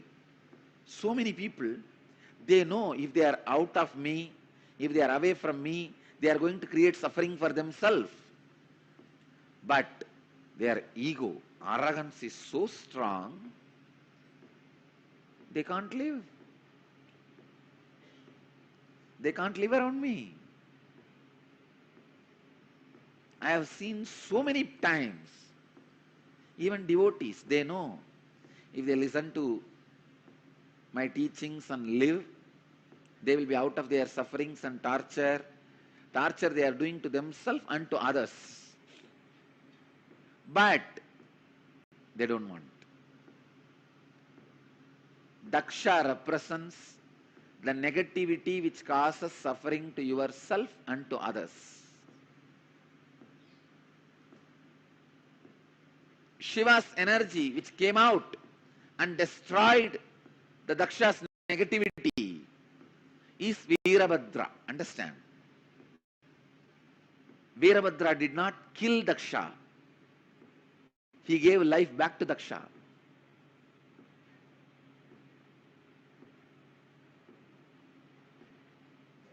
So this energy which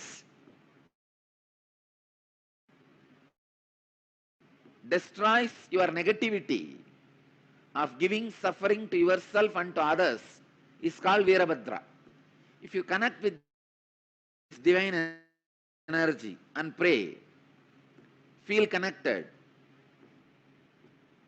you will see in you also the pain body, the patterns which create suffering for yourself and others will be destroyed.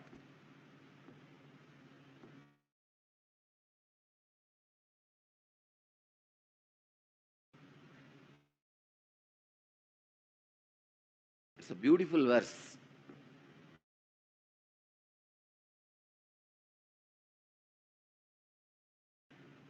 Evam bahuvita brahmano mukhe karmajan vididan sections. Knowing this, you will be liberated. Same way, if you are frozen, closed, then start connecting with Krishna, who is doing Rasa Leela, who just opened himself to the whole universe. Understand? Krishna's Rasa Leela did not happen just with Gopikas. It happened with the plants, trees, rocks, Yamuna, whole thing. And the Purnima Chandra, the full moon, with whole, he had Rasa Leela. His Rasa Leela was enjoyed by the whole existence. Gopikas were also happened to be there, that's all. It was not concentrated towards Gopikas. It was with the whole.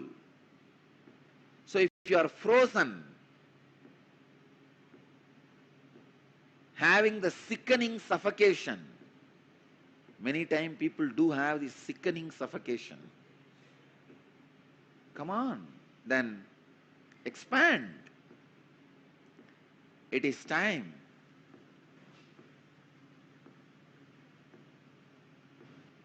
You meditate on Rasa Leela Krishna. So each action of divine, each action of an incarnation becomes independent energy by itself. Shiva's one action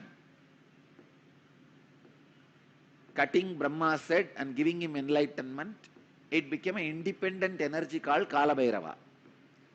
Shiva's one action of killing the negativity of Daksha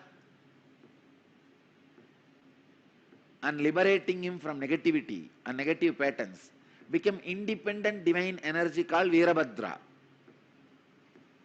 Shiva's one action of teaching in silence to Sanagadi rishis and giving them enlightenment becomes Dakshinamurti.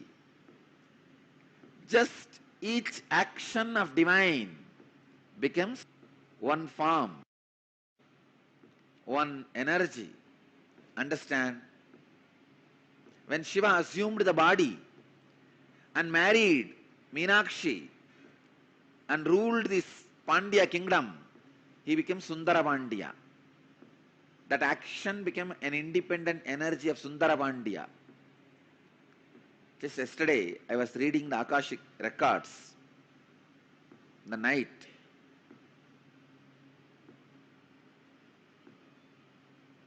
I verified again and again. Earlier when I was seeing, I felt he has taken 3 bodies. Yesterday I saw he has taken more than 11 bodies.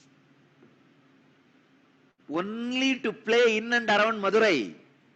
Please understand, in this way, no other geographical place is equivalent to Madurai. Where Shiva has taken 11 bodies to play just in Madurai. See, in one body he has played in many places. That record is there. When he assumed one body, he has gone to many places and did his leelas. In one body, doing leelas in 11 places, there are enough records. But 11 bodies to do leelas in one place, only in Madurai's history, the record is there. More than 11 bodies he has assumed at different times to play the leelas.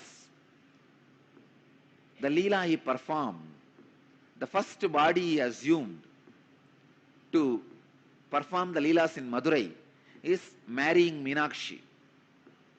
To marry Meenakshi and all the leelas related to that time, marrying Meenakshi and bringing Vaigai to Madurai, all those leelas were performed in one body. That body is directly under the Sundareshwara's linga.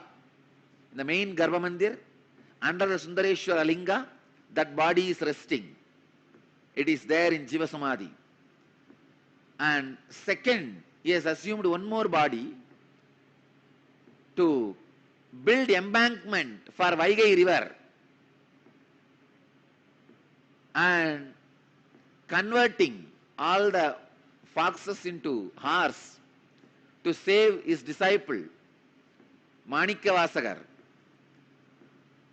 All those leelas, around 40 years he was in that body and performed many leelas. That body is resting in our property near Dinamani Takis. There is a place in Madurai, near Dinamani Takis, there is a Samadhi inside Madurai Adinam property. It is called Sundaranar Samadhi. And Sundarananda's Jiva Samadhi, people used to think it is one of the 18 Siddhas. It is not one of the, of course, it is one in the 18, but Shiva himself assumed the human body and performed. 40 years he was in that body. That body is resting in Madurai, the place Dinamani Takis, opposite to that Takis, there is a property, belongs to Madurai Adinam property, there he is resting. And the third body, which he assumed to give sugar cane to stone elephant, and stone elephant ate that sugar cane. For that leela, he assumed one more body that is there inside the temple under the samadhi of, under the shrine of Ellamalla Sittar. Under his murti, that third body is there. Still, I am not able to trace the other places of the remaining 8 bodies. I could see cosmically where are they, but in the Madurai map I am not able to pinpoint where the remaining 8 bodies are. Soon I'll study the Madurai map and overlap my cosmic map on Madurai map and give you guys the exact points where the bodies he assumed are resting and radiating. I tell you, if you see from this angle, no other place, even in Kailash, is only one body is resting. There are 1 lakh enlightened beings' bodies are resting. That is different. But his own, the body which he used, only one body is resting. In Varanasi, 2 bodies are resting. Even in Thiruvannamalai, only one body, Arunagiri Yogeshwara's body, only is resting.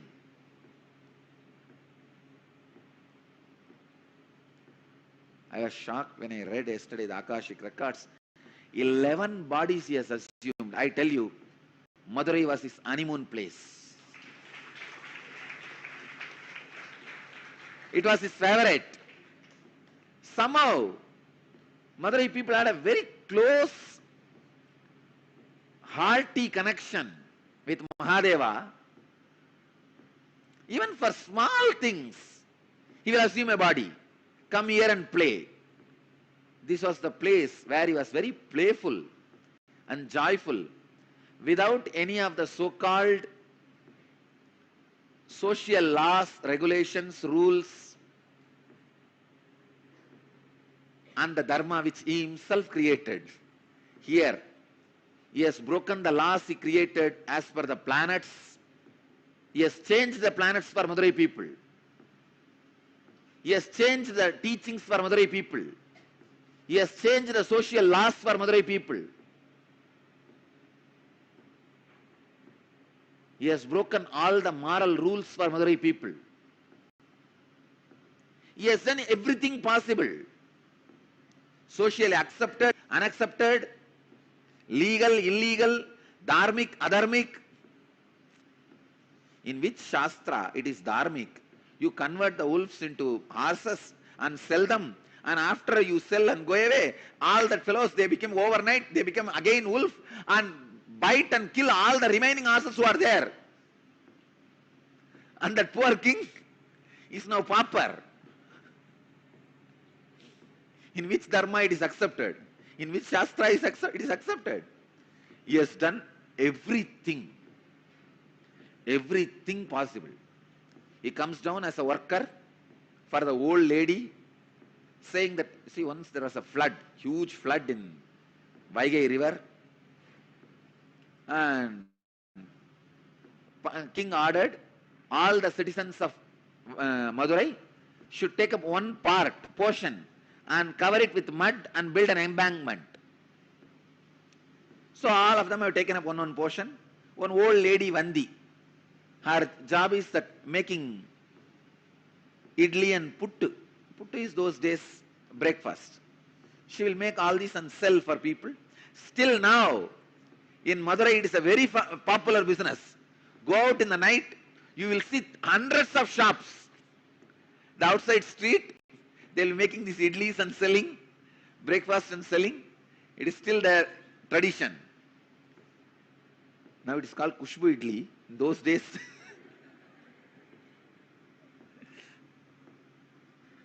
it's a tradition of Vandi.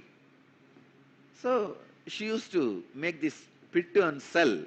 Those days breakfast. She did not get anybody to cover her portion, and she herself can't do. She is too old. She prays to Sundareshwara. This whole city, still now, any problem, the only person they turn to is Sundareshwara.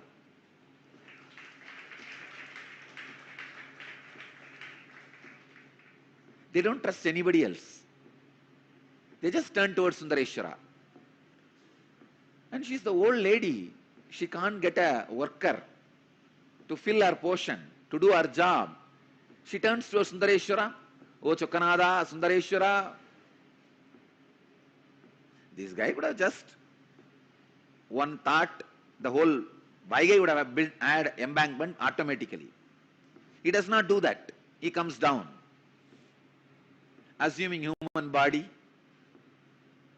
and bargaining with that lady. You should give me the pittu as much as I want, but I will work only for 3 hours. He says, I will work only for 2 muhurta. 1 muhurta is 1.5 hours. I will work only for 2 muhurta, but you should give me as much as I want. This poor lady, she doesn't have anybody else. So she says, all right, go ahead. You can see what is puttu. Come on, show me. This is puttu.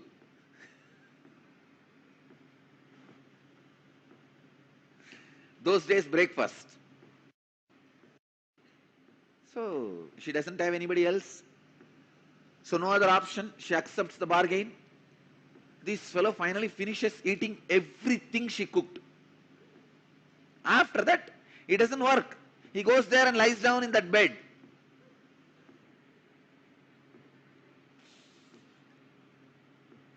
So he goes and lies down in the banks of Vaigai. I also traced the palace he had in Vaigai, just in between, the mid of the water. He had a palace where he used to drink with that, all the bhutas. He was not a womanizer.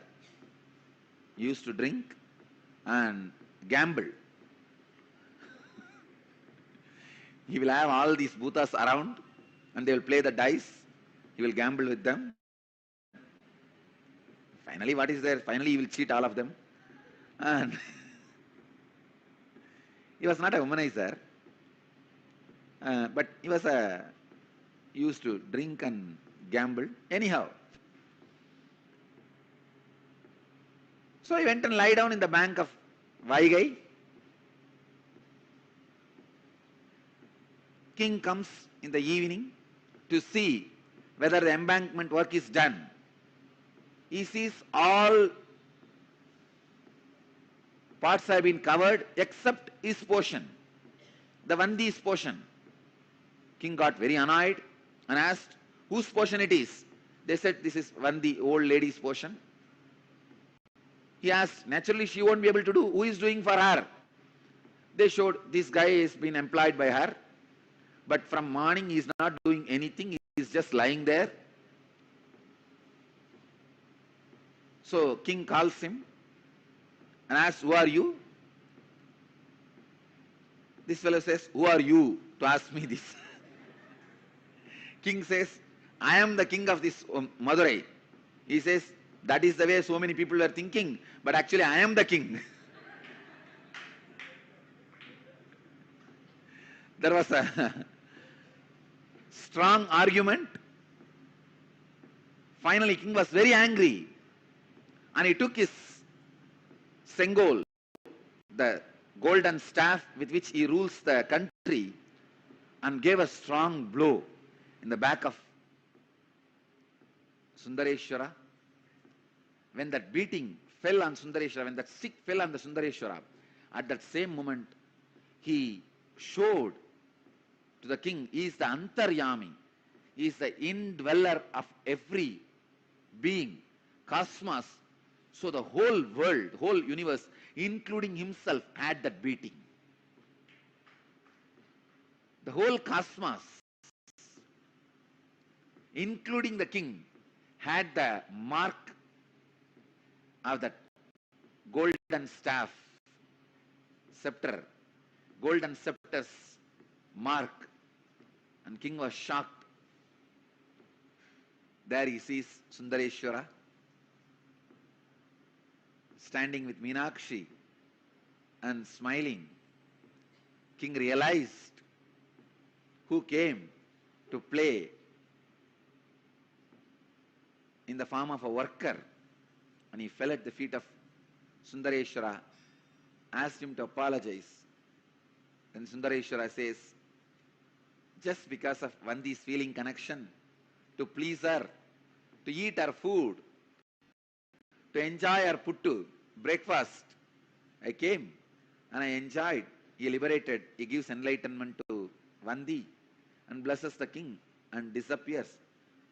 Till the end, he has not done his job. He did not do the job of building the embankment to the Vaigai. Casual leelas, not one or two, 64 leelas. God, I know for sure he would have done at least 64,000. And Paranjodi Munivar, the compiler, was able to collect only 64, representing all the 64,000 of leelas.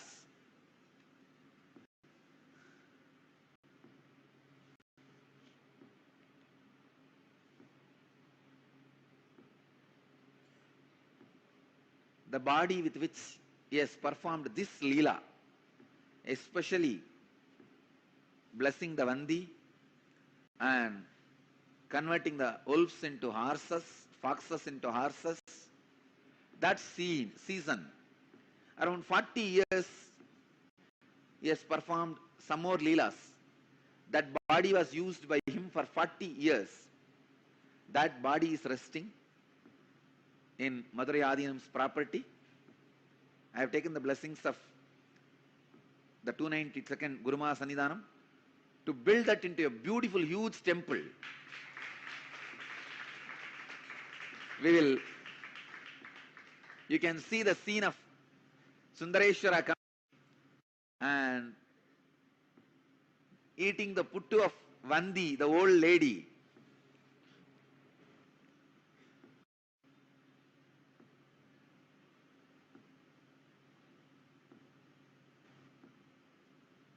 When I remember, God, this very land, he has taken 11 bodies and walked.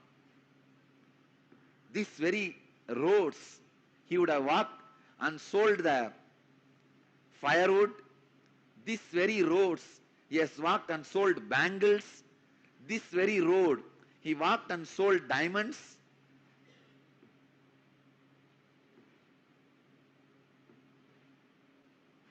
I'm really going crazy.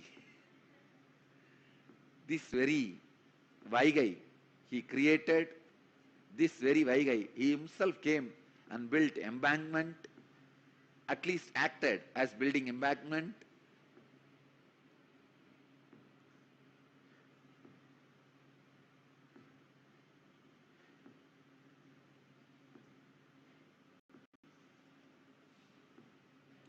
Each action divine energy performs becomes one independent entity. If you connect with that energy, he gives you the same blessing. Understand? Sundareshwara is the energy of Leela, playfulness. Ask him whatever you want.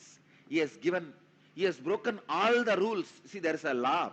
Only a human body can radiate enlightenment, experience enlightenment. He has broken everything. He has given enlightenment to pigs. He has given enlightenment to bird. He has given enlightenment to cuckoo. He has given enlightenment to swan.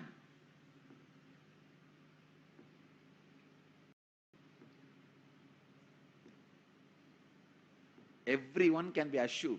He has given enlightenment to pigs. What a Leela. Sundareshwara. Bhagavan explains, Sri Krishna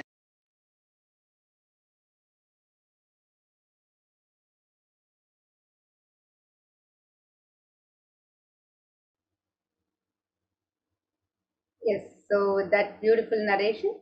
Let us now move into receiving the darshan of Bhagavan Sundareshwara Paramashivam.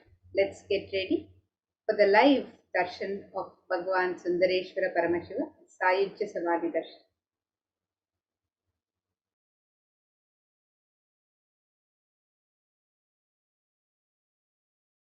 explains in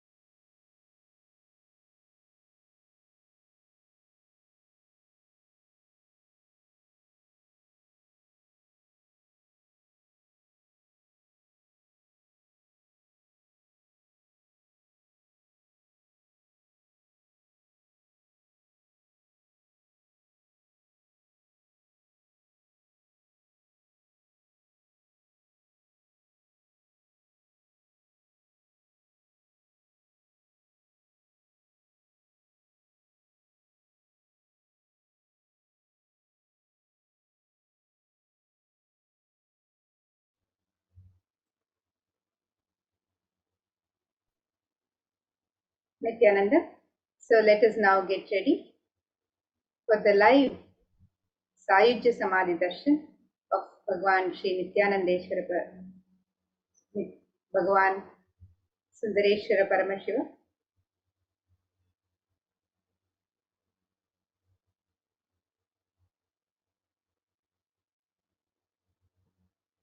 And the Shastra Pramana for Bhava Samadhi Darshan. This verse comes from the Malini Vijayottara Tantra, verse 60. It says, Kathana Shakti Padatva Yadva Padavalokanat Prasadat Swaguro Samyak Prapyate Paramam Padam. The translation of this verse, it says, by the enlightening teachings of the Guru, Kathana, by the Shaktipada, the graceful transmission of the spiritual powers from the Guru, by looking at the sacred feet of the Guru, or by the complete loving favor of the Guru, the Prasada, the ultimate goal and space, the Paramam Padam, is attained. Bhava Samadhi Darshan is not an event in space and time. Rather, Darshan happens at the moment when we are lifted out of space and time. During Bhava Samadhi Darshan, our neurons mirror that of the avatar. Bhava is defined as directing and activating the emotional and spiritual energy that is created through meditation on the avatar. The brain neurons mirror, activate, and process all the observed movements or information of the avatar just by seeing and without the physical act of imitation. That is, our entire body, silently and without movement, recreates what is happening distances far away, experiencing the superconscious energy radiated by the avatar. And the science of Bhava Samadhi Darshan knows no distance, a phenomenon modern science is just discovering and terms as quantum tunneling. During Bhava Samadhi Darshan, our thoughts per second reduces significantly and we relax into the space beyond thoughts, thoughtlessness, becoming mentally at ease in coexisting dimensions beyond duality, where we and the divine become one, unconditioned by the parameters of time and space. It is the probability of a quantum particle like an electron with less kinetic energy to cross over the potential energy of an energy barrier.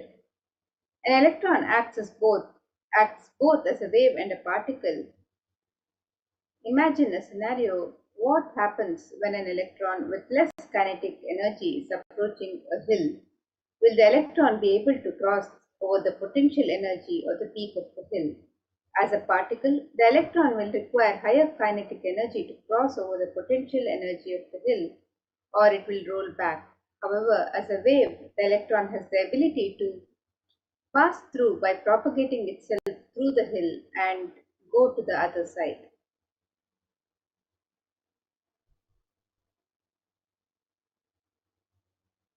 In Bhava Samadhi Darshan, this is the science behind quantum tunneling. This same science is imposed on people who witness the Bhava Samadhi Darshan. This is because our neurons are able to mirror the neurons of the divine immediately. Through quantum tunneling, we are able to travel through the divine energy and mirror the exact same neurons.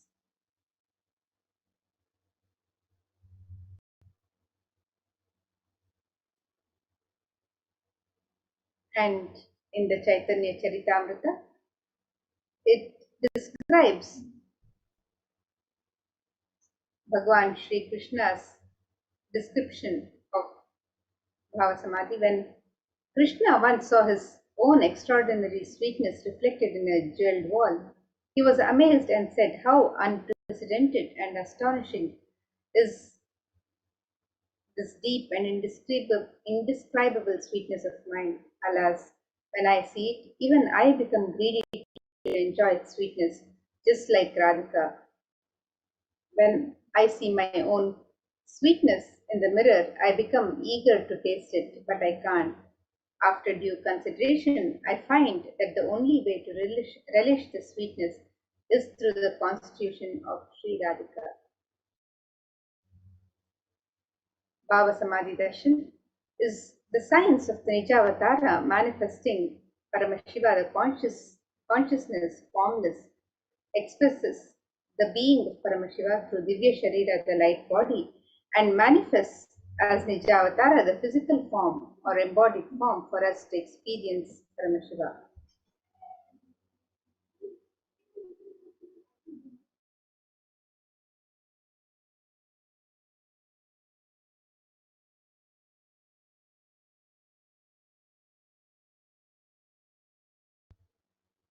So let us now get ready to receive the Sayujya Samadhi Darshan of Bhagwan Sri Nithyananda, Bhagwan Sundareshwara Paramashiva.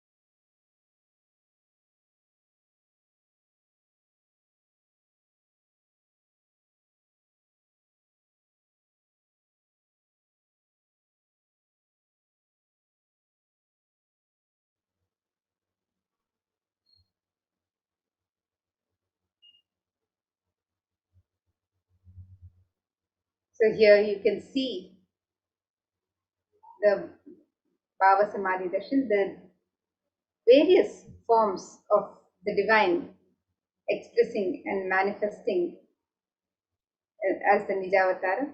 Devi Parashakti expresses through the being of Rajarajeshwari and manifests as Nijavatara, the physical form, as Devi Meenakshi. Bhagavan Paramashiva expresses through the being of Subramanya and manifests as Nijavatara, the physical form of Bhagavan Muruga. Bhagavan Paramashiva expresses as the being of Arunagiri Yogeshwara and manifests as the Nijavatara, the physical form, the Supreme Pontiff of Hinduism, Jagadguru Mahasannidhanam, His Divine Holiness Bhagavan Sri Nithyananda Paramashivam. And Bhagavan Parandama expresses the being of Mahavishnu and manifests as the Nijavatara, the physical form, as Bhagavan Venkateshwara.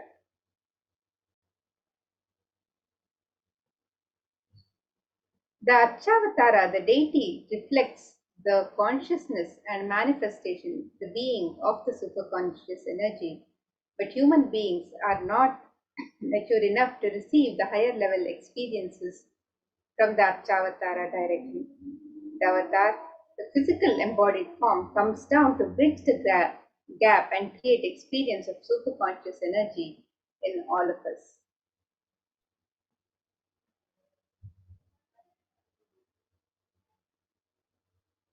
When we have the Bhava Samadhi Darshan of the Nijavatara manifesting beings of various dimensions of Paramashiva, the auspicious components and the powerfulness of those dimensions of Paramashiva are awakened in us.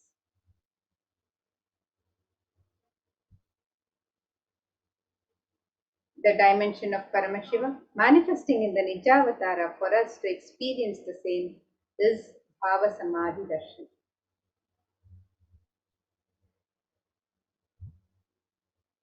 Bhava Samadhi Darshan is the direct experience of causeless bliss. During Bhava Samadhi Darshan, our being comes alive and celebrates with the energy wave of existence.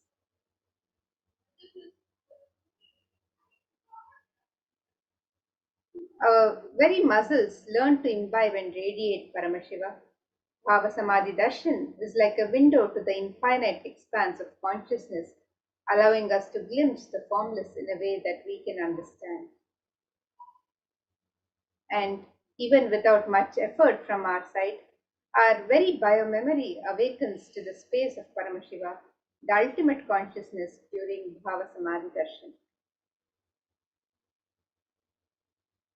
And to have a glimpse of having the darshan of an the darshan of an avatar cleanses the karmas of lifetimes and creates a deep and lasting transformation in us.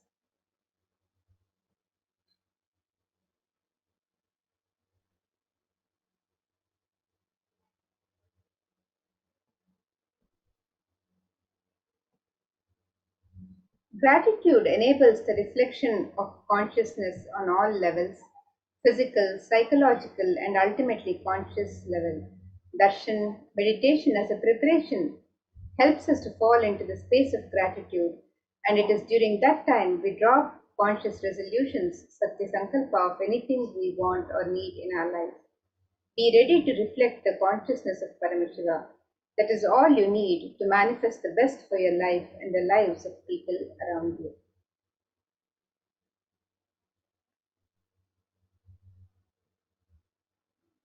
And the right context to receive darshan. Sit with this understanding. I know you are the source of everything. You are everything, and you are in the embodied form of the Supreme Pontiff of Hinduism, Jagadguru Mahasannidhanam, His Divine Holiness Bhagavan Shri Nithyananda Paramashivam. And you are in this body. You are the source for both. Let me connect with you. Let you reveal yourself to me. Let me be in the Bhava Samadhi of you.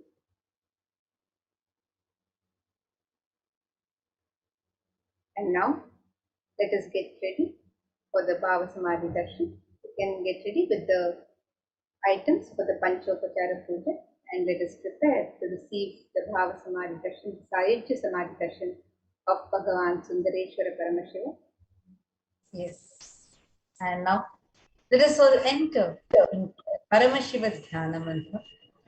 The Paramashiva Dhyana Mantra is a sacred, powerful chant blessed by the Supreme Pontiff of Hinduism as an initiation, Diksha. Just like how the avatar transmits his own Shaktis, powers to the devotees just through Nayana or look, Sparsha or touch. Same way, the Paramashiva Dhyana Mantra is a very powerful mantra where anyone who chants it with deep blissful awareness, and if you are getting to listen to it, then you will start having a prosperous life, fulfilled life. You have abundance, prosperity, wealth, health, and success in business, job, career, breakthroughs. You will manifest such an amazing, fulfilled life that any types of doshas, sins, evil lives, or obstacles, leading to a long, healthy, and happy.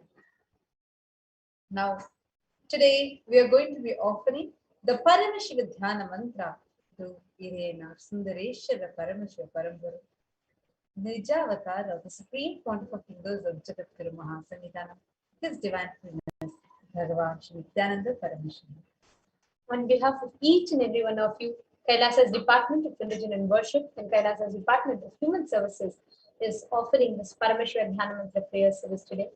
Each and every one of you that are listening to this, we are offering the prayers on behalf of each and every one of you for all of you to experience complete healing, emotional healing, physical healing, mental healing, for you to be free from all your psychological stress, anxiety, fear, depression, for you to be relieved of all your addictions, for you to experience abundance, and for you to have protection from lost wages and income, for you to have solution to any problem that you face in your life, for you to have breakthrough in creativity, for you to have increased inspiration, move out of debts, for you to experience increased energy and vitality, for you to be able to walk out of all your diseases, any direct or indirect effects of the pandemic to be completely removed in you, for you to have breakthrough in creativity, for you to have heightened intelligence and increased inspiration, for each and every one of you to have immense knowledge and powerful cognitions to make the right decisions in life.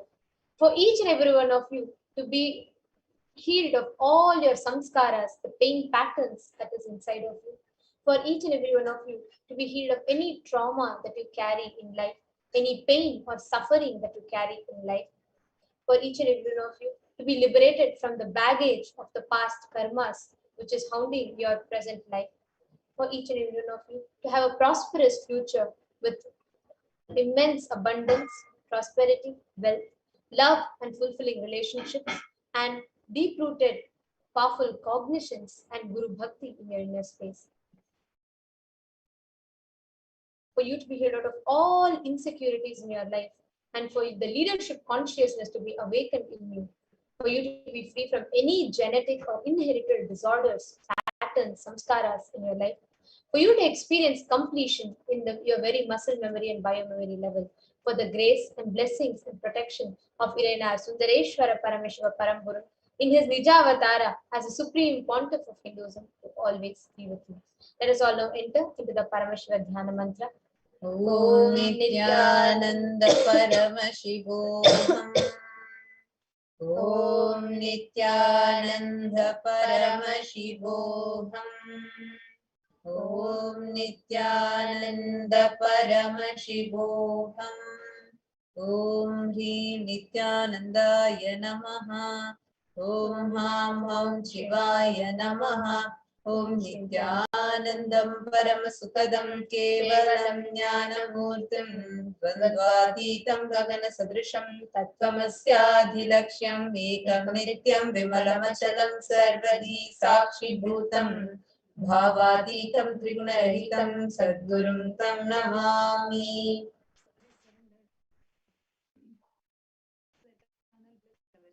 Supreme happiness, the one who is the embodiment of wisdom, who is beyond duality, who is omnipresent, to whom the supreme goal is giving the enlightenment experience, who is eternal, pure and unshakable, and who is the silent spectator of all thought processes, who is beyond emotions, and who is without the three qualities called the sattva, rajas, and tamas. We will now be entering into the conscious resolution. When you make a conscious resolution in the presence of the avatar, the power of the sankalpa itself will manifest your reality. Om Amopata Samasta Duridakshaya Dwara Bhagavat Shri Nithyananda Paramashiva Prityartam. I am taking this conscious resolution today for destroying all my karmas and sins, and in order to please Bhagavan Shri Nithyananda Paramashivam. Asya Deva Devasya Mahadevasya Akhilanda Koti Brahmanda Nayakasya. Who is the God of all gods? Who is the greatest of gods? The Lord of the universes and multiverses. Who is the Lord of the cosmos? Sakala Jagasya Shri Siddhi Samhara Tirobhavanugrahakya Panchavritya Parayanasya. The one who does the five cosmic actions of creation, sustenance, rejuvenation, pulling out of delusion and liberation. Adimadhyantarahitasya Prameya Parakramasya Tattvartha Gocharasya. The one who is the beginning, middle, and end. The one who is immeasurable.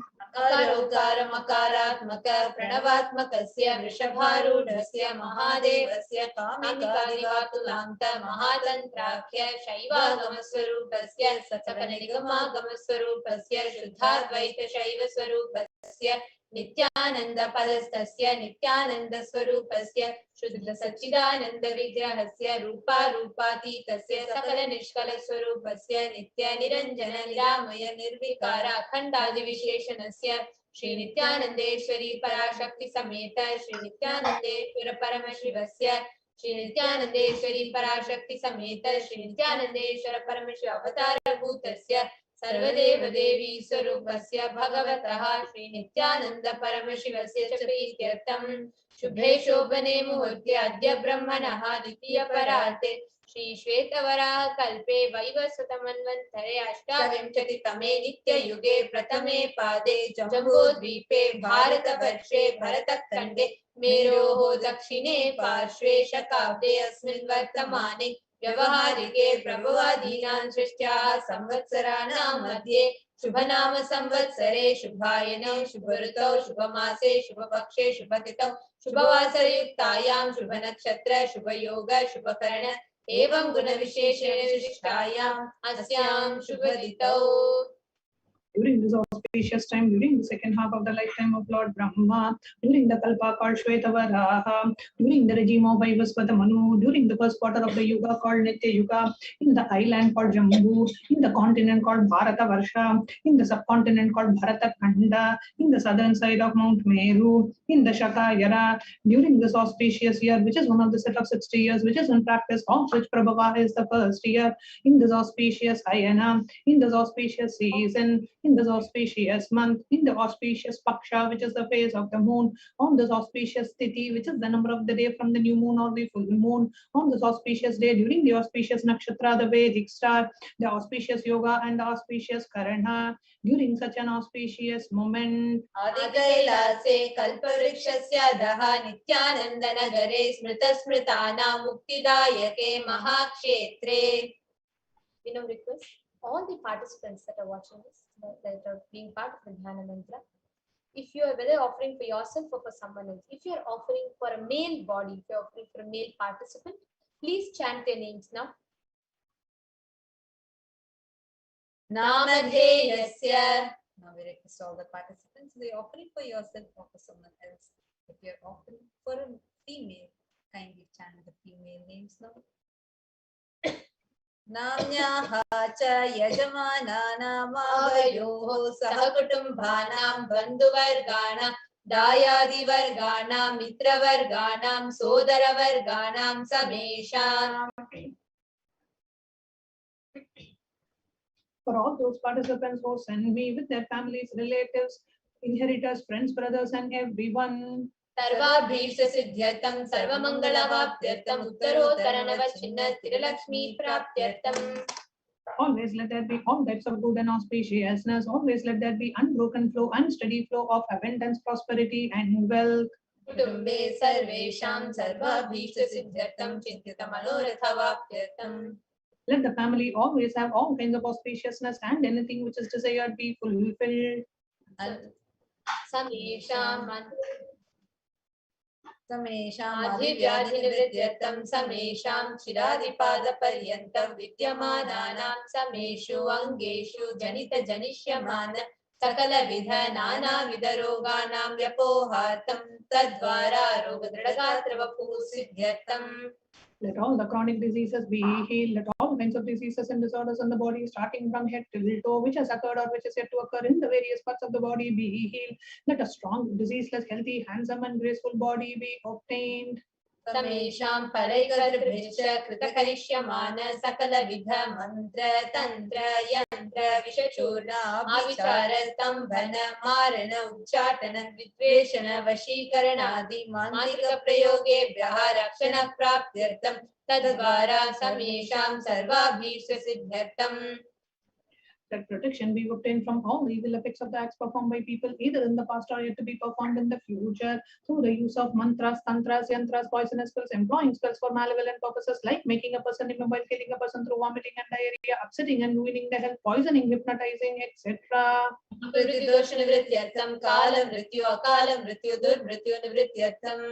Let all the doshas and ill effects related to death, like death, sane death, unnatural death, fatal death, be removed. Samesham antardrishti, bahidrishti, krura drishti, vyapara drishti, anukula drishti, pratikula drishti, ityadi sakala vida drishta dosha nivrityartam.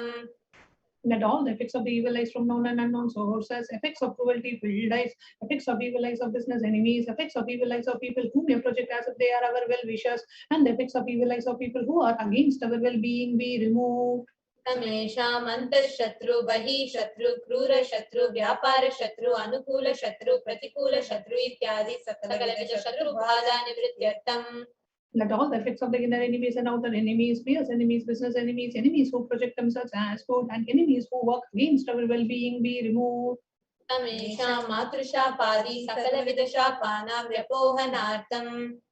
Let all the effects of the all the curses right from the mother be removed. Anadi avidya-vasanaya pravartamane asmin mahati samsara chakre vichitrabhihi karma-gativihi vichitrasu yonishu punah-punahane kada janitva. From time immemorial, due to ignorance, we get caught in the cycle of birth and death. Due to the effects of our action, we take birth again and again in various bodies, which is quite strange. तेनापि पुण्यकर्म विशेषेण भगवतः श्री नित्यानंद परमशिवस्य अपरिमितया कृपया इदानीन्तन मनुष्यजन्म प्राप्तवताम्. Yet, due to some good action, with the extreme and the immeasurable compassion and the grace of Bhagavan Sri Nithyananda Paramashivam, we have been blessed with a human body. तमेषामिह जन्मनि पूर्वजन्मनि जन्म जन्मान्तरेषु सर्वैः कृतानां शिवनिन्दा देवी निन्दा गुरुनिन्दा दोषव्यपोहार्थं शिवापराध देव्यपराध गुरुवपराध दोषव्यपोहार्थम्. Any kind of abuse we may have done to Paramashiva, Parashakti and Guru in the present birth, past birth, or on any of the births be removed. Any kind of crimes or offences committed against Paramashiva, Parashakti and Guru be removed. ब्रह्महत्या सुरापान स्वर्णस्तेय गुरुतल्पगमन तत्संसर्गाख्य पंचमहापातकादि समस्त पाप व्यतिरिक्तार्थम्. Let the 5 great sins like killing a Brahmin, drinking prohibited alcohol, stealing gold, having illicit relationship with Guru's wife, one's own mother, elder sister, and other such motherly figures, and associating with those people who have committed one or the other above mentioned sins be removed. अपि च सर्वै बाल्ये वयसि कौमारे यौवने वार्धक्ये च. Let all the karmic effects of the action done as a child, adolescent, youth, and as a old age person. जाग्रत् स्वप्न सुषुप्ति अवस्थासु. Let all the karmic effects of the action done in the wakeful dream or deep sleep state. कर्मेन्द्रिय ज्ञानेन्द्रिय व्यापारैः सम्भावितानां. Let all the sins done through the karmendriyas, that is the 5 organs which perform action like speech, hands, feet, excretion, reproductive organs, and the jnanendriyas, the 5 organs which receive information like ears, eyes, nose, tongue, and skin. रहस्यकृतानां प्रकाशकृतानां अतिपातकानां उपपातकानां संकलीकरणानां मलिनीकरणानां अपात्रीकरणानां जातिभ्रंशकानां प्रकीर्तितानां एवं नवानां नवविधानां बहूनां बहुविधानां सर्वेषां पापानां सद्यः. Let all the sins which were done openly or secretly, the greatest of the great sins, the minor of the minor sins, multiple sins, sin like raping a woman, unjustifiable sins, sin of destroying the caste system, such 9 narrow sins, such 9 sins and 9 types of sins, and more sins and more types of sins be removed immediately and instantly. अपनोदन द्वारा समस्त मंगल प्राप्त्यर्थं शिव भक्ति देवी भक्ति गुरु भक्ति सिद्ध्यर्थं परमशिवत्व परमेश्वर स्तुति परमेश्वर शक्ति सिद्ध्यर्थं. Through the removal of sins, let us be showered with all the auspiciousness, and let Paramashiva Bhakti, Devi Bhakti, and Guru Bhakti be obtained. Let the state of Paramashiva, space of Paramashiva, and powers of Paramashiva be obtained. कुटुम्बे सर्वदा सन्मंगल प्राप्त्यर्थं अन्योन्य प्रेमाभिवृद्ध्यर्थं पूर्णत्व सिद्ध्यर्थं सर्वापनिवृत्त्यर्थं. Let the whole family always be showered with all the auspiciousness. Let mutual love bloom among all the people. Let completion happen. Let all the mishap be removed. चिप्रारोग्यवाप्त्यर्थं आयुर्भिवृद्ध्यर्थं. Let the healthy body be obtained immediately and instantly. Let longevity be bestowed. व्यापारे उद्योगे च सर्वजनवशीकरणार्थं तद्वारा उन्नतोन्नतस्थानप्राप्त्यर्थं. Let your charisma impress everyone in the business and job, and through that let you attain the best of the best position. बहुधनसौख्यप्राप्त्यर्थं गृह कनक पशुपुत्र पौत्र धनधान्य सौख्यप्राप्त्यर्थं. Let extremely wealthy and happy life happen. Let various wealth be showered in the form of house, gold, cattle, children, grandchildren, money, grains, and all the comforts related to worldly life. आदित्यादीनां नवानां ग्रहाणां दोषपीडानिवारणार्थं आदित्यादीनां नवानां ग्रहाणां आनुकूल्यता सिद्ध्यर्थं. Let all the malefic effects of the 9 planets be removed, and let the auspiciousness be bestowed by the grace of all the 9 planets. भूम्यन्तरिक्षे विद्यमान भूत प्रेत पिशाच राक्षस ब्रह्म राक्षस वेताल कुष्मांड डाकिनी शाकिनी इत्यादि सर्व अरिष्ट निवारणार्थं.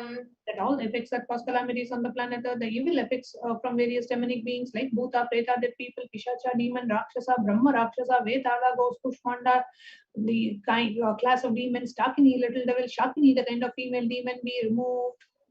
मनोव्याकुलता निवारणार्थं. Let the mental confusion and worry be removed. प्रारब्धे कर्मणि करिष्यमाणे कर्मणि आदिदैविक आदिभौतिक आध्यात्मिक विघ्न निवारणार्थं. Let all the obstacles be removed with regards to actions done or going to be done related to God, world, and spirituality. समस्तऋण निवारणार्थं Dhanlaxmi, Dhanyalakshmi, Santanalakshmi, सौभाग्यलक्ष्मी, Vidyalakshmi, शौर्यलक्ष्मी, Veerlakshmi, Vijayalakshmi इत्यादि अष्टलक्ष्मी परिपूर्ण कृपा कटाक्ष सिद्ध्यर्थम. Let all the loans be removed. Let all the Ashtalakshmis like Dhanalakshmi, Wealth, Dhanya-Lakshmi, food and grain, Santana-Lakshmi offerings, Saubhagya-Lakshmi, fortune, Vidya-Lakshmi, knowledge, Shaurya-Lakshmi, bravery, Veera-Lakshmi, heroism, Vijaya-Lakshmi, success be showered. परीक्षासु उन्नत स्थाने विजय प्राप्त्यर्थं सर्व विद्या पारंगता सिद्ध्यर्थं मेधा शक्ति ग्रहण शक्ति अभिवृद्ध्यर्थं. Let the top rank be obtained in the examinations. Let all the excellence be acquired in all the fields of knowledge. Let memory power, understanding ability be increased.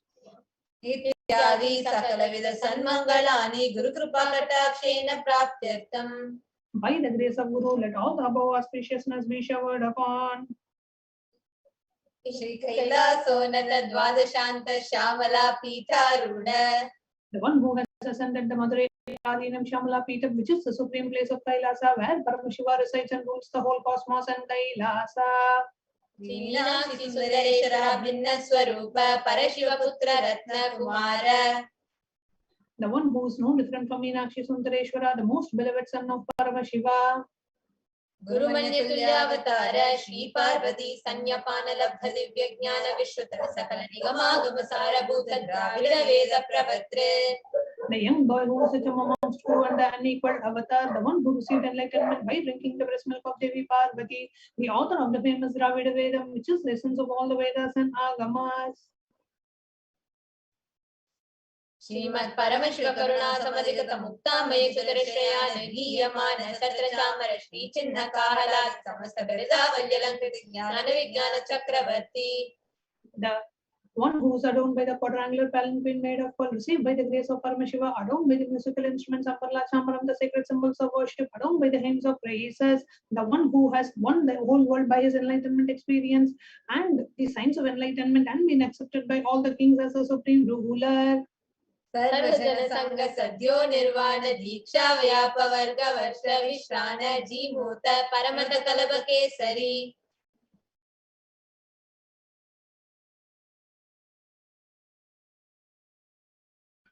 The showerer of Videha Mukti and the immutable state of enlightenment immediately by Nirvana Diksha to all people, the one who creates plus protecting leader, the roaring lion and the trumpeting young infant for other religions. सिद्धांत स्थापनाचार्य श्री राजाधिराज पांड्य महाराज गुरु शपन शाक्यादि महांतकार निवारण ज्ञान भानु वीक्षणा नरहार ध्वजोच्छेदन पूर्वक श्रीमद् ऋषभध्वज स्थापक शैव समय कर्तृ. The Acharya who established Saiva Siddhanta, the Guru of the Pandya king, who is the supreme king of all kings, the Guru who is also the Pandya king, who is the supreme king of all kings, the enlightening sun that removes utter darkness of delusion, the one who installed the Rishabha flag, the creator and the reviver of Shaivism. सर्वज्ञ पीठारूढ़ श्री जगत गुरु श्री ज्ञान संबंध देशिक स्वामी वागीश सुंदर माणिक्य वाचक स्वामी नाम अवतार भूत श्री ज्ञान संबंध स्वामी पुनरुद्धृत श्यामला पीठ सर्वज्ञ पीठ त्रिनवद्युत्तर दिशतम गुरु महासन्निधान. The one who is the ruler of the Sarvanya Pita, the seat of omniscience, oh, the avatar of such above mentioned attributes, the Guru of the whole world, Sri Jnana Sambandha Deshika Swami, Upper Sundara and Manika Vachakar Swami, oh, the ruler of the kingdom of enlightenment, the Shamala Pita Mahasamsthana, which was revived by Jnana Sambandha Swami, the one who has ascended the seat of omniscience, the 293rd Guru Mahasannidhana. Giri Yogishwara Parampara Karunachala Sarvajna Pita Guru Mahasannidhana. The one who has ascended the seat of Arunachala Sarvanya Pita in the lineage of Arnagiri Yogishwara. Kailasa Paramparagata Kanchi Kailasa Sarvajna Pita Trayatrimshaduttara Dishitatam Guru Mahasannidhana. The one who has ascended the seat of Kanchi Kailasa Sarvanya Pita as the 233rd pontiff in the lineage of Kailasa. नित्योत्सव नित्य मंगल नित्य कल्याण नित्य रचित कैलास परंपरागत आदि कैलास नित्यानंद पीठ महासंस्थान महासिंहासन पीठ कर्तृ. The creator of the Nithyananda Pita Mahasamsthana Mahasimhasana Pita, which is eternally celebrating, auspicious, festive, and having the attracting energy of enriching. साक्षात् श्री परमशिव समुद्भूत कैलास परंपरागत वैवस्वतमनिक्ष्वाकुवरश्चंद्र भगीरथ श्रीरामचंद्र शूरसेन इत्यादि अनवच्छिन्न सार्वभौम चक्रवर्ती परंपरागत चतुष्षष्टि योगिनी मंडित चतुष्षष्टि संप्रदाय प्रवर्तक मनुधर्म शासन सूर्यवंश प्राप्त सर्वज्ञ पीठ सुरांगी साम्राज्य मूर्धाभिषिक्त चूड़ामणि साक्षात् श्री परमशिव समुद्भूत कपिल महागुरु पुनरुद्धृत महानिर्वाणी पीठ अष्टोत्तर सहस्र श्री महामंडलेश्वर. The 1008 Sri Mahamandaleshwar of Mahanirvani Pita, established by Bhagavan Paramashiva himself and revived by sage Kapila. साक्षात् श्री परमशिव सिंहासनाभिषिक्त समस्त गणनायक श्री महागणपति समारंभ अनवच्छिन्न पीठाधीश्वर गुरु परंपरा प्राप्त अटल पीठ अष्टोत्तर सहस्र श्री अटल पीठाधीश्वर. The 1008 Sri Atalapita of Atalapita, which has an unbroken lineage of pontiffs starting from Bhagavan Mahaganapati, who is the leader of the Ganas and who was coronated by Bhagavan Paramashiva himself.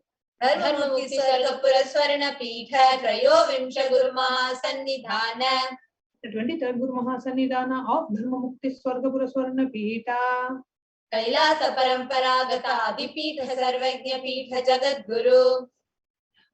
The Jagat Guru of Adipita Sarvanya Pita in the lineage of Kailasa. Shri Kailash पुनरुद्धारक Shri Kailash परमाचार्य Shrimad Paramhans परिव्राजकाचार्य वर्य सच्चिदानंद प्रणव स्वरूप श्रोत्रिय ब्रह्मनिष्ठ श्रीमद जगत गुरु श्रील श्री भगवत श्री नित्यानंद परमशिव श्री ज्ञान संबंध देशिक परमाचार्य स्वामिना प्रीत्यर्थम.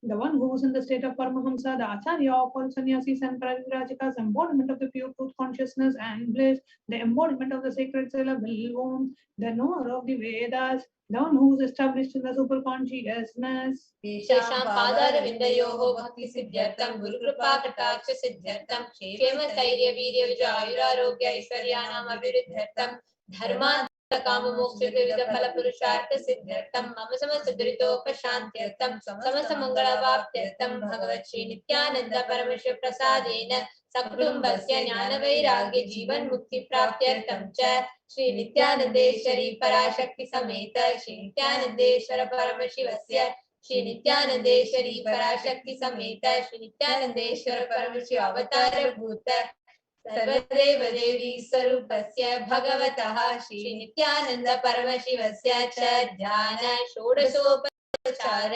सर्वोपचार अर्चनाराधन पूजां प्रार्थनां करिष्ये. ओम आनंद गंध निलयाय नमः. ओम भवरोग भेषजाय नमः. ओम कल्पतरवे नमः. ओम पशुपतये नमः. ओम पाशविमोचकाय नमः. ओम ईप्सित फलदायकाय नमः. ओम भाग्यवृत्ति परिवर्तकाय नमः. ओम माधि व्याधि विनाशकाय नमः. ओम समस्त कल्याण गुणान्विताय नमः. ओम निरतिपुरीशाय नमः. ओम श्री कैलासपतये नमः. ओम शिवशक्त्यैक्य स्वरूपाय नमः. ओम ह्रीं नित्यानंदाय नमः. ओम हां हौं शिवाय नमः. ओम श्री नित्यानंदेश्वरी पराशक्ति समेत श्री नित्यानंदेश्वर परमशिवाय नमः. ओम श्री नित्यानंदेश्वरी पराशक्ति समेत श्री नित्यानंदेश्वर परमशिव अवतार भूत सर्वदेव देवी स्वरूपाय श्रील श्री भगवत श्री नित्यानंद परमशिव श्री ज्ञान संबंध देशिक परमाचार्य स्वामिने नमः. ओम Nityanandam.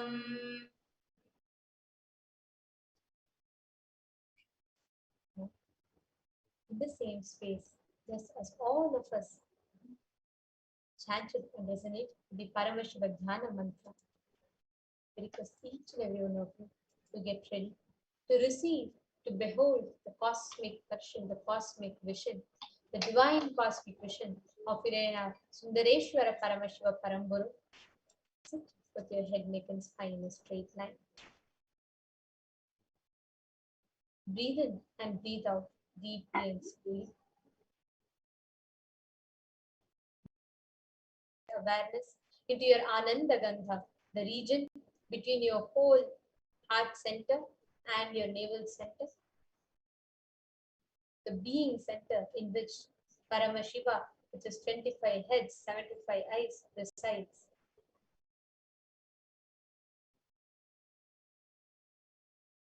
In that same space, meditate on Irena, Sundareshwara Paramashiva Parambhuru. Connect with him in your inner space as he manifests through the Nija Avatara. Now we are going to be chanting the Shiva Purana.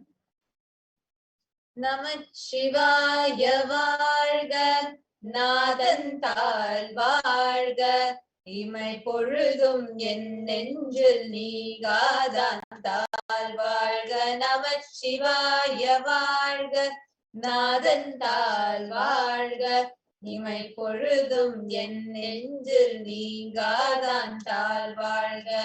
Kogaliyaanda Gurumanidan Varga, Kogaliyaanda Gurumanidan Varga, Agamamagi Nindra Annipan Varga, Egan Ireivan Nadi Varga, Vegam Keduttanda Vendan Nadi Velga. Egan Anegan Ireivan Nadi Varga, Vegam Keduttanda Vendan Nadi Velga. Piraparukkum Pinyagandan Peikadalgal Velga, Piraparukkum Pinyagandan Peikadalgal Velga. Puratarku Seyondan Poomkadalgal Velga. Karam Kuvivar Ulmagalam Konkadalgal Velga.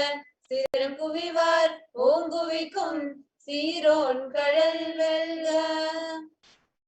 Isan Nadi Potri, Endai Adi Potri, Desan Nadi Potri, Sivan Sevadi Potri, Isan Nadi Potri, Endai Adi Potri, Desan Nadi Potri, Sivan Sevadi Potri, Neyate Nindra, Nimalan Nadi Potri, Neyate Nindra, Nimalan Nadi Potri, Maya Pirapparukum Mannan Nadi Potri, Sirar Perunduranam Devan Nadi Potri, Arada Inbam Arulum Malai Potri, Sivan Avanyan Sindayul Nindradanal, Sivan Avanyan Sindayul Nindradanal, அவனருளாலே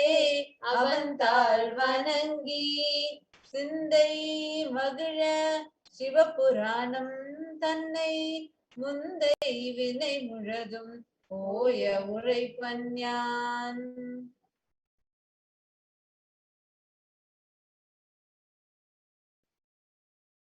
No, that's a beautiful space. As you meditate in the lotus of your heart, the form of Irena, Sundareshwara Paramashiva Parambhuru, with your eyes closed, your being center, the region between your heart center and above your navel center, the Ananda Gandha, remembering the enormous form of Swamiji as he manifests Paramashiva through his own body. Having your eyes closed, chant the Mahavakya. Om Nithyananda Paramashivoham.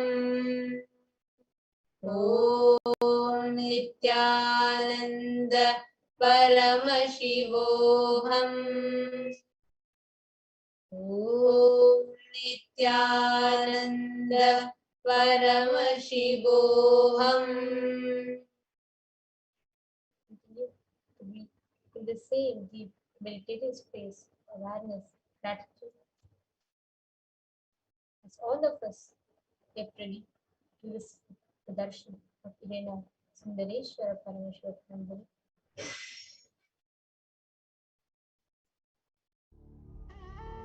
What I mean by the word Kailasa, listen intensely.